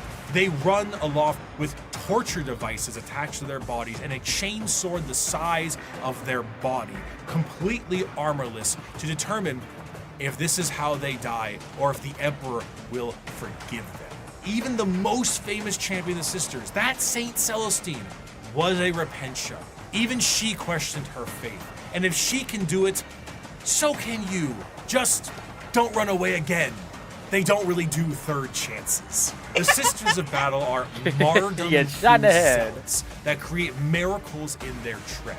Their devotion is boundless and also a direct source of their power. A whole army of power-armored soldiers shooting, burning, and melting all in their path is bad enough, but it enters a whole different level when God is on your side. By bolter shell, flamer burst, and melt. Remember, they're not genetically modified. Yeah, no, they are driven by complete lunacy. Zealous. Same thing. What's the diff? There's no difference. To blast, the mutant, the heretic, and the traitor alike are cleansed of their sin of existence. So has it been for 5 millennia, so shall it be until the end of time. The Imperium devolving into wars of faith is to push its agenda further. Where the xenophobic nature of humanity was once strong, it has now been magnified, and there are plenty of aliens in this galaxy. 6,000 years prior to the current events of 40K, a planet was found by an AdMech exploration vessel. The life forms on the planet were seen using tools, but they were still very primitive, so the planet was marked for destruction to pave the way for the Imperial war machine. However, this was thrown off because of an extreme warp storm and that whole Doge Van Dyer thing. Flash forward to modern day, and an unknown but highly advanced vessel was shot down near an Imperial mining world, and the bodies on this vessel matched those life forms found on that primitive world. The native creatures on that planet were able to evolve rapidly due to them being unobstructed, and their highly advanced gear posed a new threat to the Imperium. Advancing over these years with a remarkable speed, these are the new upstarts in the galaxy, looking to make a name for themselves, all in the name of the greater good. These are the...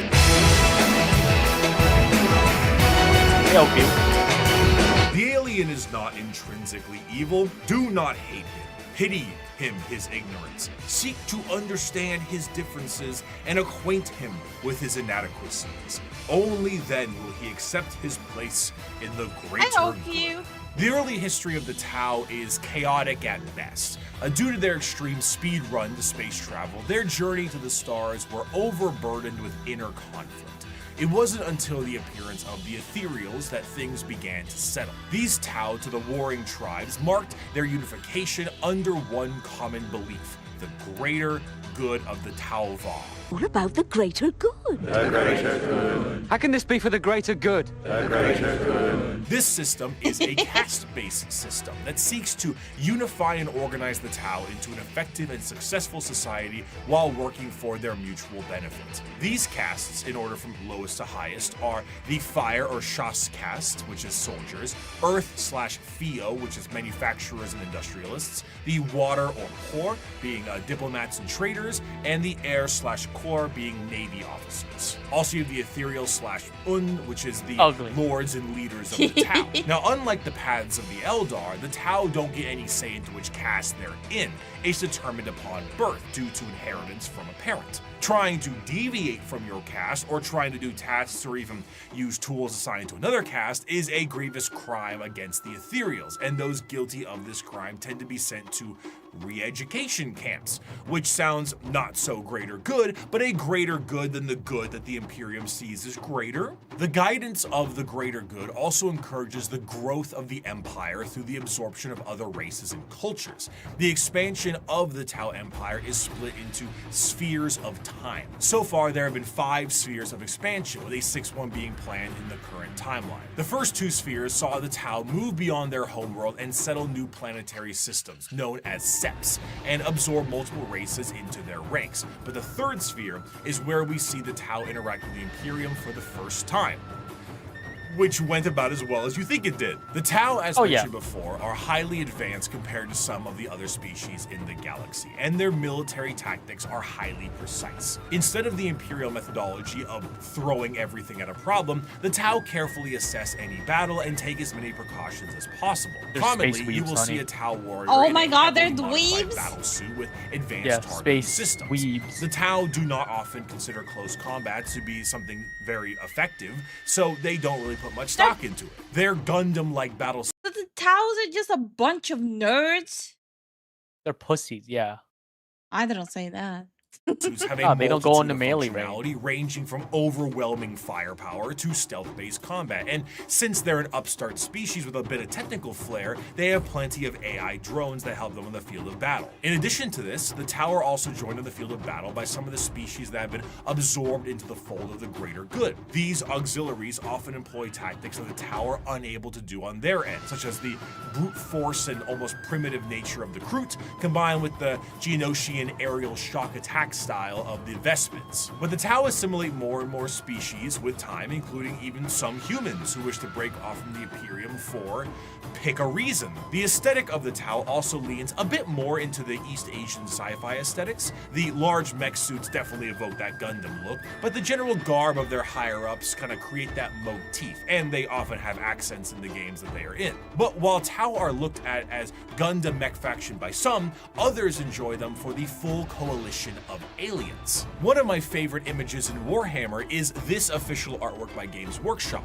Now, not a single one of these aliens are a faction in Warhammer, and yet they all are different species that do exist in this universe. The Milky Way galaxy is vast, and while the Imperium and many others exterminate what they can find, the Tau will assimilate those that can be assimilated. The crew and Vespens we already discussed, and the humans and also Voton will join them at times, but you also have the Galg, the Nigasar, the Vorg, the Thraxian, the Terrellian, Greet, Domati, and many others. Some of these are just one-off lines, and some are major players in the civilization. The Nigasar are, for lack of a better word, gigantic psychic polar bears with bird-like faces. The Tau have psychic bears.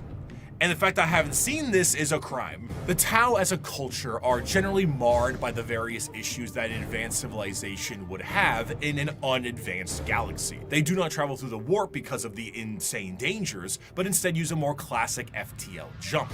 However, because they aren't going through hell, it makes them a lot slower than many other races. The Imperium might surf through hell and lose a few ships, but they will get there first. Often they will take enormous cannons and weaponry and defeat their foes before they can even close the gap. One of their light walkers carried a weapon of lethal effect. It fired a form of ultra-high velocity projectile. I saw one of our tanks after being hit by it. There was a small hole punched in either flank. One, the projectile's entry point, the other its exit. The tiny munition had passed through the vehicle with such speed that everything within the hole not welded down had been sucked out through the exit hole, including the crew. We never identified their bodies, for all that remained of them was a red stain upon the ground, extending some 20 meters from the wreck. The fascination of the Tau is that in any other modern day world, their society would be horrid. Rigid caste systems, corruption, and politicking ethereals, and basically it's the greater good or nothing at all. But in the world of Warhammer, the simple fact that humans are accepted into their sphere should they please already puts them far and above the other races that would murder or eat them. But despite this, the existential dread that is the Tau Empire is ever so apparent. Despite being hyper advanced and welcoming a coalition of aliens, they are the upstarts, and they are painfully outnumbered on all sides. Almost any other faction in the universe, given the right amount of force, can wipe out the Tau Empire from existence. They themselves might not be perfect, but their slight glimmer of hope is exactly that, a glimmer in a dark and crushing galaxy. Of course, nobody dares take the attempt to destroy the Tau Empire, because doing so is an enormous amount of resources, and for the same reason why you don't full send your whole army to one person in a commander game of Magic. You open yourself up to player 2 and 3. But not to say it won't be a struggle. The Tau Empire, when prepared, are a vicious fighting force who might delete your formation before you even see them. But they lack numbers, and in the dark corners of the galaxy, something is coming that is entirely numbers.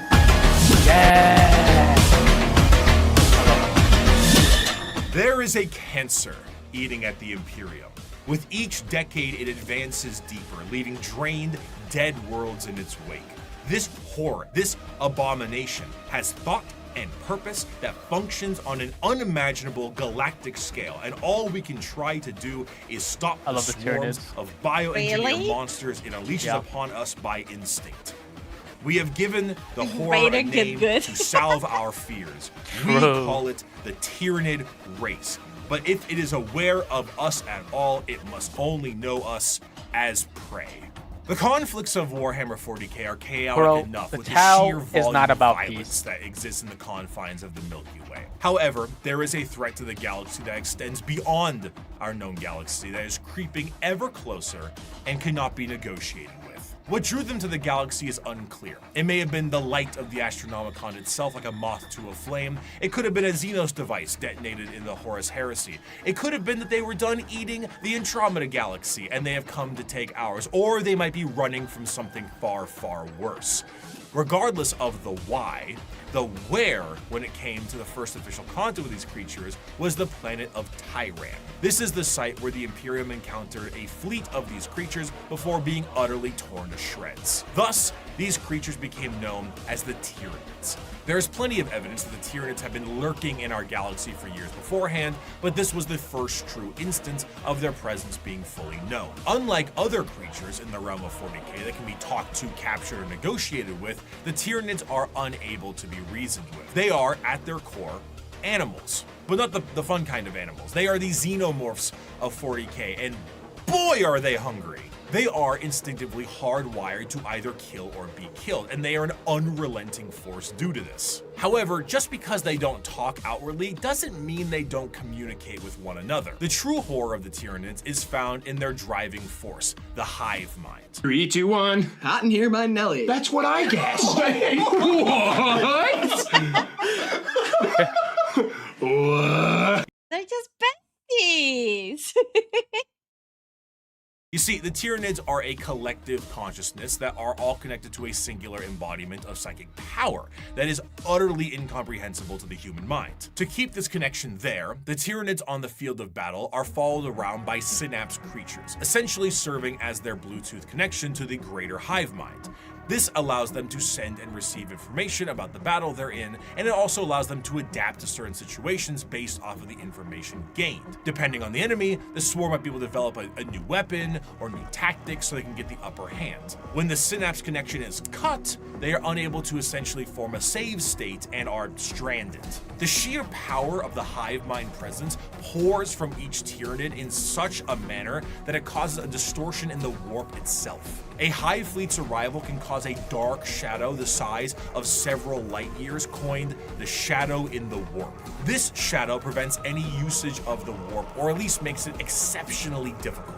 Communications shut down due to astropaths being unable to talk. Ships cannot freely enter the warp, and even creatures with a warp sensitivity feel an immense dread due to it. It causes everything to just kind of sit dead, like at a buffet counter waiting for the afternoon meal rush. The Tyranids meander through the galaxy in these gigantic hive fleets that are fueled by bioships, and these ships contain birthing pools for Tyranid armies and more ships. Everything about the Tyranids is organic, and to fuel this war machine, the Tyranids consume any and all biomass they come across and absorb it into their respective hive. From the ground to literally the air, the Tyranids strip a planet to a lifeless and uninhabitable hulk. As a means to curb the advancement of the Tyranids, the Imperium has been known to preemptively exterminatus worlds in the path of a hive fleet so that they have less biomass to consume in an attempt to starve them. The Halo method, literally scorched earth tactics by taking everything out of the freezer and lighting it on fire. Outside of the obvious threat and adaptive and unreasonable enemy posed on the field of battle, the most dangerous aspect of the Tyranids comes in the form of their general unpredictability. The Tyranids are external to the Milky Way galaxy itself, and it's unknown where they truly hail from. However, their arrival in the Milky Way is seemingly random and in 3D space, implying quite heavily that Tyranids have the galaxy surrounded in some kind of way. Due to this, you will sometimes see instances of species engaged in a separate conflict, both agree to a temporary truce in order to take out a Tyranid threat. Because regardless of the stakes at hand, the existence of the Tyranids marks the heat death of the galaxy itself, and all the factions can ultimately agree that the Tyranids themselves act as the biggest threat to all of them. The Tyranid race is truly an unknowable horde, and pulls from that horror of the unknown.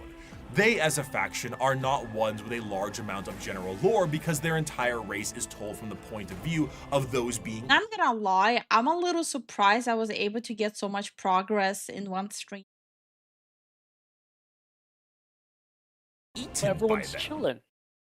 No. I mean, like, I'm very slow with drawing. Tyranids are called that due to the planet Tyran they destroyed, as we mentioned earlier, and their names are often phrases given to them by their victims: the Swarm Lord, Old One-Eye, the Death Leaper, Von Ryan's Leapers, and so on. Despite the inability to even perceive the vast psychic hive mind of the Tyranids, they are fiercely intelligent. Special poisons and items designed to counter them are adapted in a matter of hours. If you bring light infantry, they create heavy monsters. If you brought weapon emplacements, they spawn little creatures to scour your vents and sewers. Many of you enjoyed the Servitor excerpt from part 1, and so bear with me as I provide you another very long account of a planetary governor whose planet is in the final death throes of the Tyranid menace. This starts about halfway through. It has been many weeks since a handful of us escaped the sinking of the Seafort Divine Anchor via airlift. We have escaped in this manner because the Tyranids had overwhelmed so much of our world, they no longer appeared to need to continue spawning beasts for aerial supremacy. I shall never forget what I saw from my craft's portholes. Alien biostructures dominated Huto's surface. Gigantic, lumpen barnacles pumped out clouds of matter to further poison the planet alongside pulsating, brain-like nodes that resembled lethal fungi. Immense capillary towers stretched high into the poisoned sky. The glistening chitin coating their flanks crawled over by chains of lesser beasts fulfilling some sick alien purpose I cannot know. Digestion pools spread for miles, replacing our once great lakes with reservoirs of bubbling biomatter. Tides of creatures bloated with consumed flesh vomited their guts into the pools or threw themselves entirely into the billowous liquid. Amidst the seas of feeder beasts consuming all in their path, we would every so often see an explosion or a burst of fire. Were these heroic final stands by other survivors, or merely abandoned ordnance detonating at random? I will never know.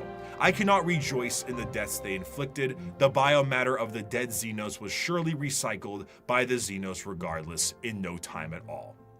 Our aircraft ran out of fuel a week ago. Now I stand in the snow, not far from the peak of Mont Saint Hila. I am the only one left that I know. One by one, those with me perished. The slightest cut on a mountain rock resulted in an immediate infection that left the pilot screaming in agony.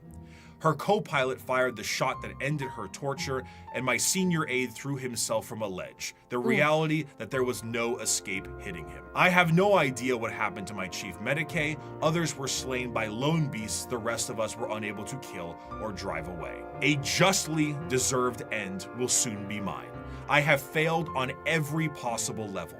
We were not even able to send word. An alien disease has me within its grasp. My limbs are numb, my tongue is dry as sand, my head throbs. Even at these chilled heights, I sweat profusely.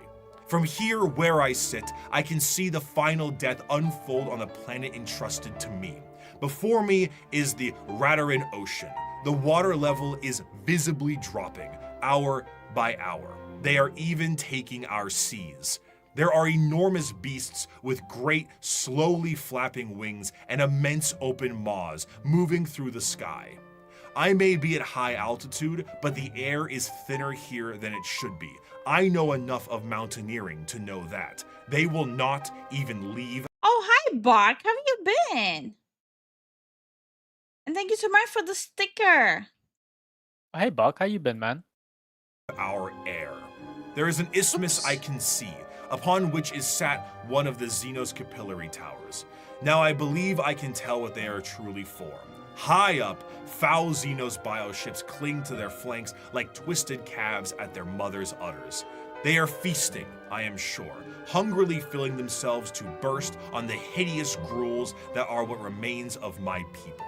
I have witnessed the planet's death from sinister start to hideous conclusion.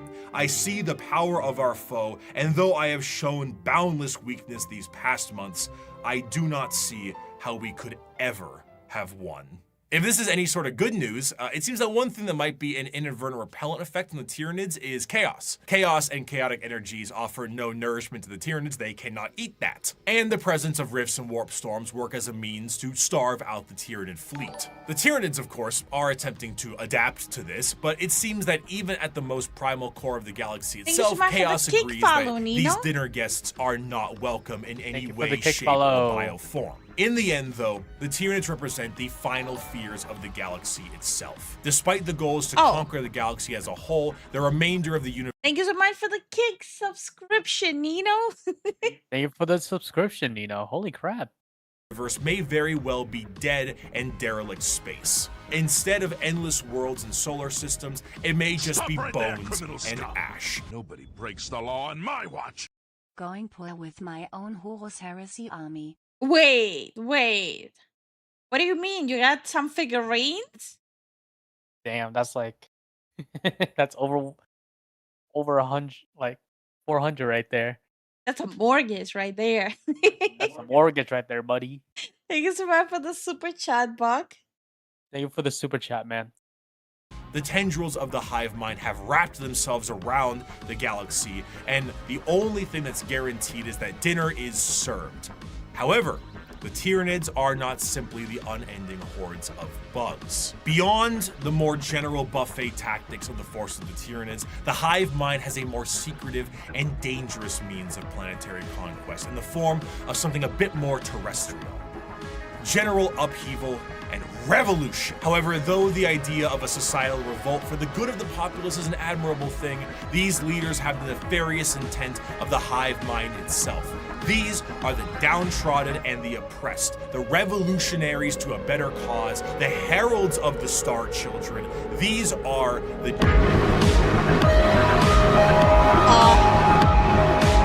In the sunless body of our hive, the flock of the faithful grows. Oh yeah, Kick has bits now. I keep forgetting. They do? Yeah. Thank you for the Kick coins? I don't know how to call them. Thank you for the support. Thank you so much for the support, Nino. We are guided by our great Father's sacred vision, protected by his loving hands. Within these holy shadows we dwell, while the impure... Okay, question. What do you guys think? After 4 hours of drawing, how is this? I'm trying to improve my drawing. I might be okay with making models for me and Zen, but I'm trying to improve drawing in general. Is this okay for 4 hours with a lot of distractions? It looks good. And thank you so much for the support again, Nino. Thank you for the support. Dropped a cool 3,000-ish Aussie dollars getting the minis, a table paintbrush, etc. Oh. Holy frick, bro. That sounds about right. Holy shit. And genuinely, Buck, relatable. I have minis, which I still need to paint. But I'm like trying to like wait until I buy like the paint sets.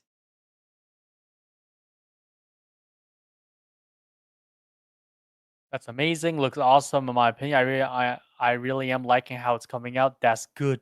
I like it. That's damn good. Oh, thank you. Looks really good to me. Surprised you got this far already, and you did an amazing job. Don't be shy. Yep. Aw, thank you guys. It does make me feel better. I'm trying to practice like normal art more often. Art for models is super different from normal art. Pure bathe, inspire top Love it. Aw, thank you. And what Mike. lies between those stars? What sails beyond those distant suns? Shrouded in night, born within that eternal black, our redeemers, our gods, truer than the silent, really long good. dead Aw, thank you. Emperor, the children of the void. We hear them in our dreams, we feel them in our blood. They call and we will answer. We will rise and claim the engines of labor that have bound us in servitude. This world You will love the blush burn. face? It will be cleansed, purified, made ready, and the heavens will deliver our reward. The ground zero of a gene stealer cult comes in the form of the gene stealer itself. Deep in the depths of a planet, a gene stealer acts as almost an advanced recon unit for the Tyranids, and were the first Tyranid units encountered by the Imperium itself long before the first Hive fleet made its presence known. Unlike the Tyranids that can only reproduce through the birthing pools in the fleet, a gene stealer reproduces via the big smooch. The gene stealer kiss is essentially what the facehugger alien does. It attaches to a victim. What? As a fufu, do I say skill issue or small issue? Huh? Small issue. A fufu is a small issue.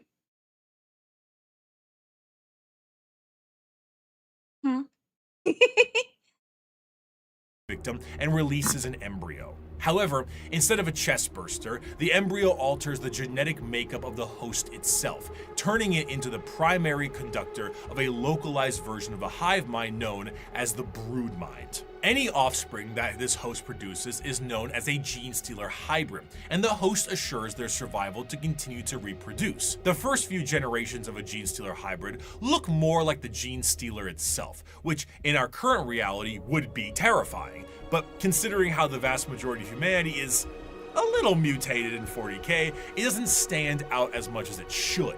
As the generations continue, the mutations and the general alien look is almost entirely phased out, and the resulting hybrids look almost identical to the species that they once were. Due to the size of most worlds, the makings of a gene stealer cult can exist almost entirely in secret, generation after generation. After a certain period of time, those hybrids will make their way into generalized society. Still connected to the mind of the gene stealer itself, the hybrids operate with the express goal of gaining power within society itself in a political and religious sense. Most of the time, they will present themselves as revolutionaries, looking for the betterment of the population. And honestly, it sounds great for a lot of the folks on the planet. By the people, for the people.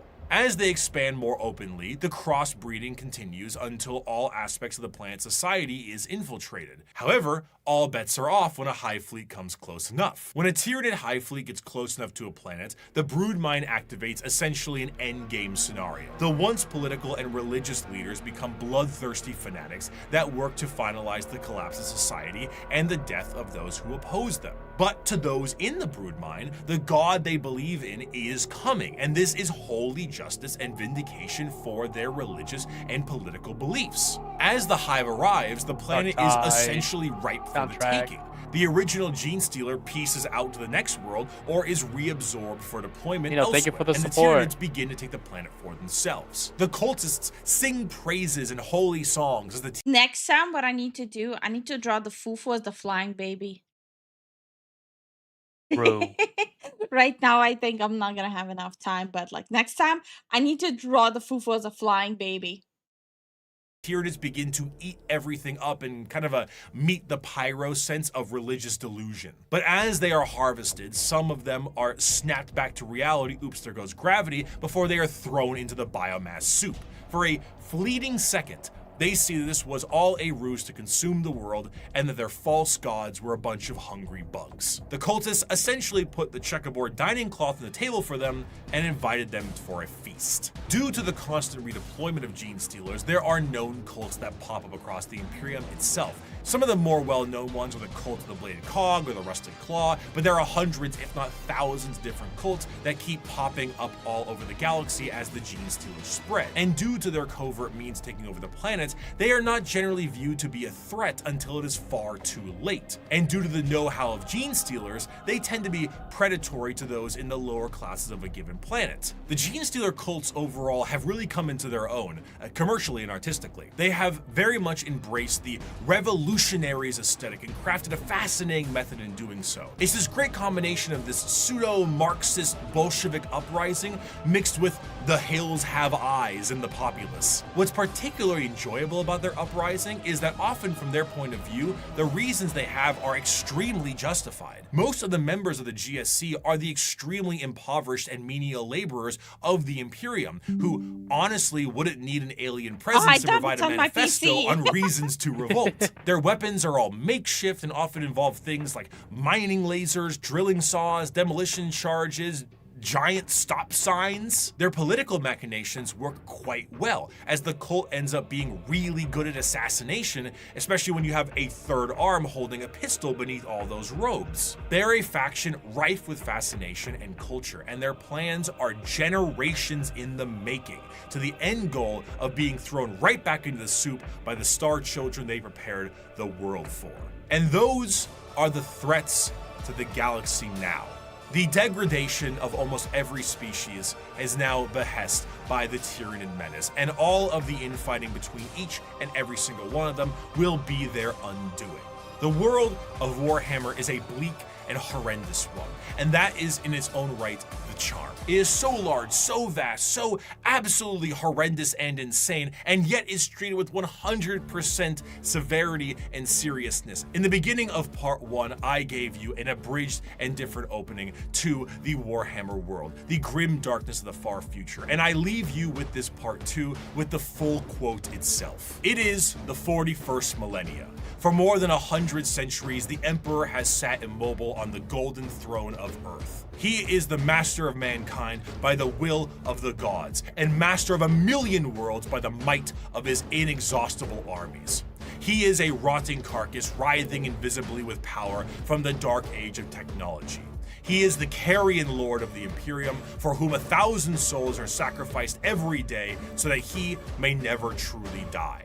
Yet even in his deathless state, the Emperor continues his eternal vigilance. Mighty battle fleets across the demon-infested miasma of the warp, the only route between distant stars, their way lit by the Astronomicon, the psychic manifestation of the Emperor's will. Vast armies give battle in his name on uncounted worlds. Greatest amongst his soldiers are the Adeptus Astartes, the Space Marines, bioengineered super warriors. Their comrades in arms are Legion, the Imperial Guard, and countless planetary defense forces, the ever-vigilant Inquisition, and the tech priests of the Adeptus Mechanicus, to name only a few. But for all their multitudes, they are barely enough to hold off the ever-present threat from aliens, heretics, mutants, and worse. To be a man in such times is to be one amongst untold billions. It is to live in the cruelest and most bloody regime imaginable. These are the tales of those times. Forget the power of technology and science, for so much has been forgotten, never to be relearned. Forget the promise of progress and understanding, for in the grim darkness of the far future, there is only war. There is no peace amongst the stars, only an eternity of carnage and slaughter and the laughter of thirsting gods. Thank you so much for watching. I hope you have a wonderful rest of your day. Damn, that was good. I enjoyed this a lot. Yeah. I enjoyed this a lot.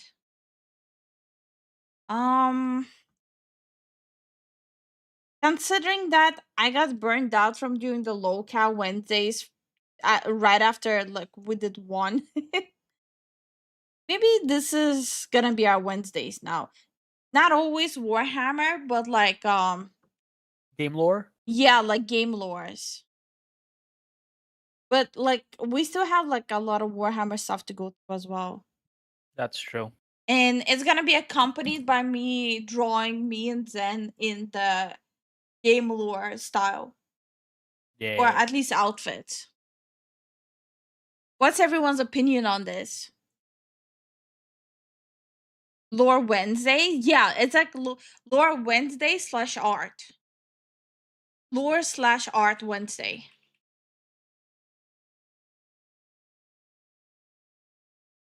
Yeah. R2, please, I like to see you drawing. A lot of people like seeing you drawing because it's such a chill vibe. Yeah, this was very different from what we've been doing. Yeah. And this way, me and Zen are getting some extra art too that we can use for posting. Yeah. Stop right there, criminal scum! Nobody breaks the law on my watch!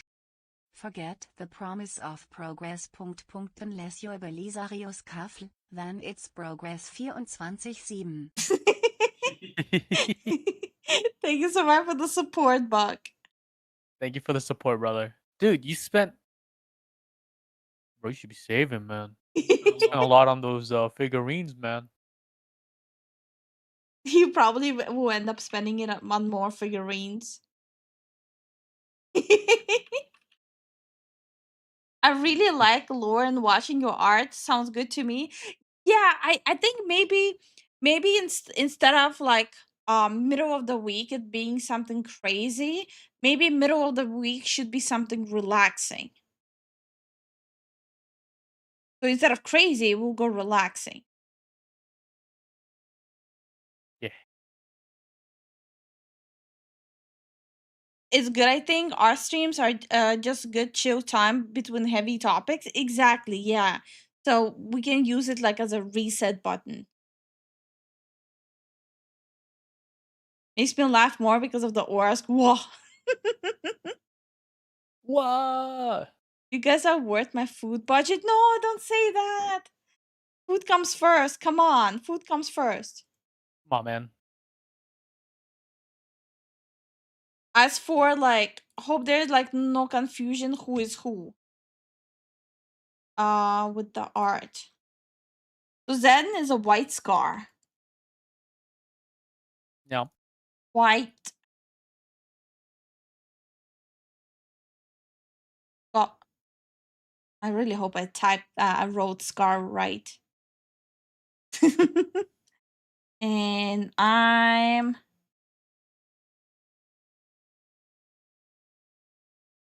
sister of battle.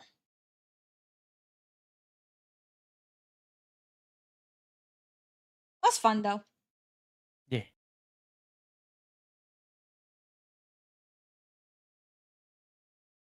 Thank you, Daniel Larson lore video. I don't know who that is. I do have emergency medical money. I can't. Bro, okay, now I know he's trolling. Now I know he's full on trolling. He's trolling. Yeah, no, he's actually trolling. Yeah, I can see that. I'm about to have a crash out, a valid crash out. Yeah, same. What are you guys want next time? What should we do next Wednesday? What was that other one? No, I'm trying to understand if they want us to do Warhammer again next Wednesday or something else Wednesday. Or like maybe have like a vote on it or something. But to have a vote, I'll need some options. Oh yeah, we need some options. I mean, we have like a week, so. No, I know we have a week. No, we have right now. They have to decide right now. Yes. Do it now.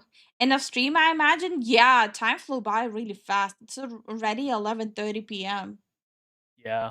Time flew by. Like we've been here for 4.5 hours now. Can we do a Hollow Knight lore video next? Sure, but we'll have to do like a voting thing. Yeah, Skaven lore. How about Warhammer Fantasy?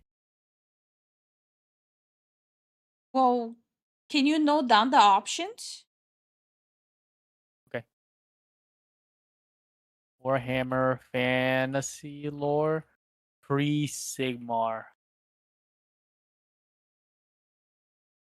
Pre-Age of Sigmar.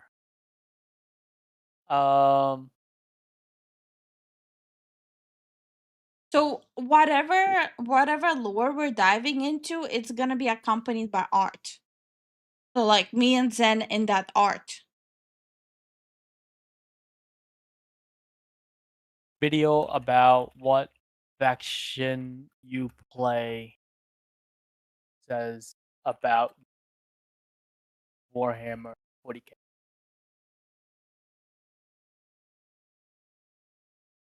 I got the Horus Heresy 3.0 solder box for super cheap.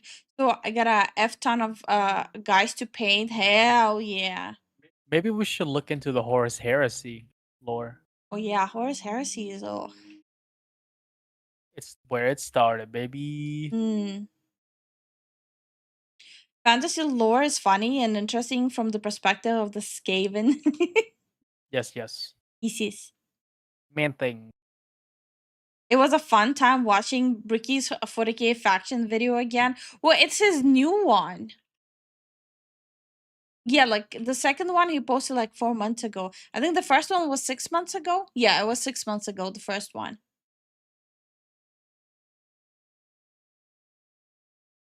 He doesn't do only Warhammer though. No. Looks like he plays anything. Plays games and all that stuff. Mm-hmm. Yes.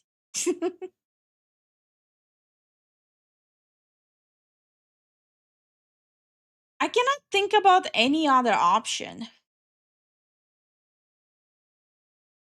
Yeah.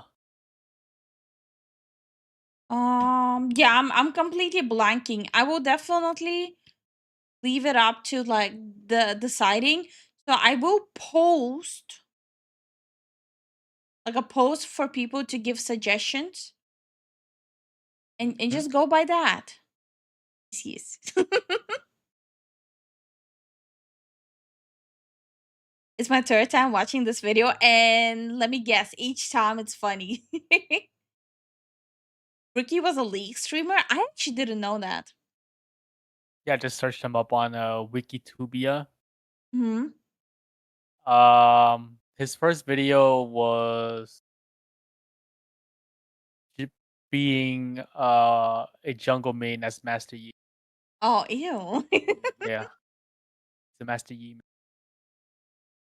Ew. Oh my, okay, Kuro, time yourself out. Like spewing heresy over here. What he did, he united humans across the galaxy. Under an iron fist. Yeah. The righteous fist. Yes, yes. The one and true path to uniting. Yes, yes. But yeah, we'll be back tomorrow with our normal scheduling. Yeah, guys. With some gaming drama and then gameplay. Yep. Mm. So you want to know before 40k? So pre 40k video lore. So the unification wars and all that stuff. Okay. Like how did he unite them? Okay, so pre 40k, so like 30k, 20k. Okay. There's like about hours of content you will have to go through to fully understand it. Not really. It's more so he's like, hey, I'm gonna unite everyone. Boom, I'm gonna make a prototype of the Primarch. Okay. And then unify everyone. Oh no, they know that they're meant to die quickly. Oh no, rebellion. Oh no. Anyways, custodians. Okay. There, pretty much. Okay. All right, guys, this is where we're going to end the stream. Thank you guys for watching our videos, live streams, or whenever you guys can. We greatly appreciate it. Moving on to the support. Jason, thank you for the Jason, thank you for the support. Brawler, thank you for the support. Moose, thank you for the support. Grateful, thank you for the 12 months. Get in the boiler room. Thomas, thank you for the support. Savask, thank you for the 5 gifted. We greatly appreciate it. Sang Hun, thank you for the support. Hornet, thank you for the support. Taco, thank you for the 2 months. Get in the boiler room. Wyatt, thank you for the support. Nino, thank you for the support. Buck, thank you for the sticker. Buck, thank you for the support. And on to the Twitch side. Fonta, thank you so much for the support. Moose, thank you so much for the support. And Kuma, thank you so much for the support. And on Kick, Nino, thank you for the stickers. And the sub. And the sub, thank you so much. And sorry, Beast, we're already ending the stream. Yeah, sorry. So good night, everyone, and we'll see you tomorrow for some gaming drama. No VTuber drama, just gaming drama. Honestly, VTuber drama can kiss my ass. Yeah. Oh no, versus. Oh no. Oh no, a versus. Well, a versus, if you do watch VOD, it's definitely a fun VOD to watch, if anything. Yeah. The whole stream was just Warhammer lore and me drawing. We didn't talk much, but I think everyone was just enjoying the lore. Oh yeah, yeah. Good night, everyone. Good night, everyone. We'll see y'all tomorrow. Hey, that's my part.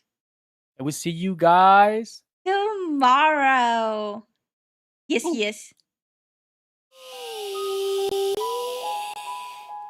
Come closer, don't be shy. Pretty lights, the moon rides high.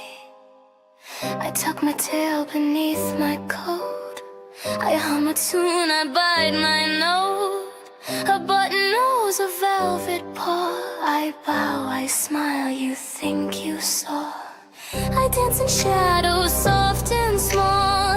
You laugh and hand me all your walls. I count your heart, a tiny prize. Pretty things are full of lies.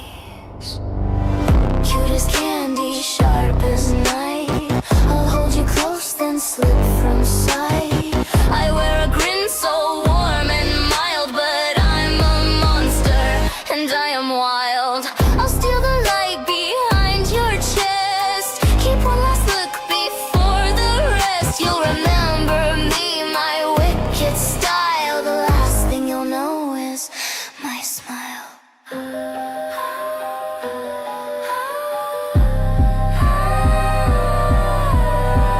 Paws on porches, whiskers twitch. I tip my hat, I plot and pitch. A lullaby, a silver ring, all for the tune that I will sing.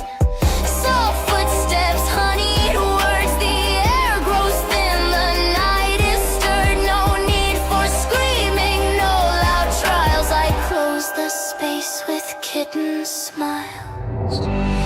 Cute as candy, sharp as night. I'll hold you close, then slip from sight.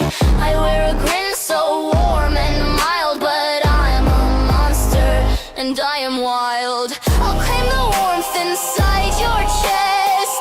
One last glance before the rest. You'll remember me, my wicked style. The last thing you'll know is my smile. Don't run, don't shout, just sit a while. Tell me secrets, feed my guile.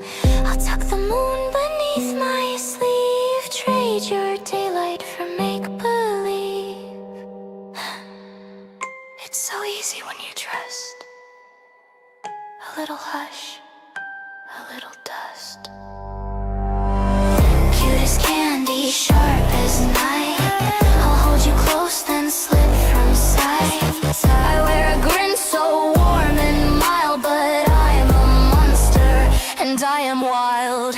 I'll take the beach you keep inside. A flicker, then the silent tide. You'll remember me, my wicked style. The last sweet thing you feel is my smile.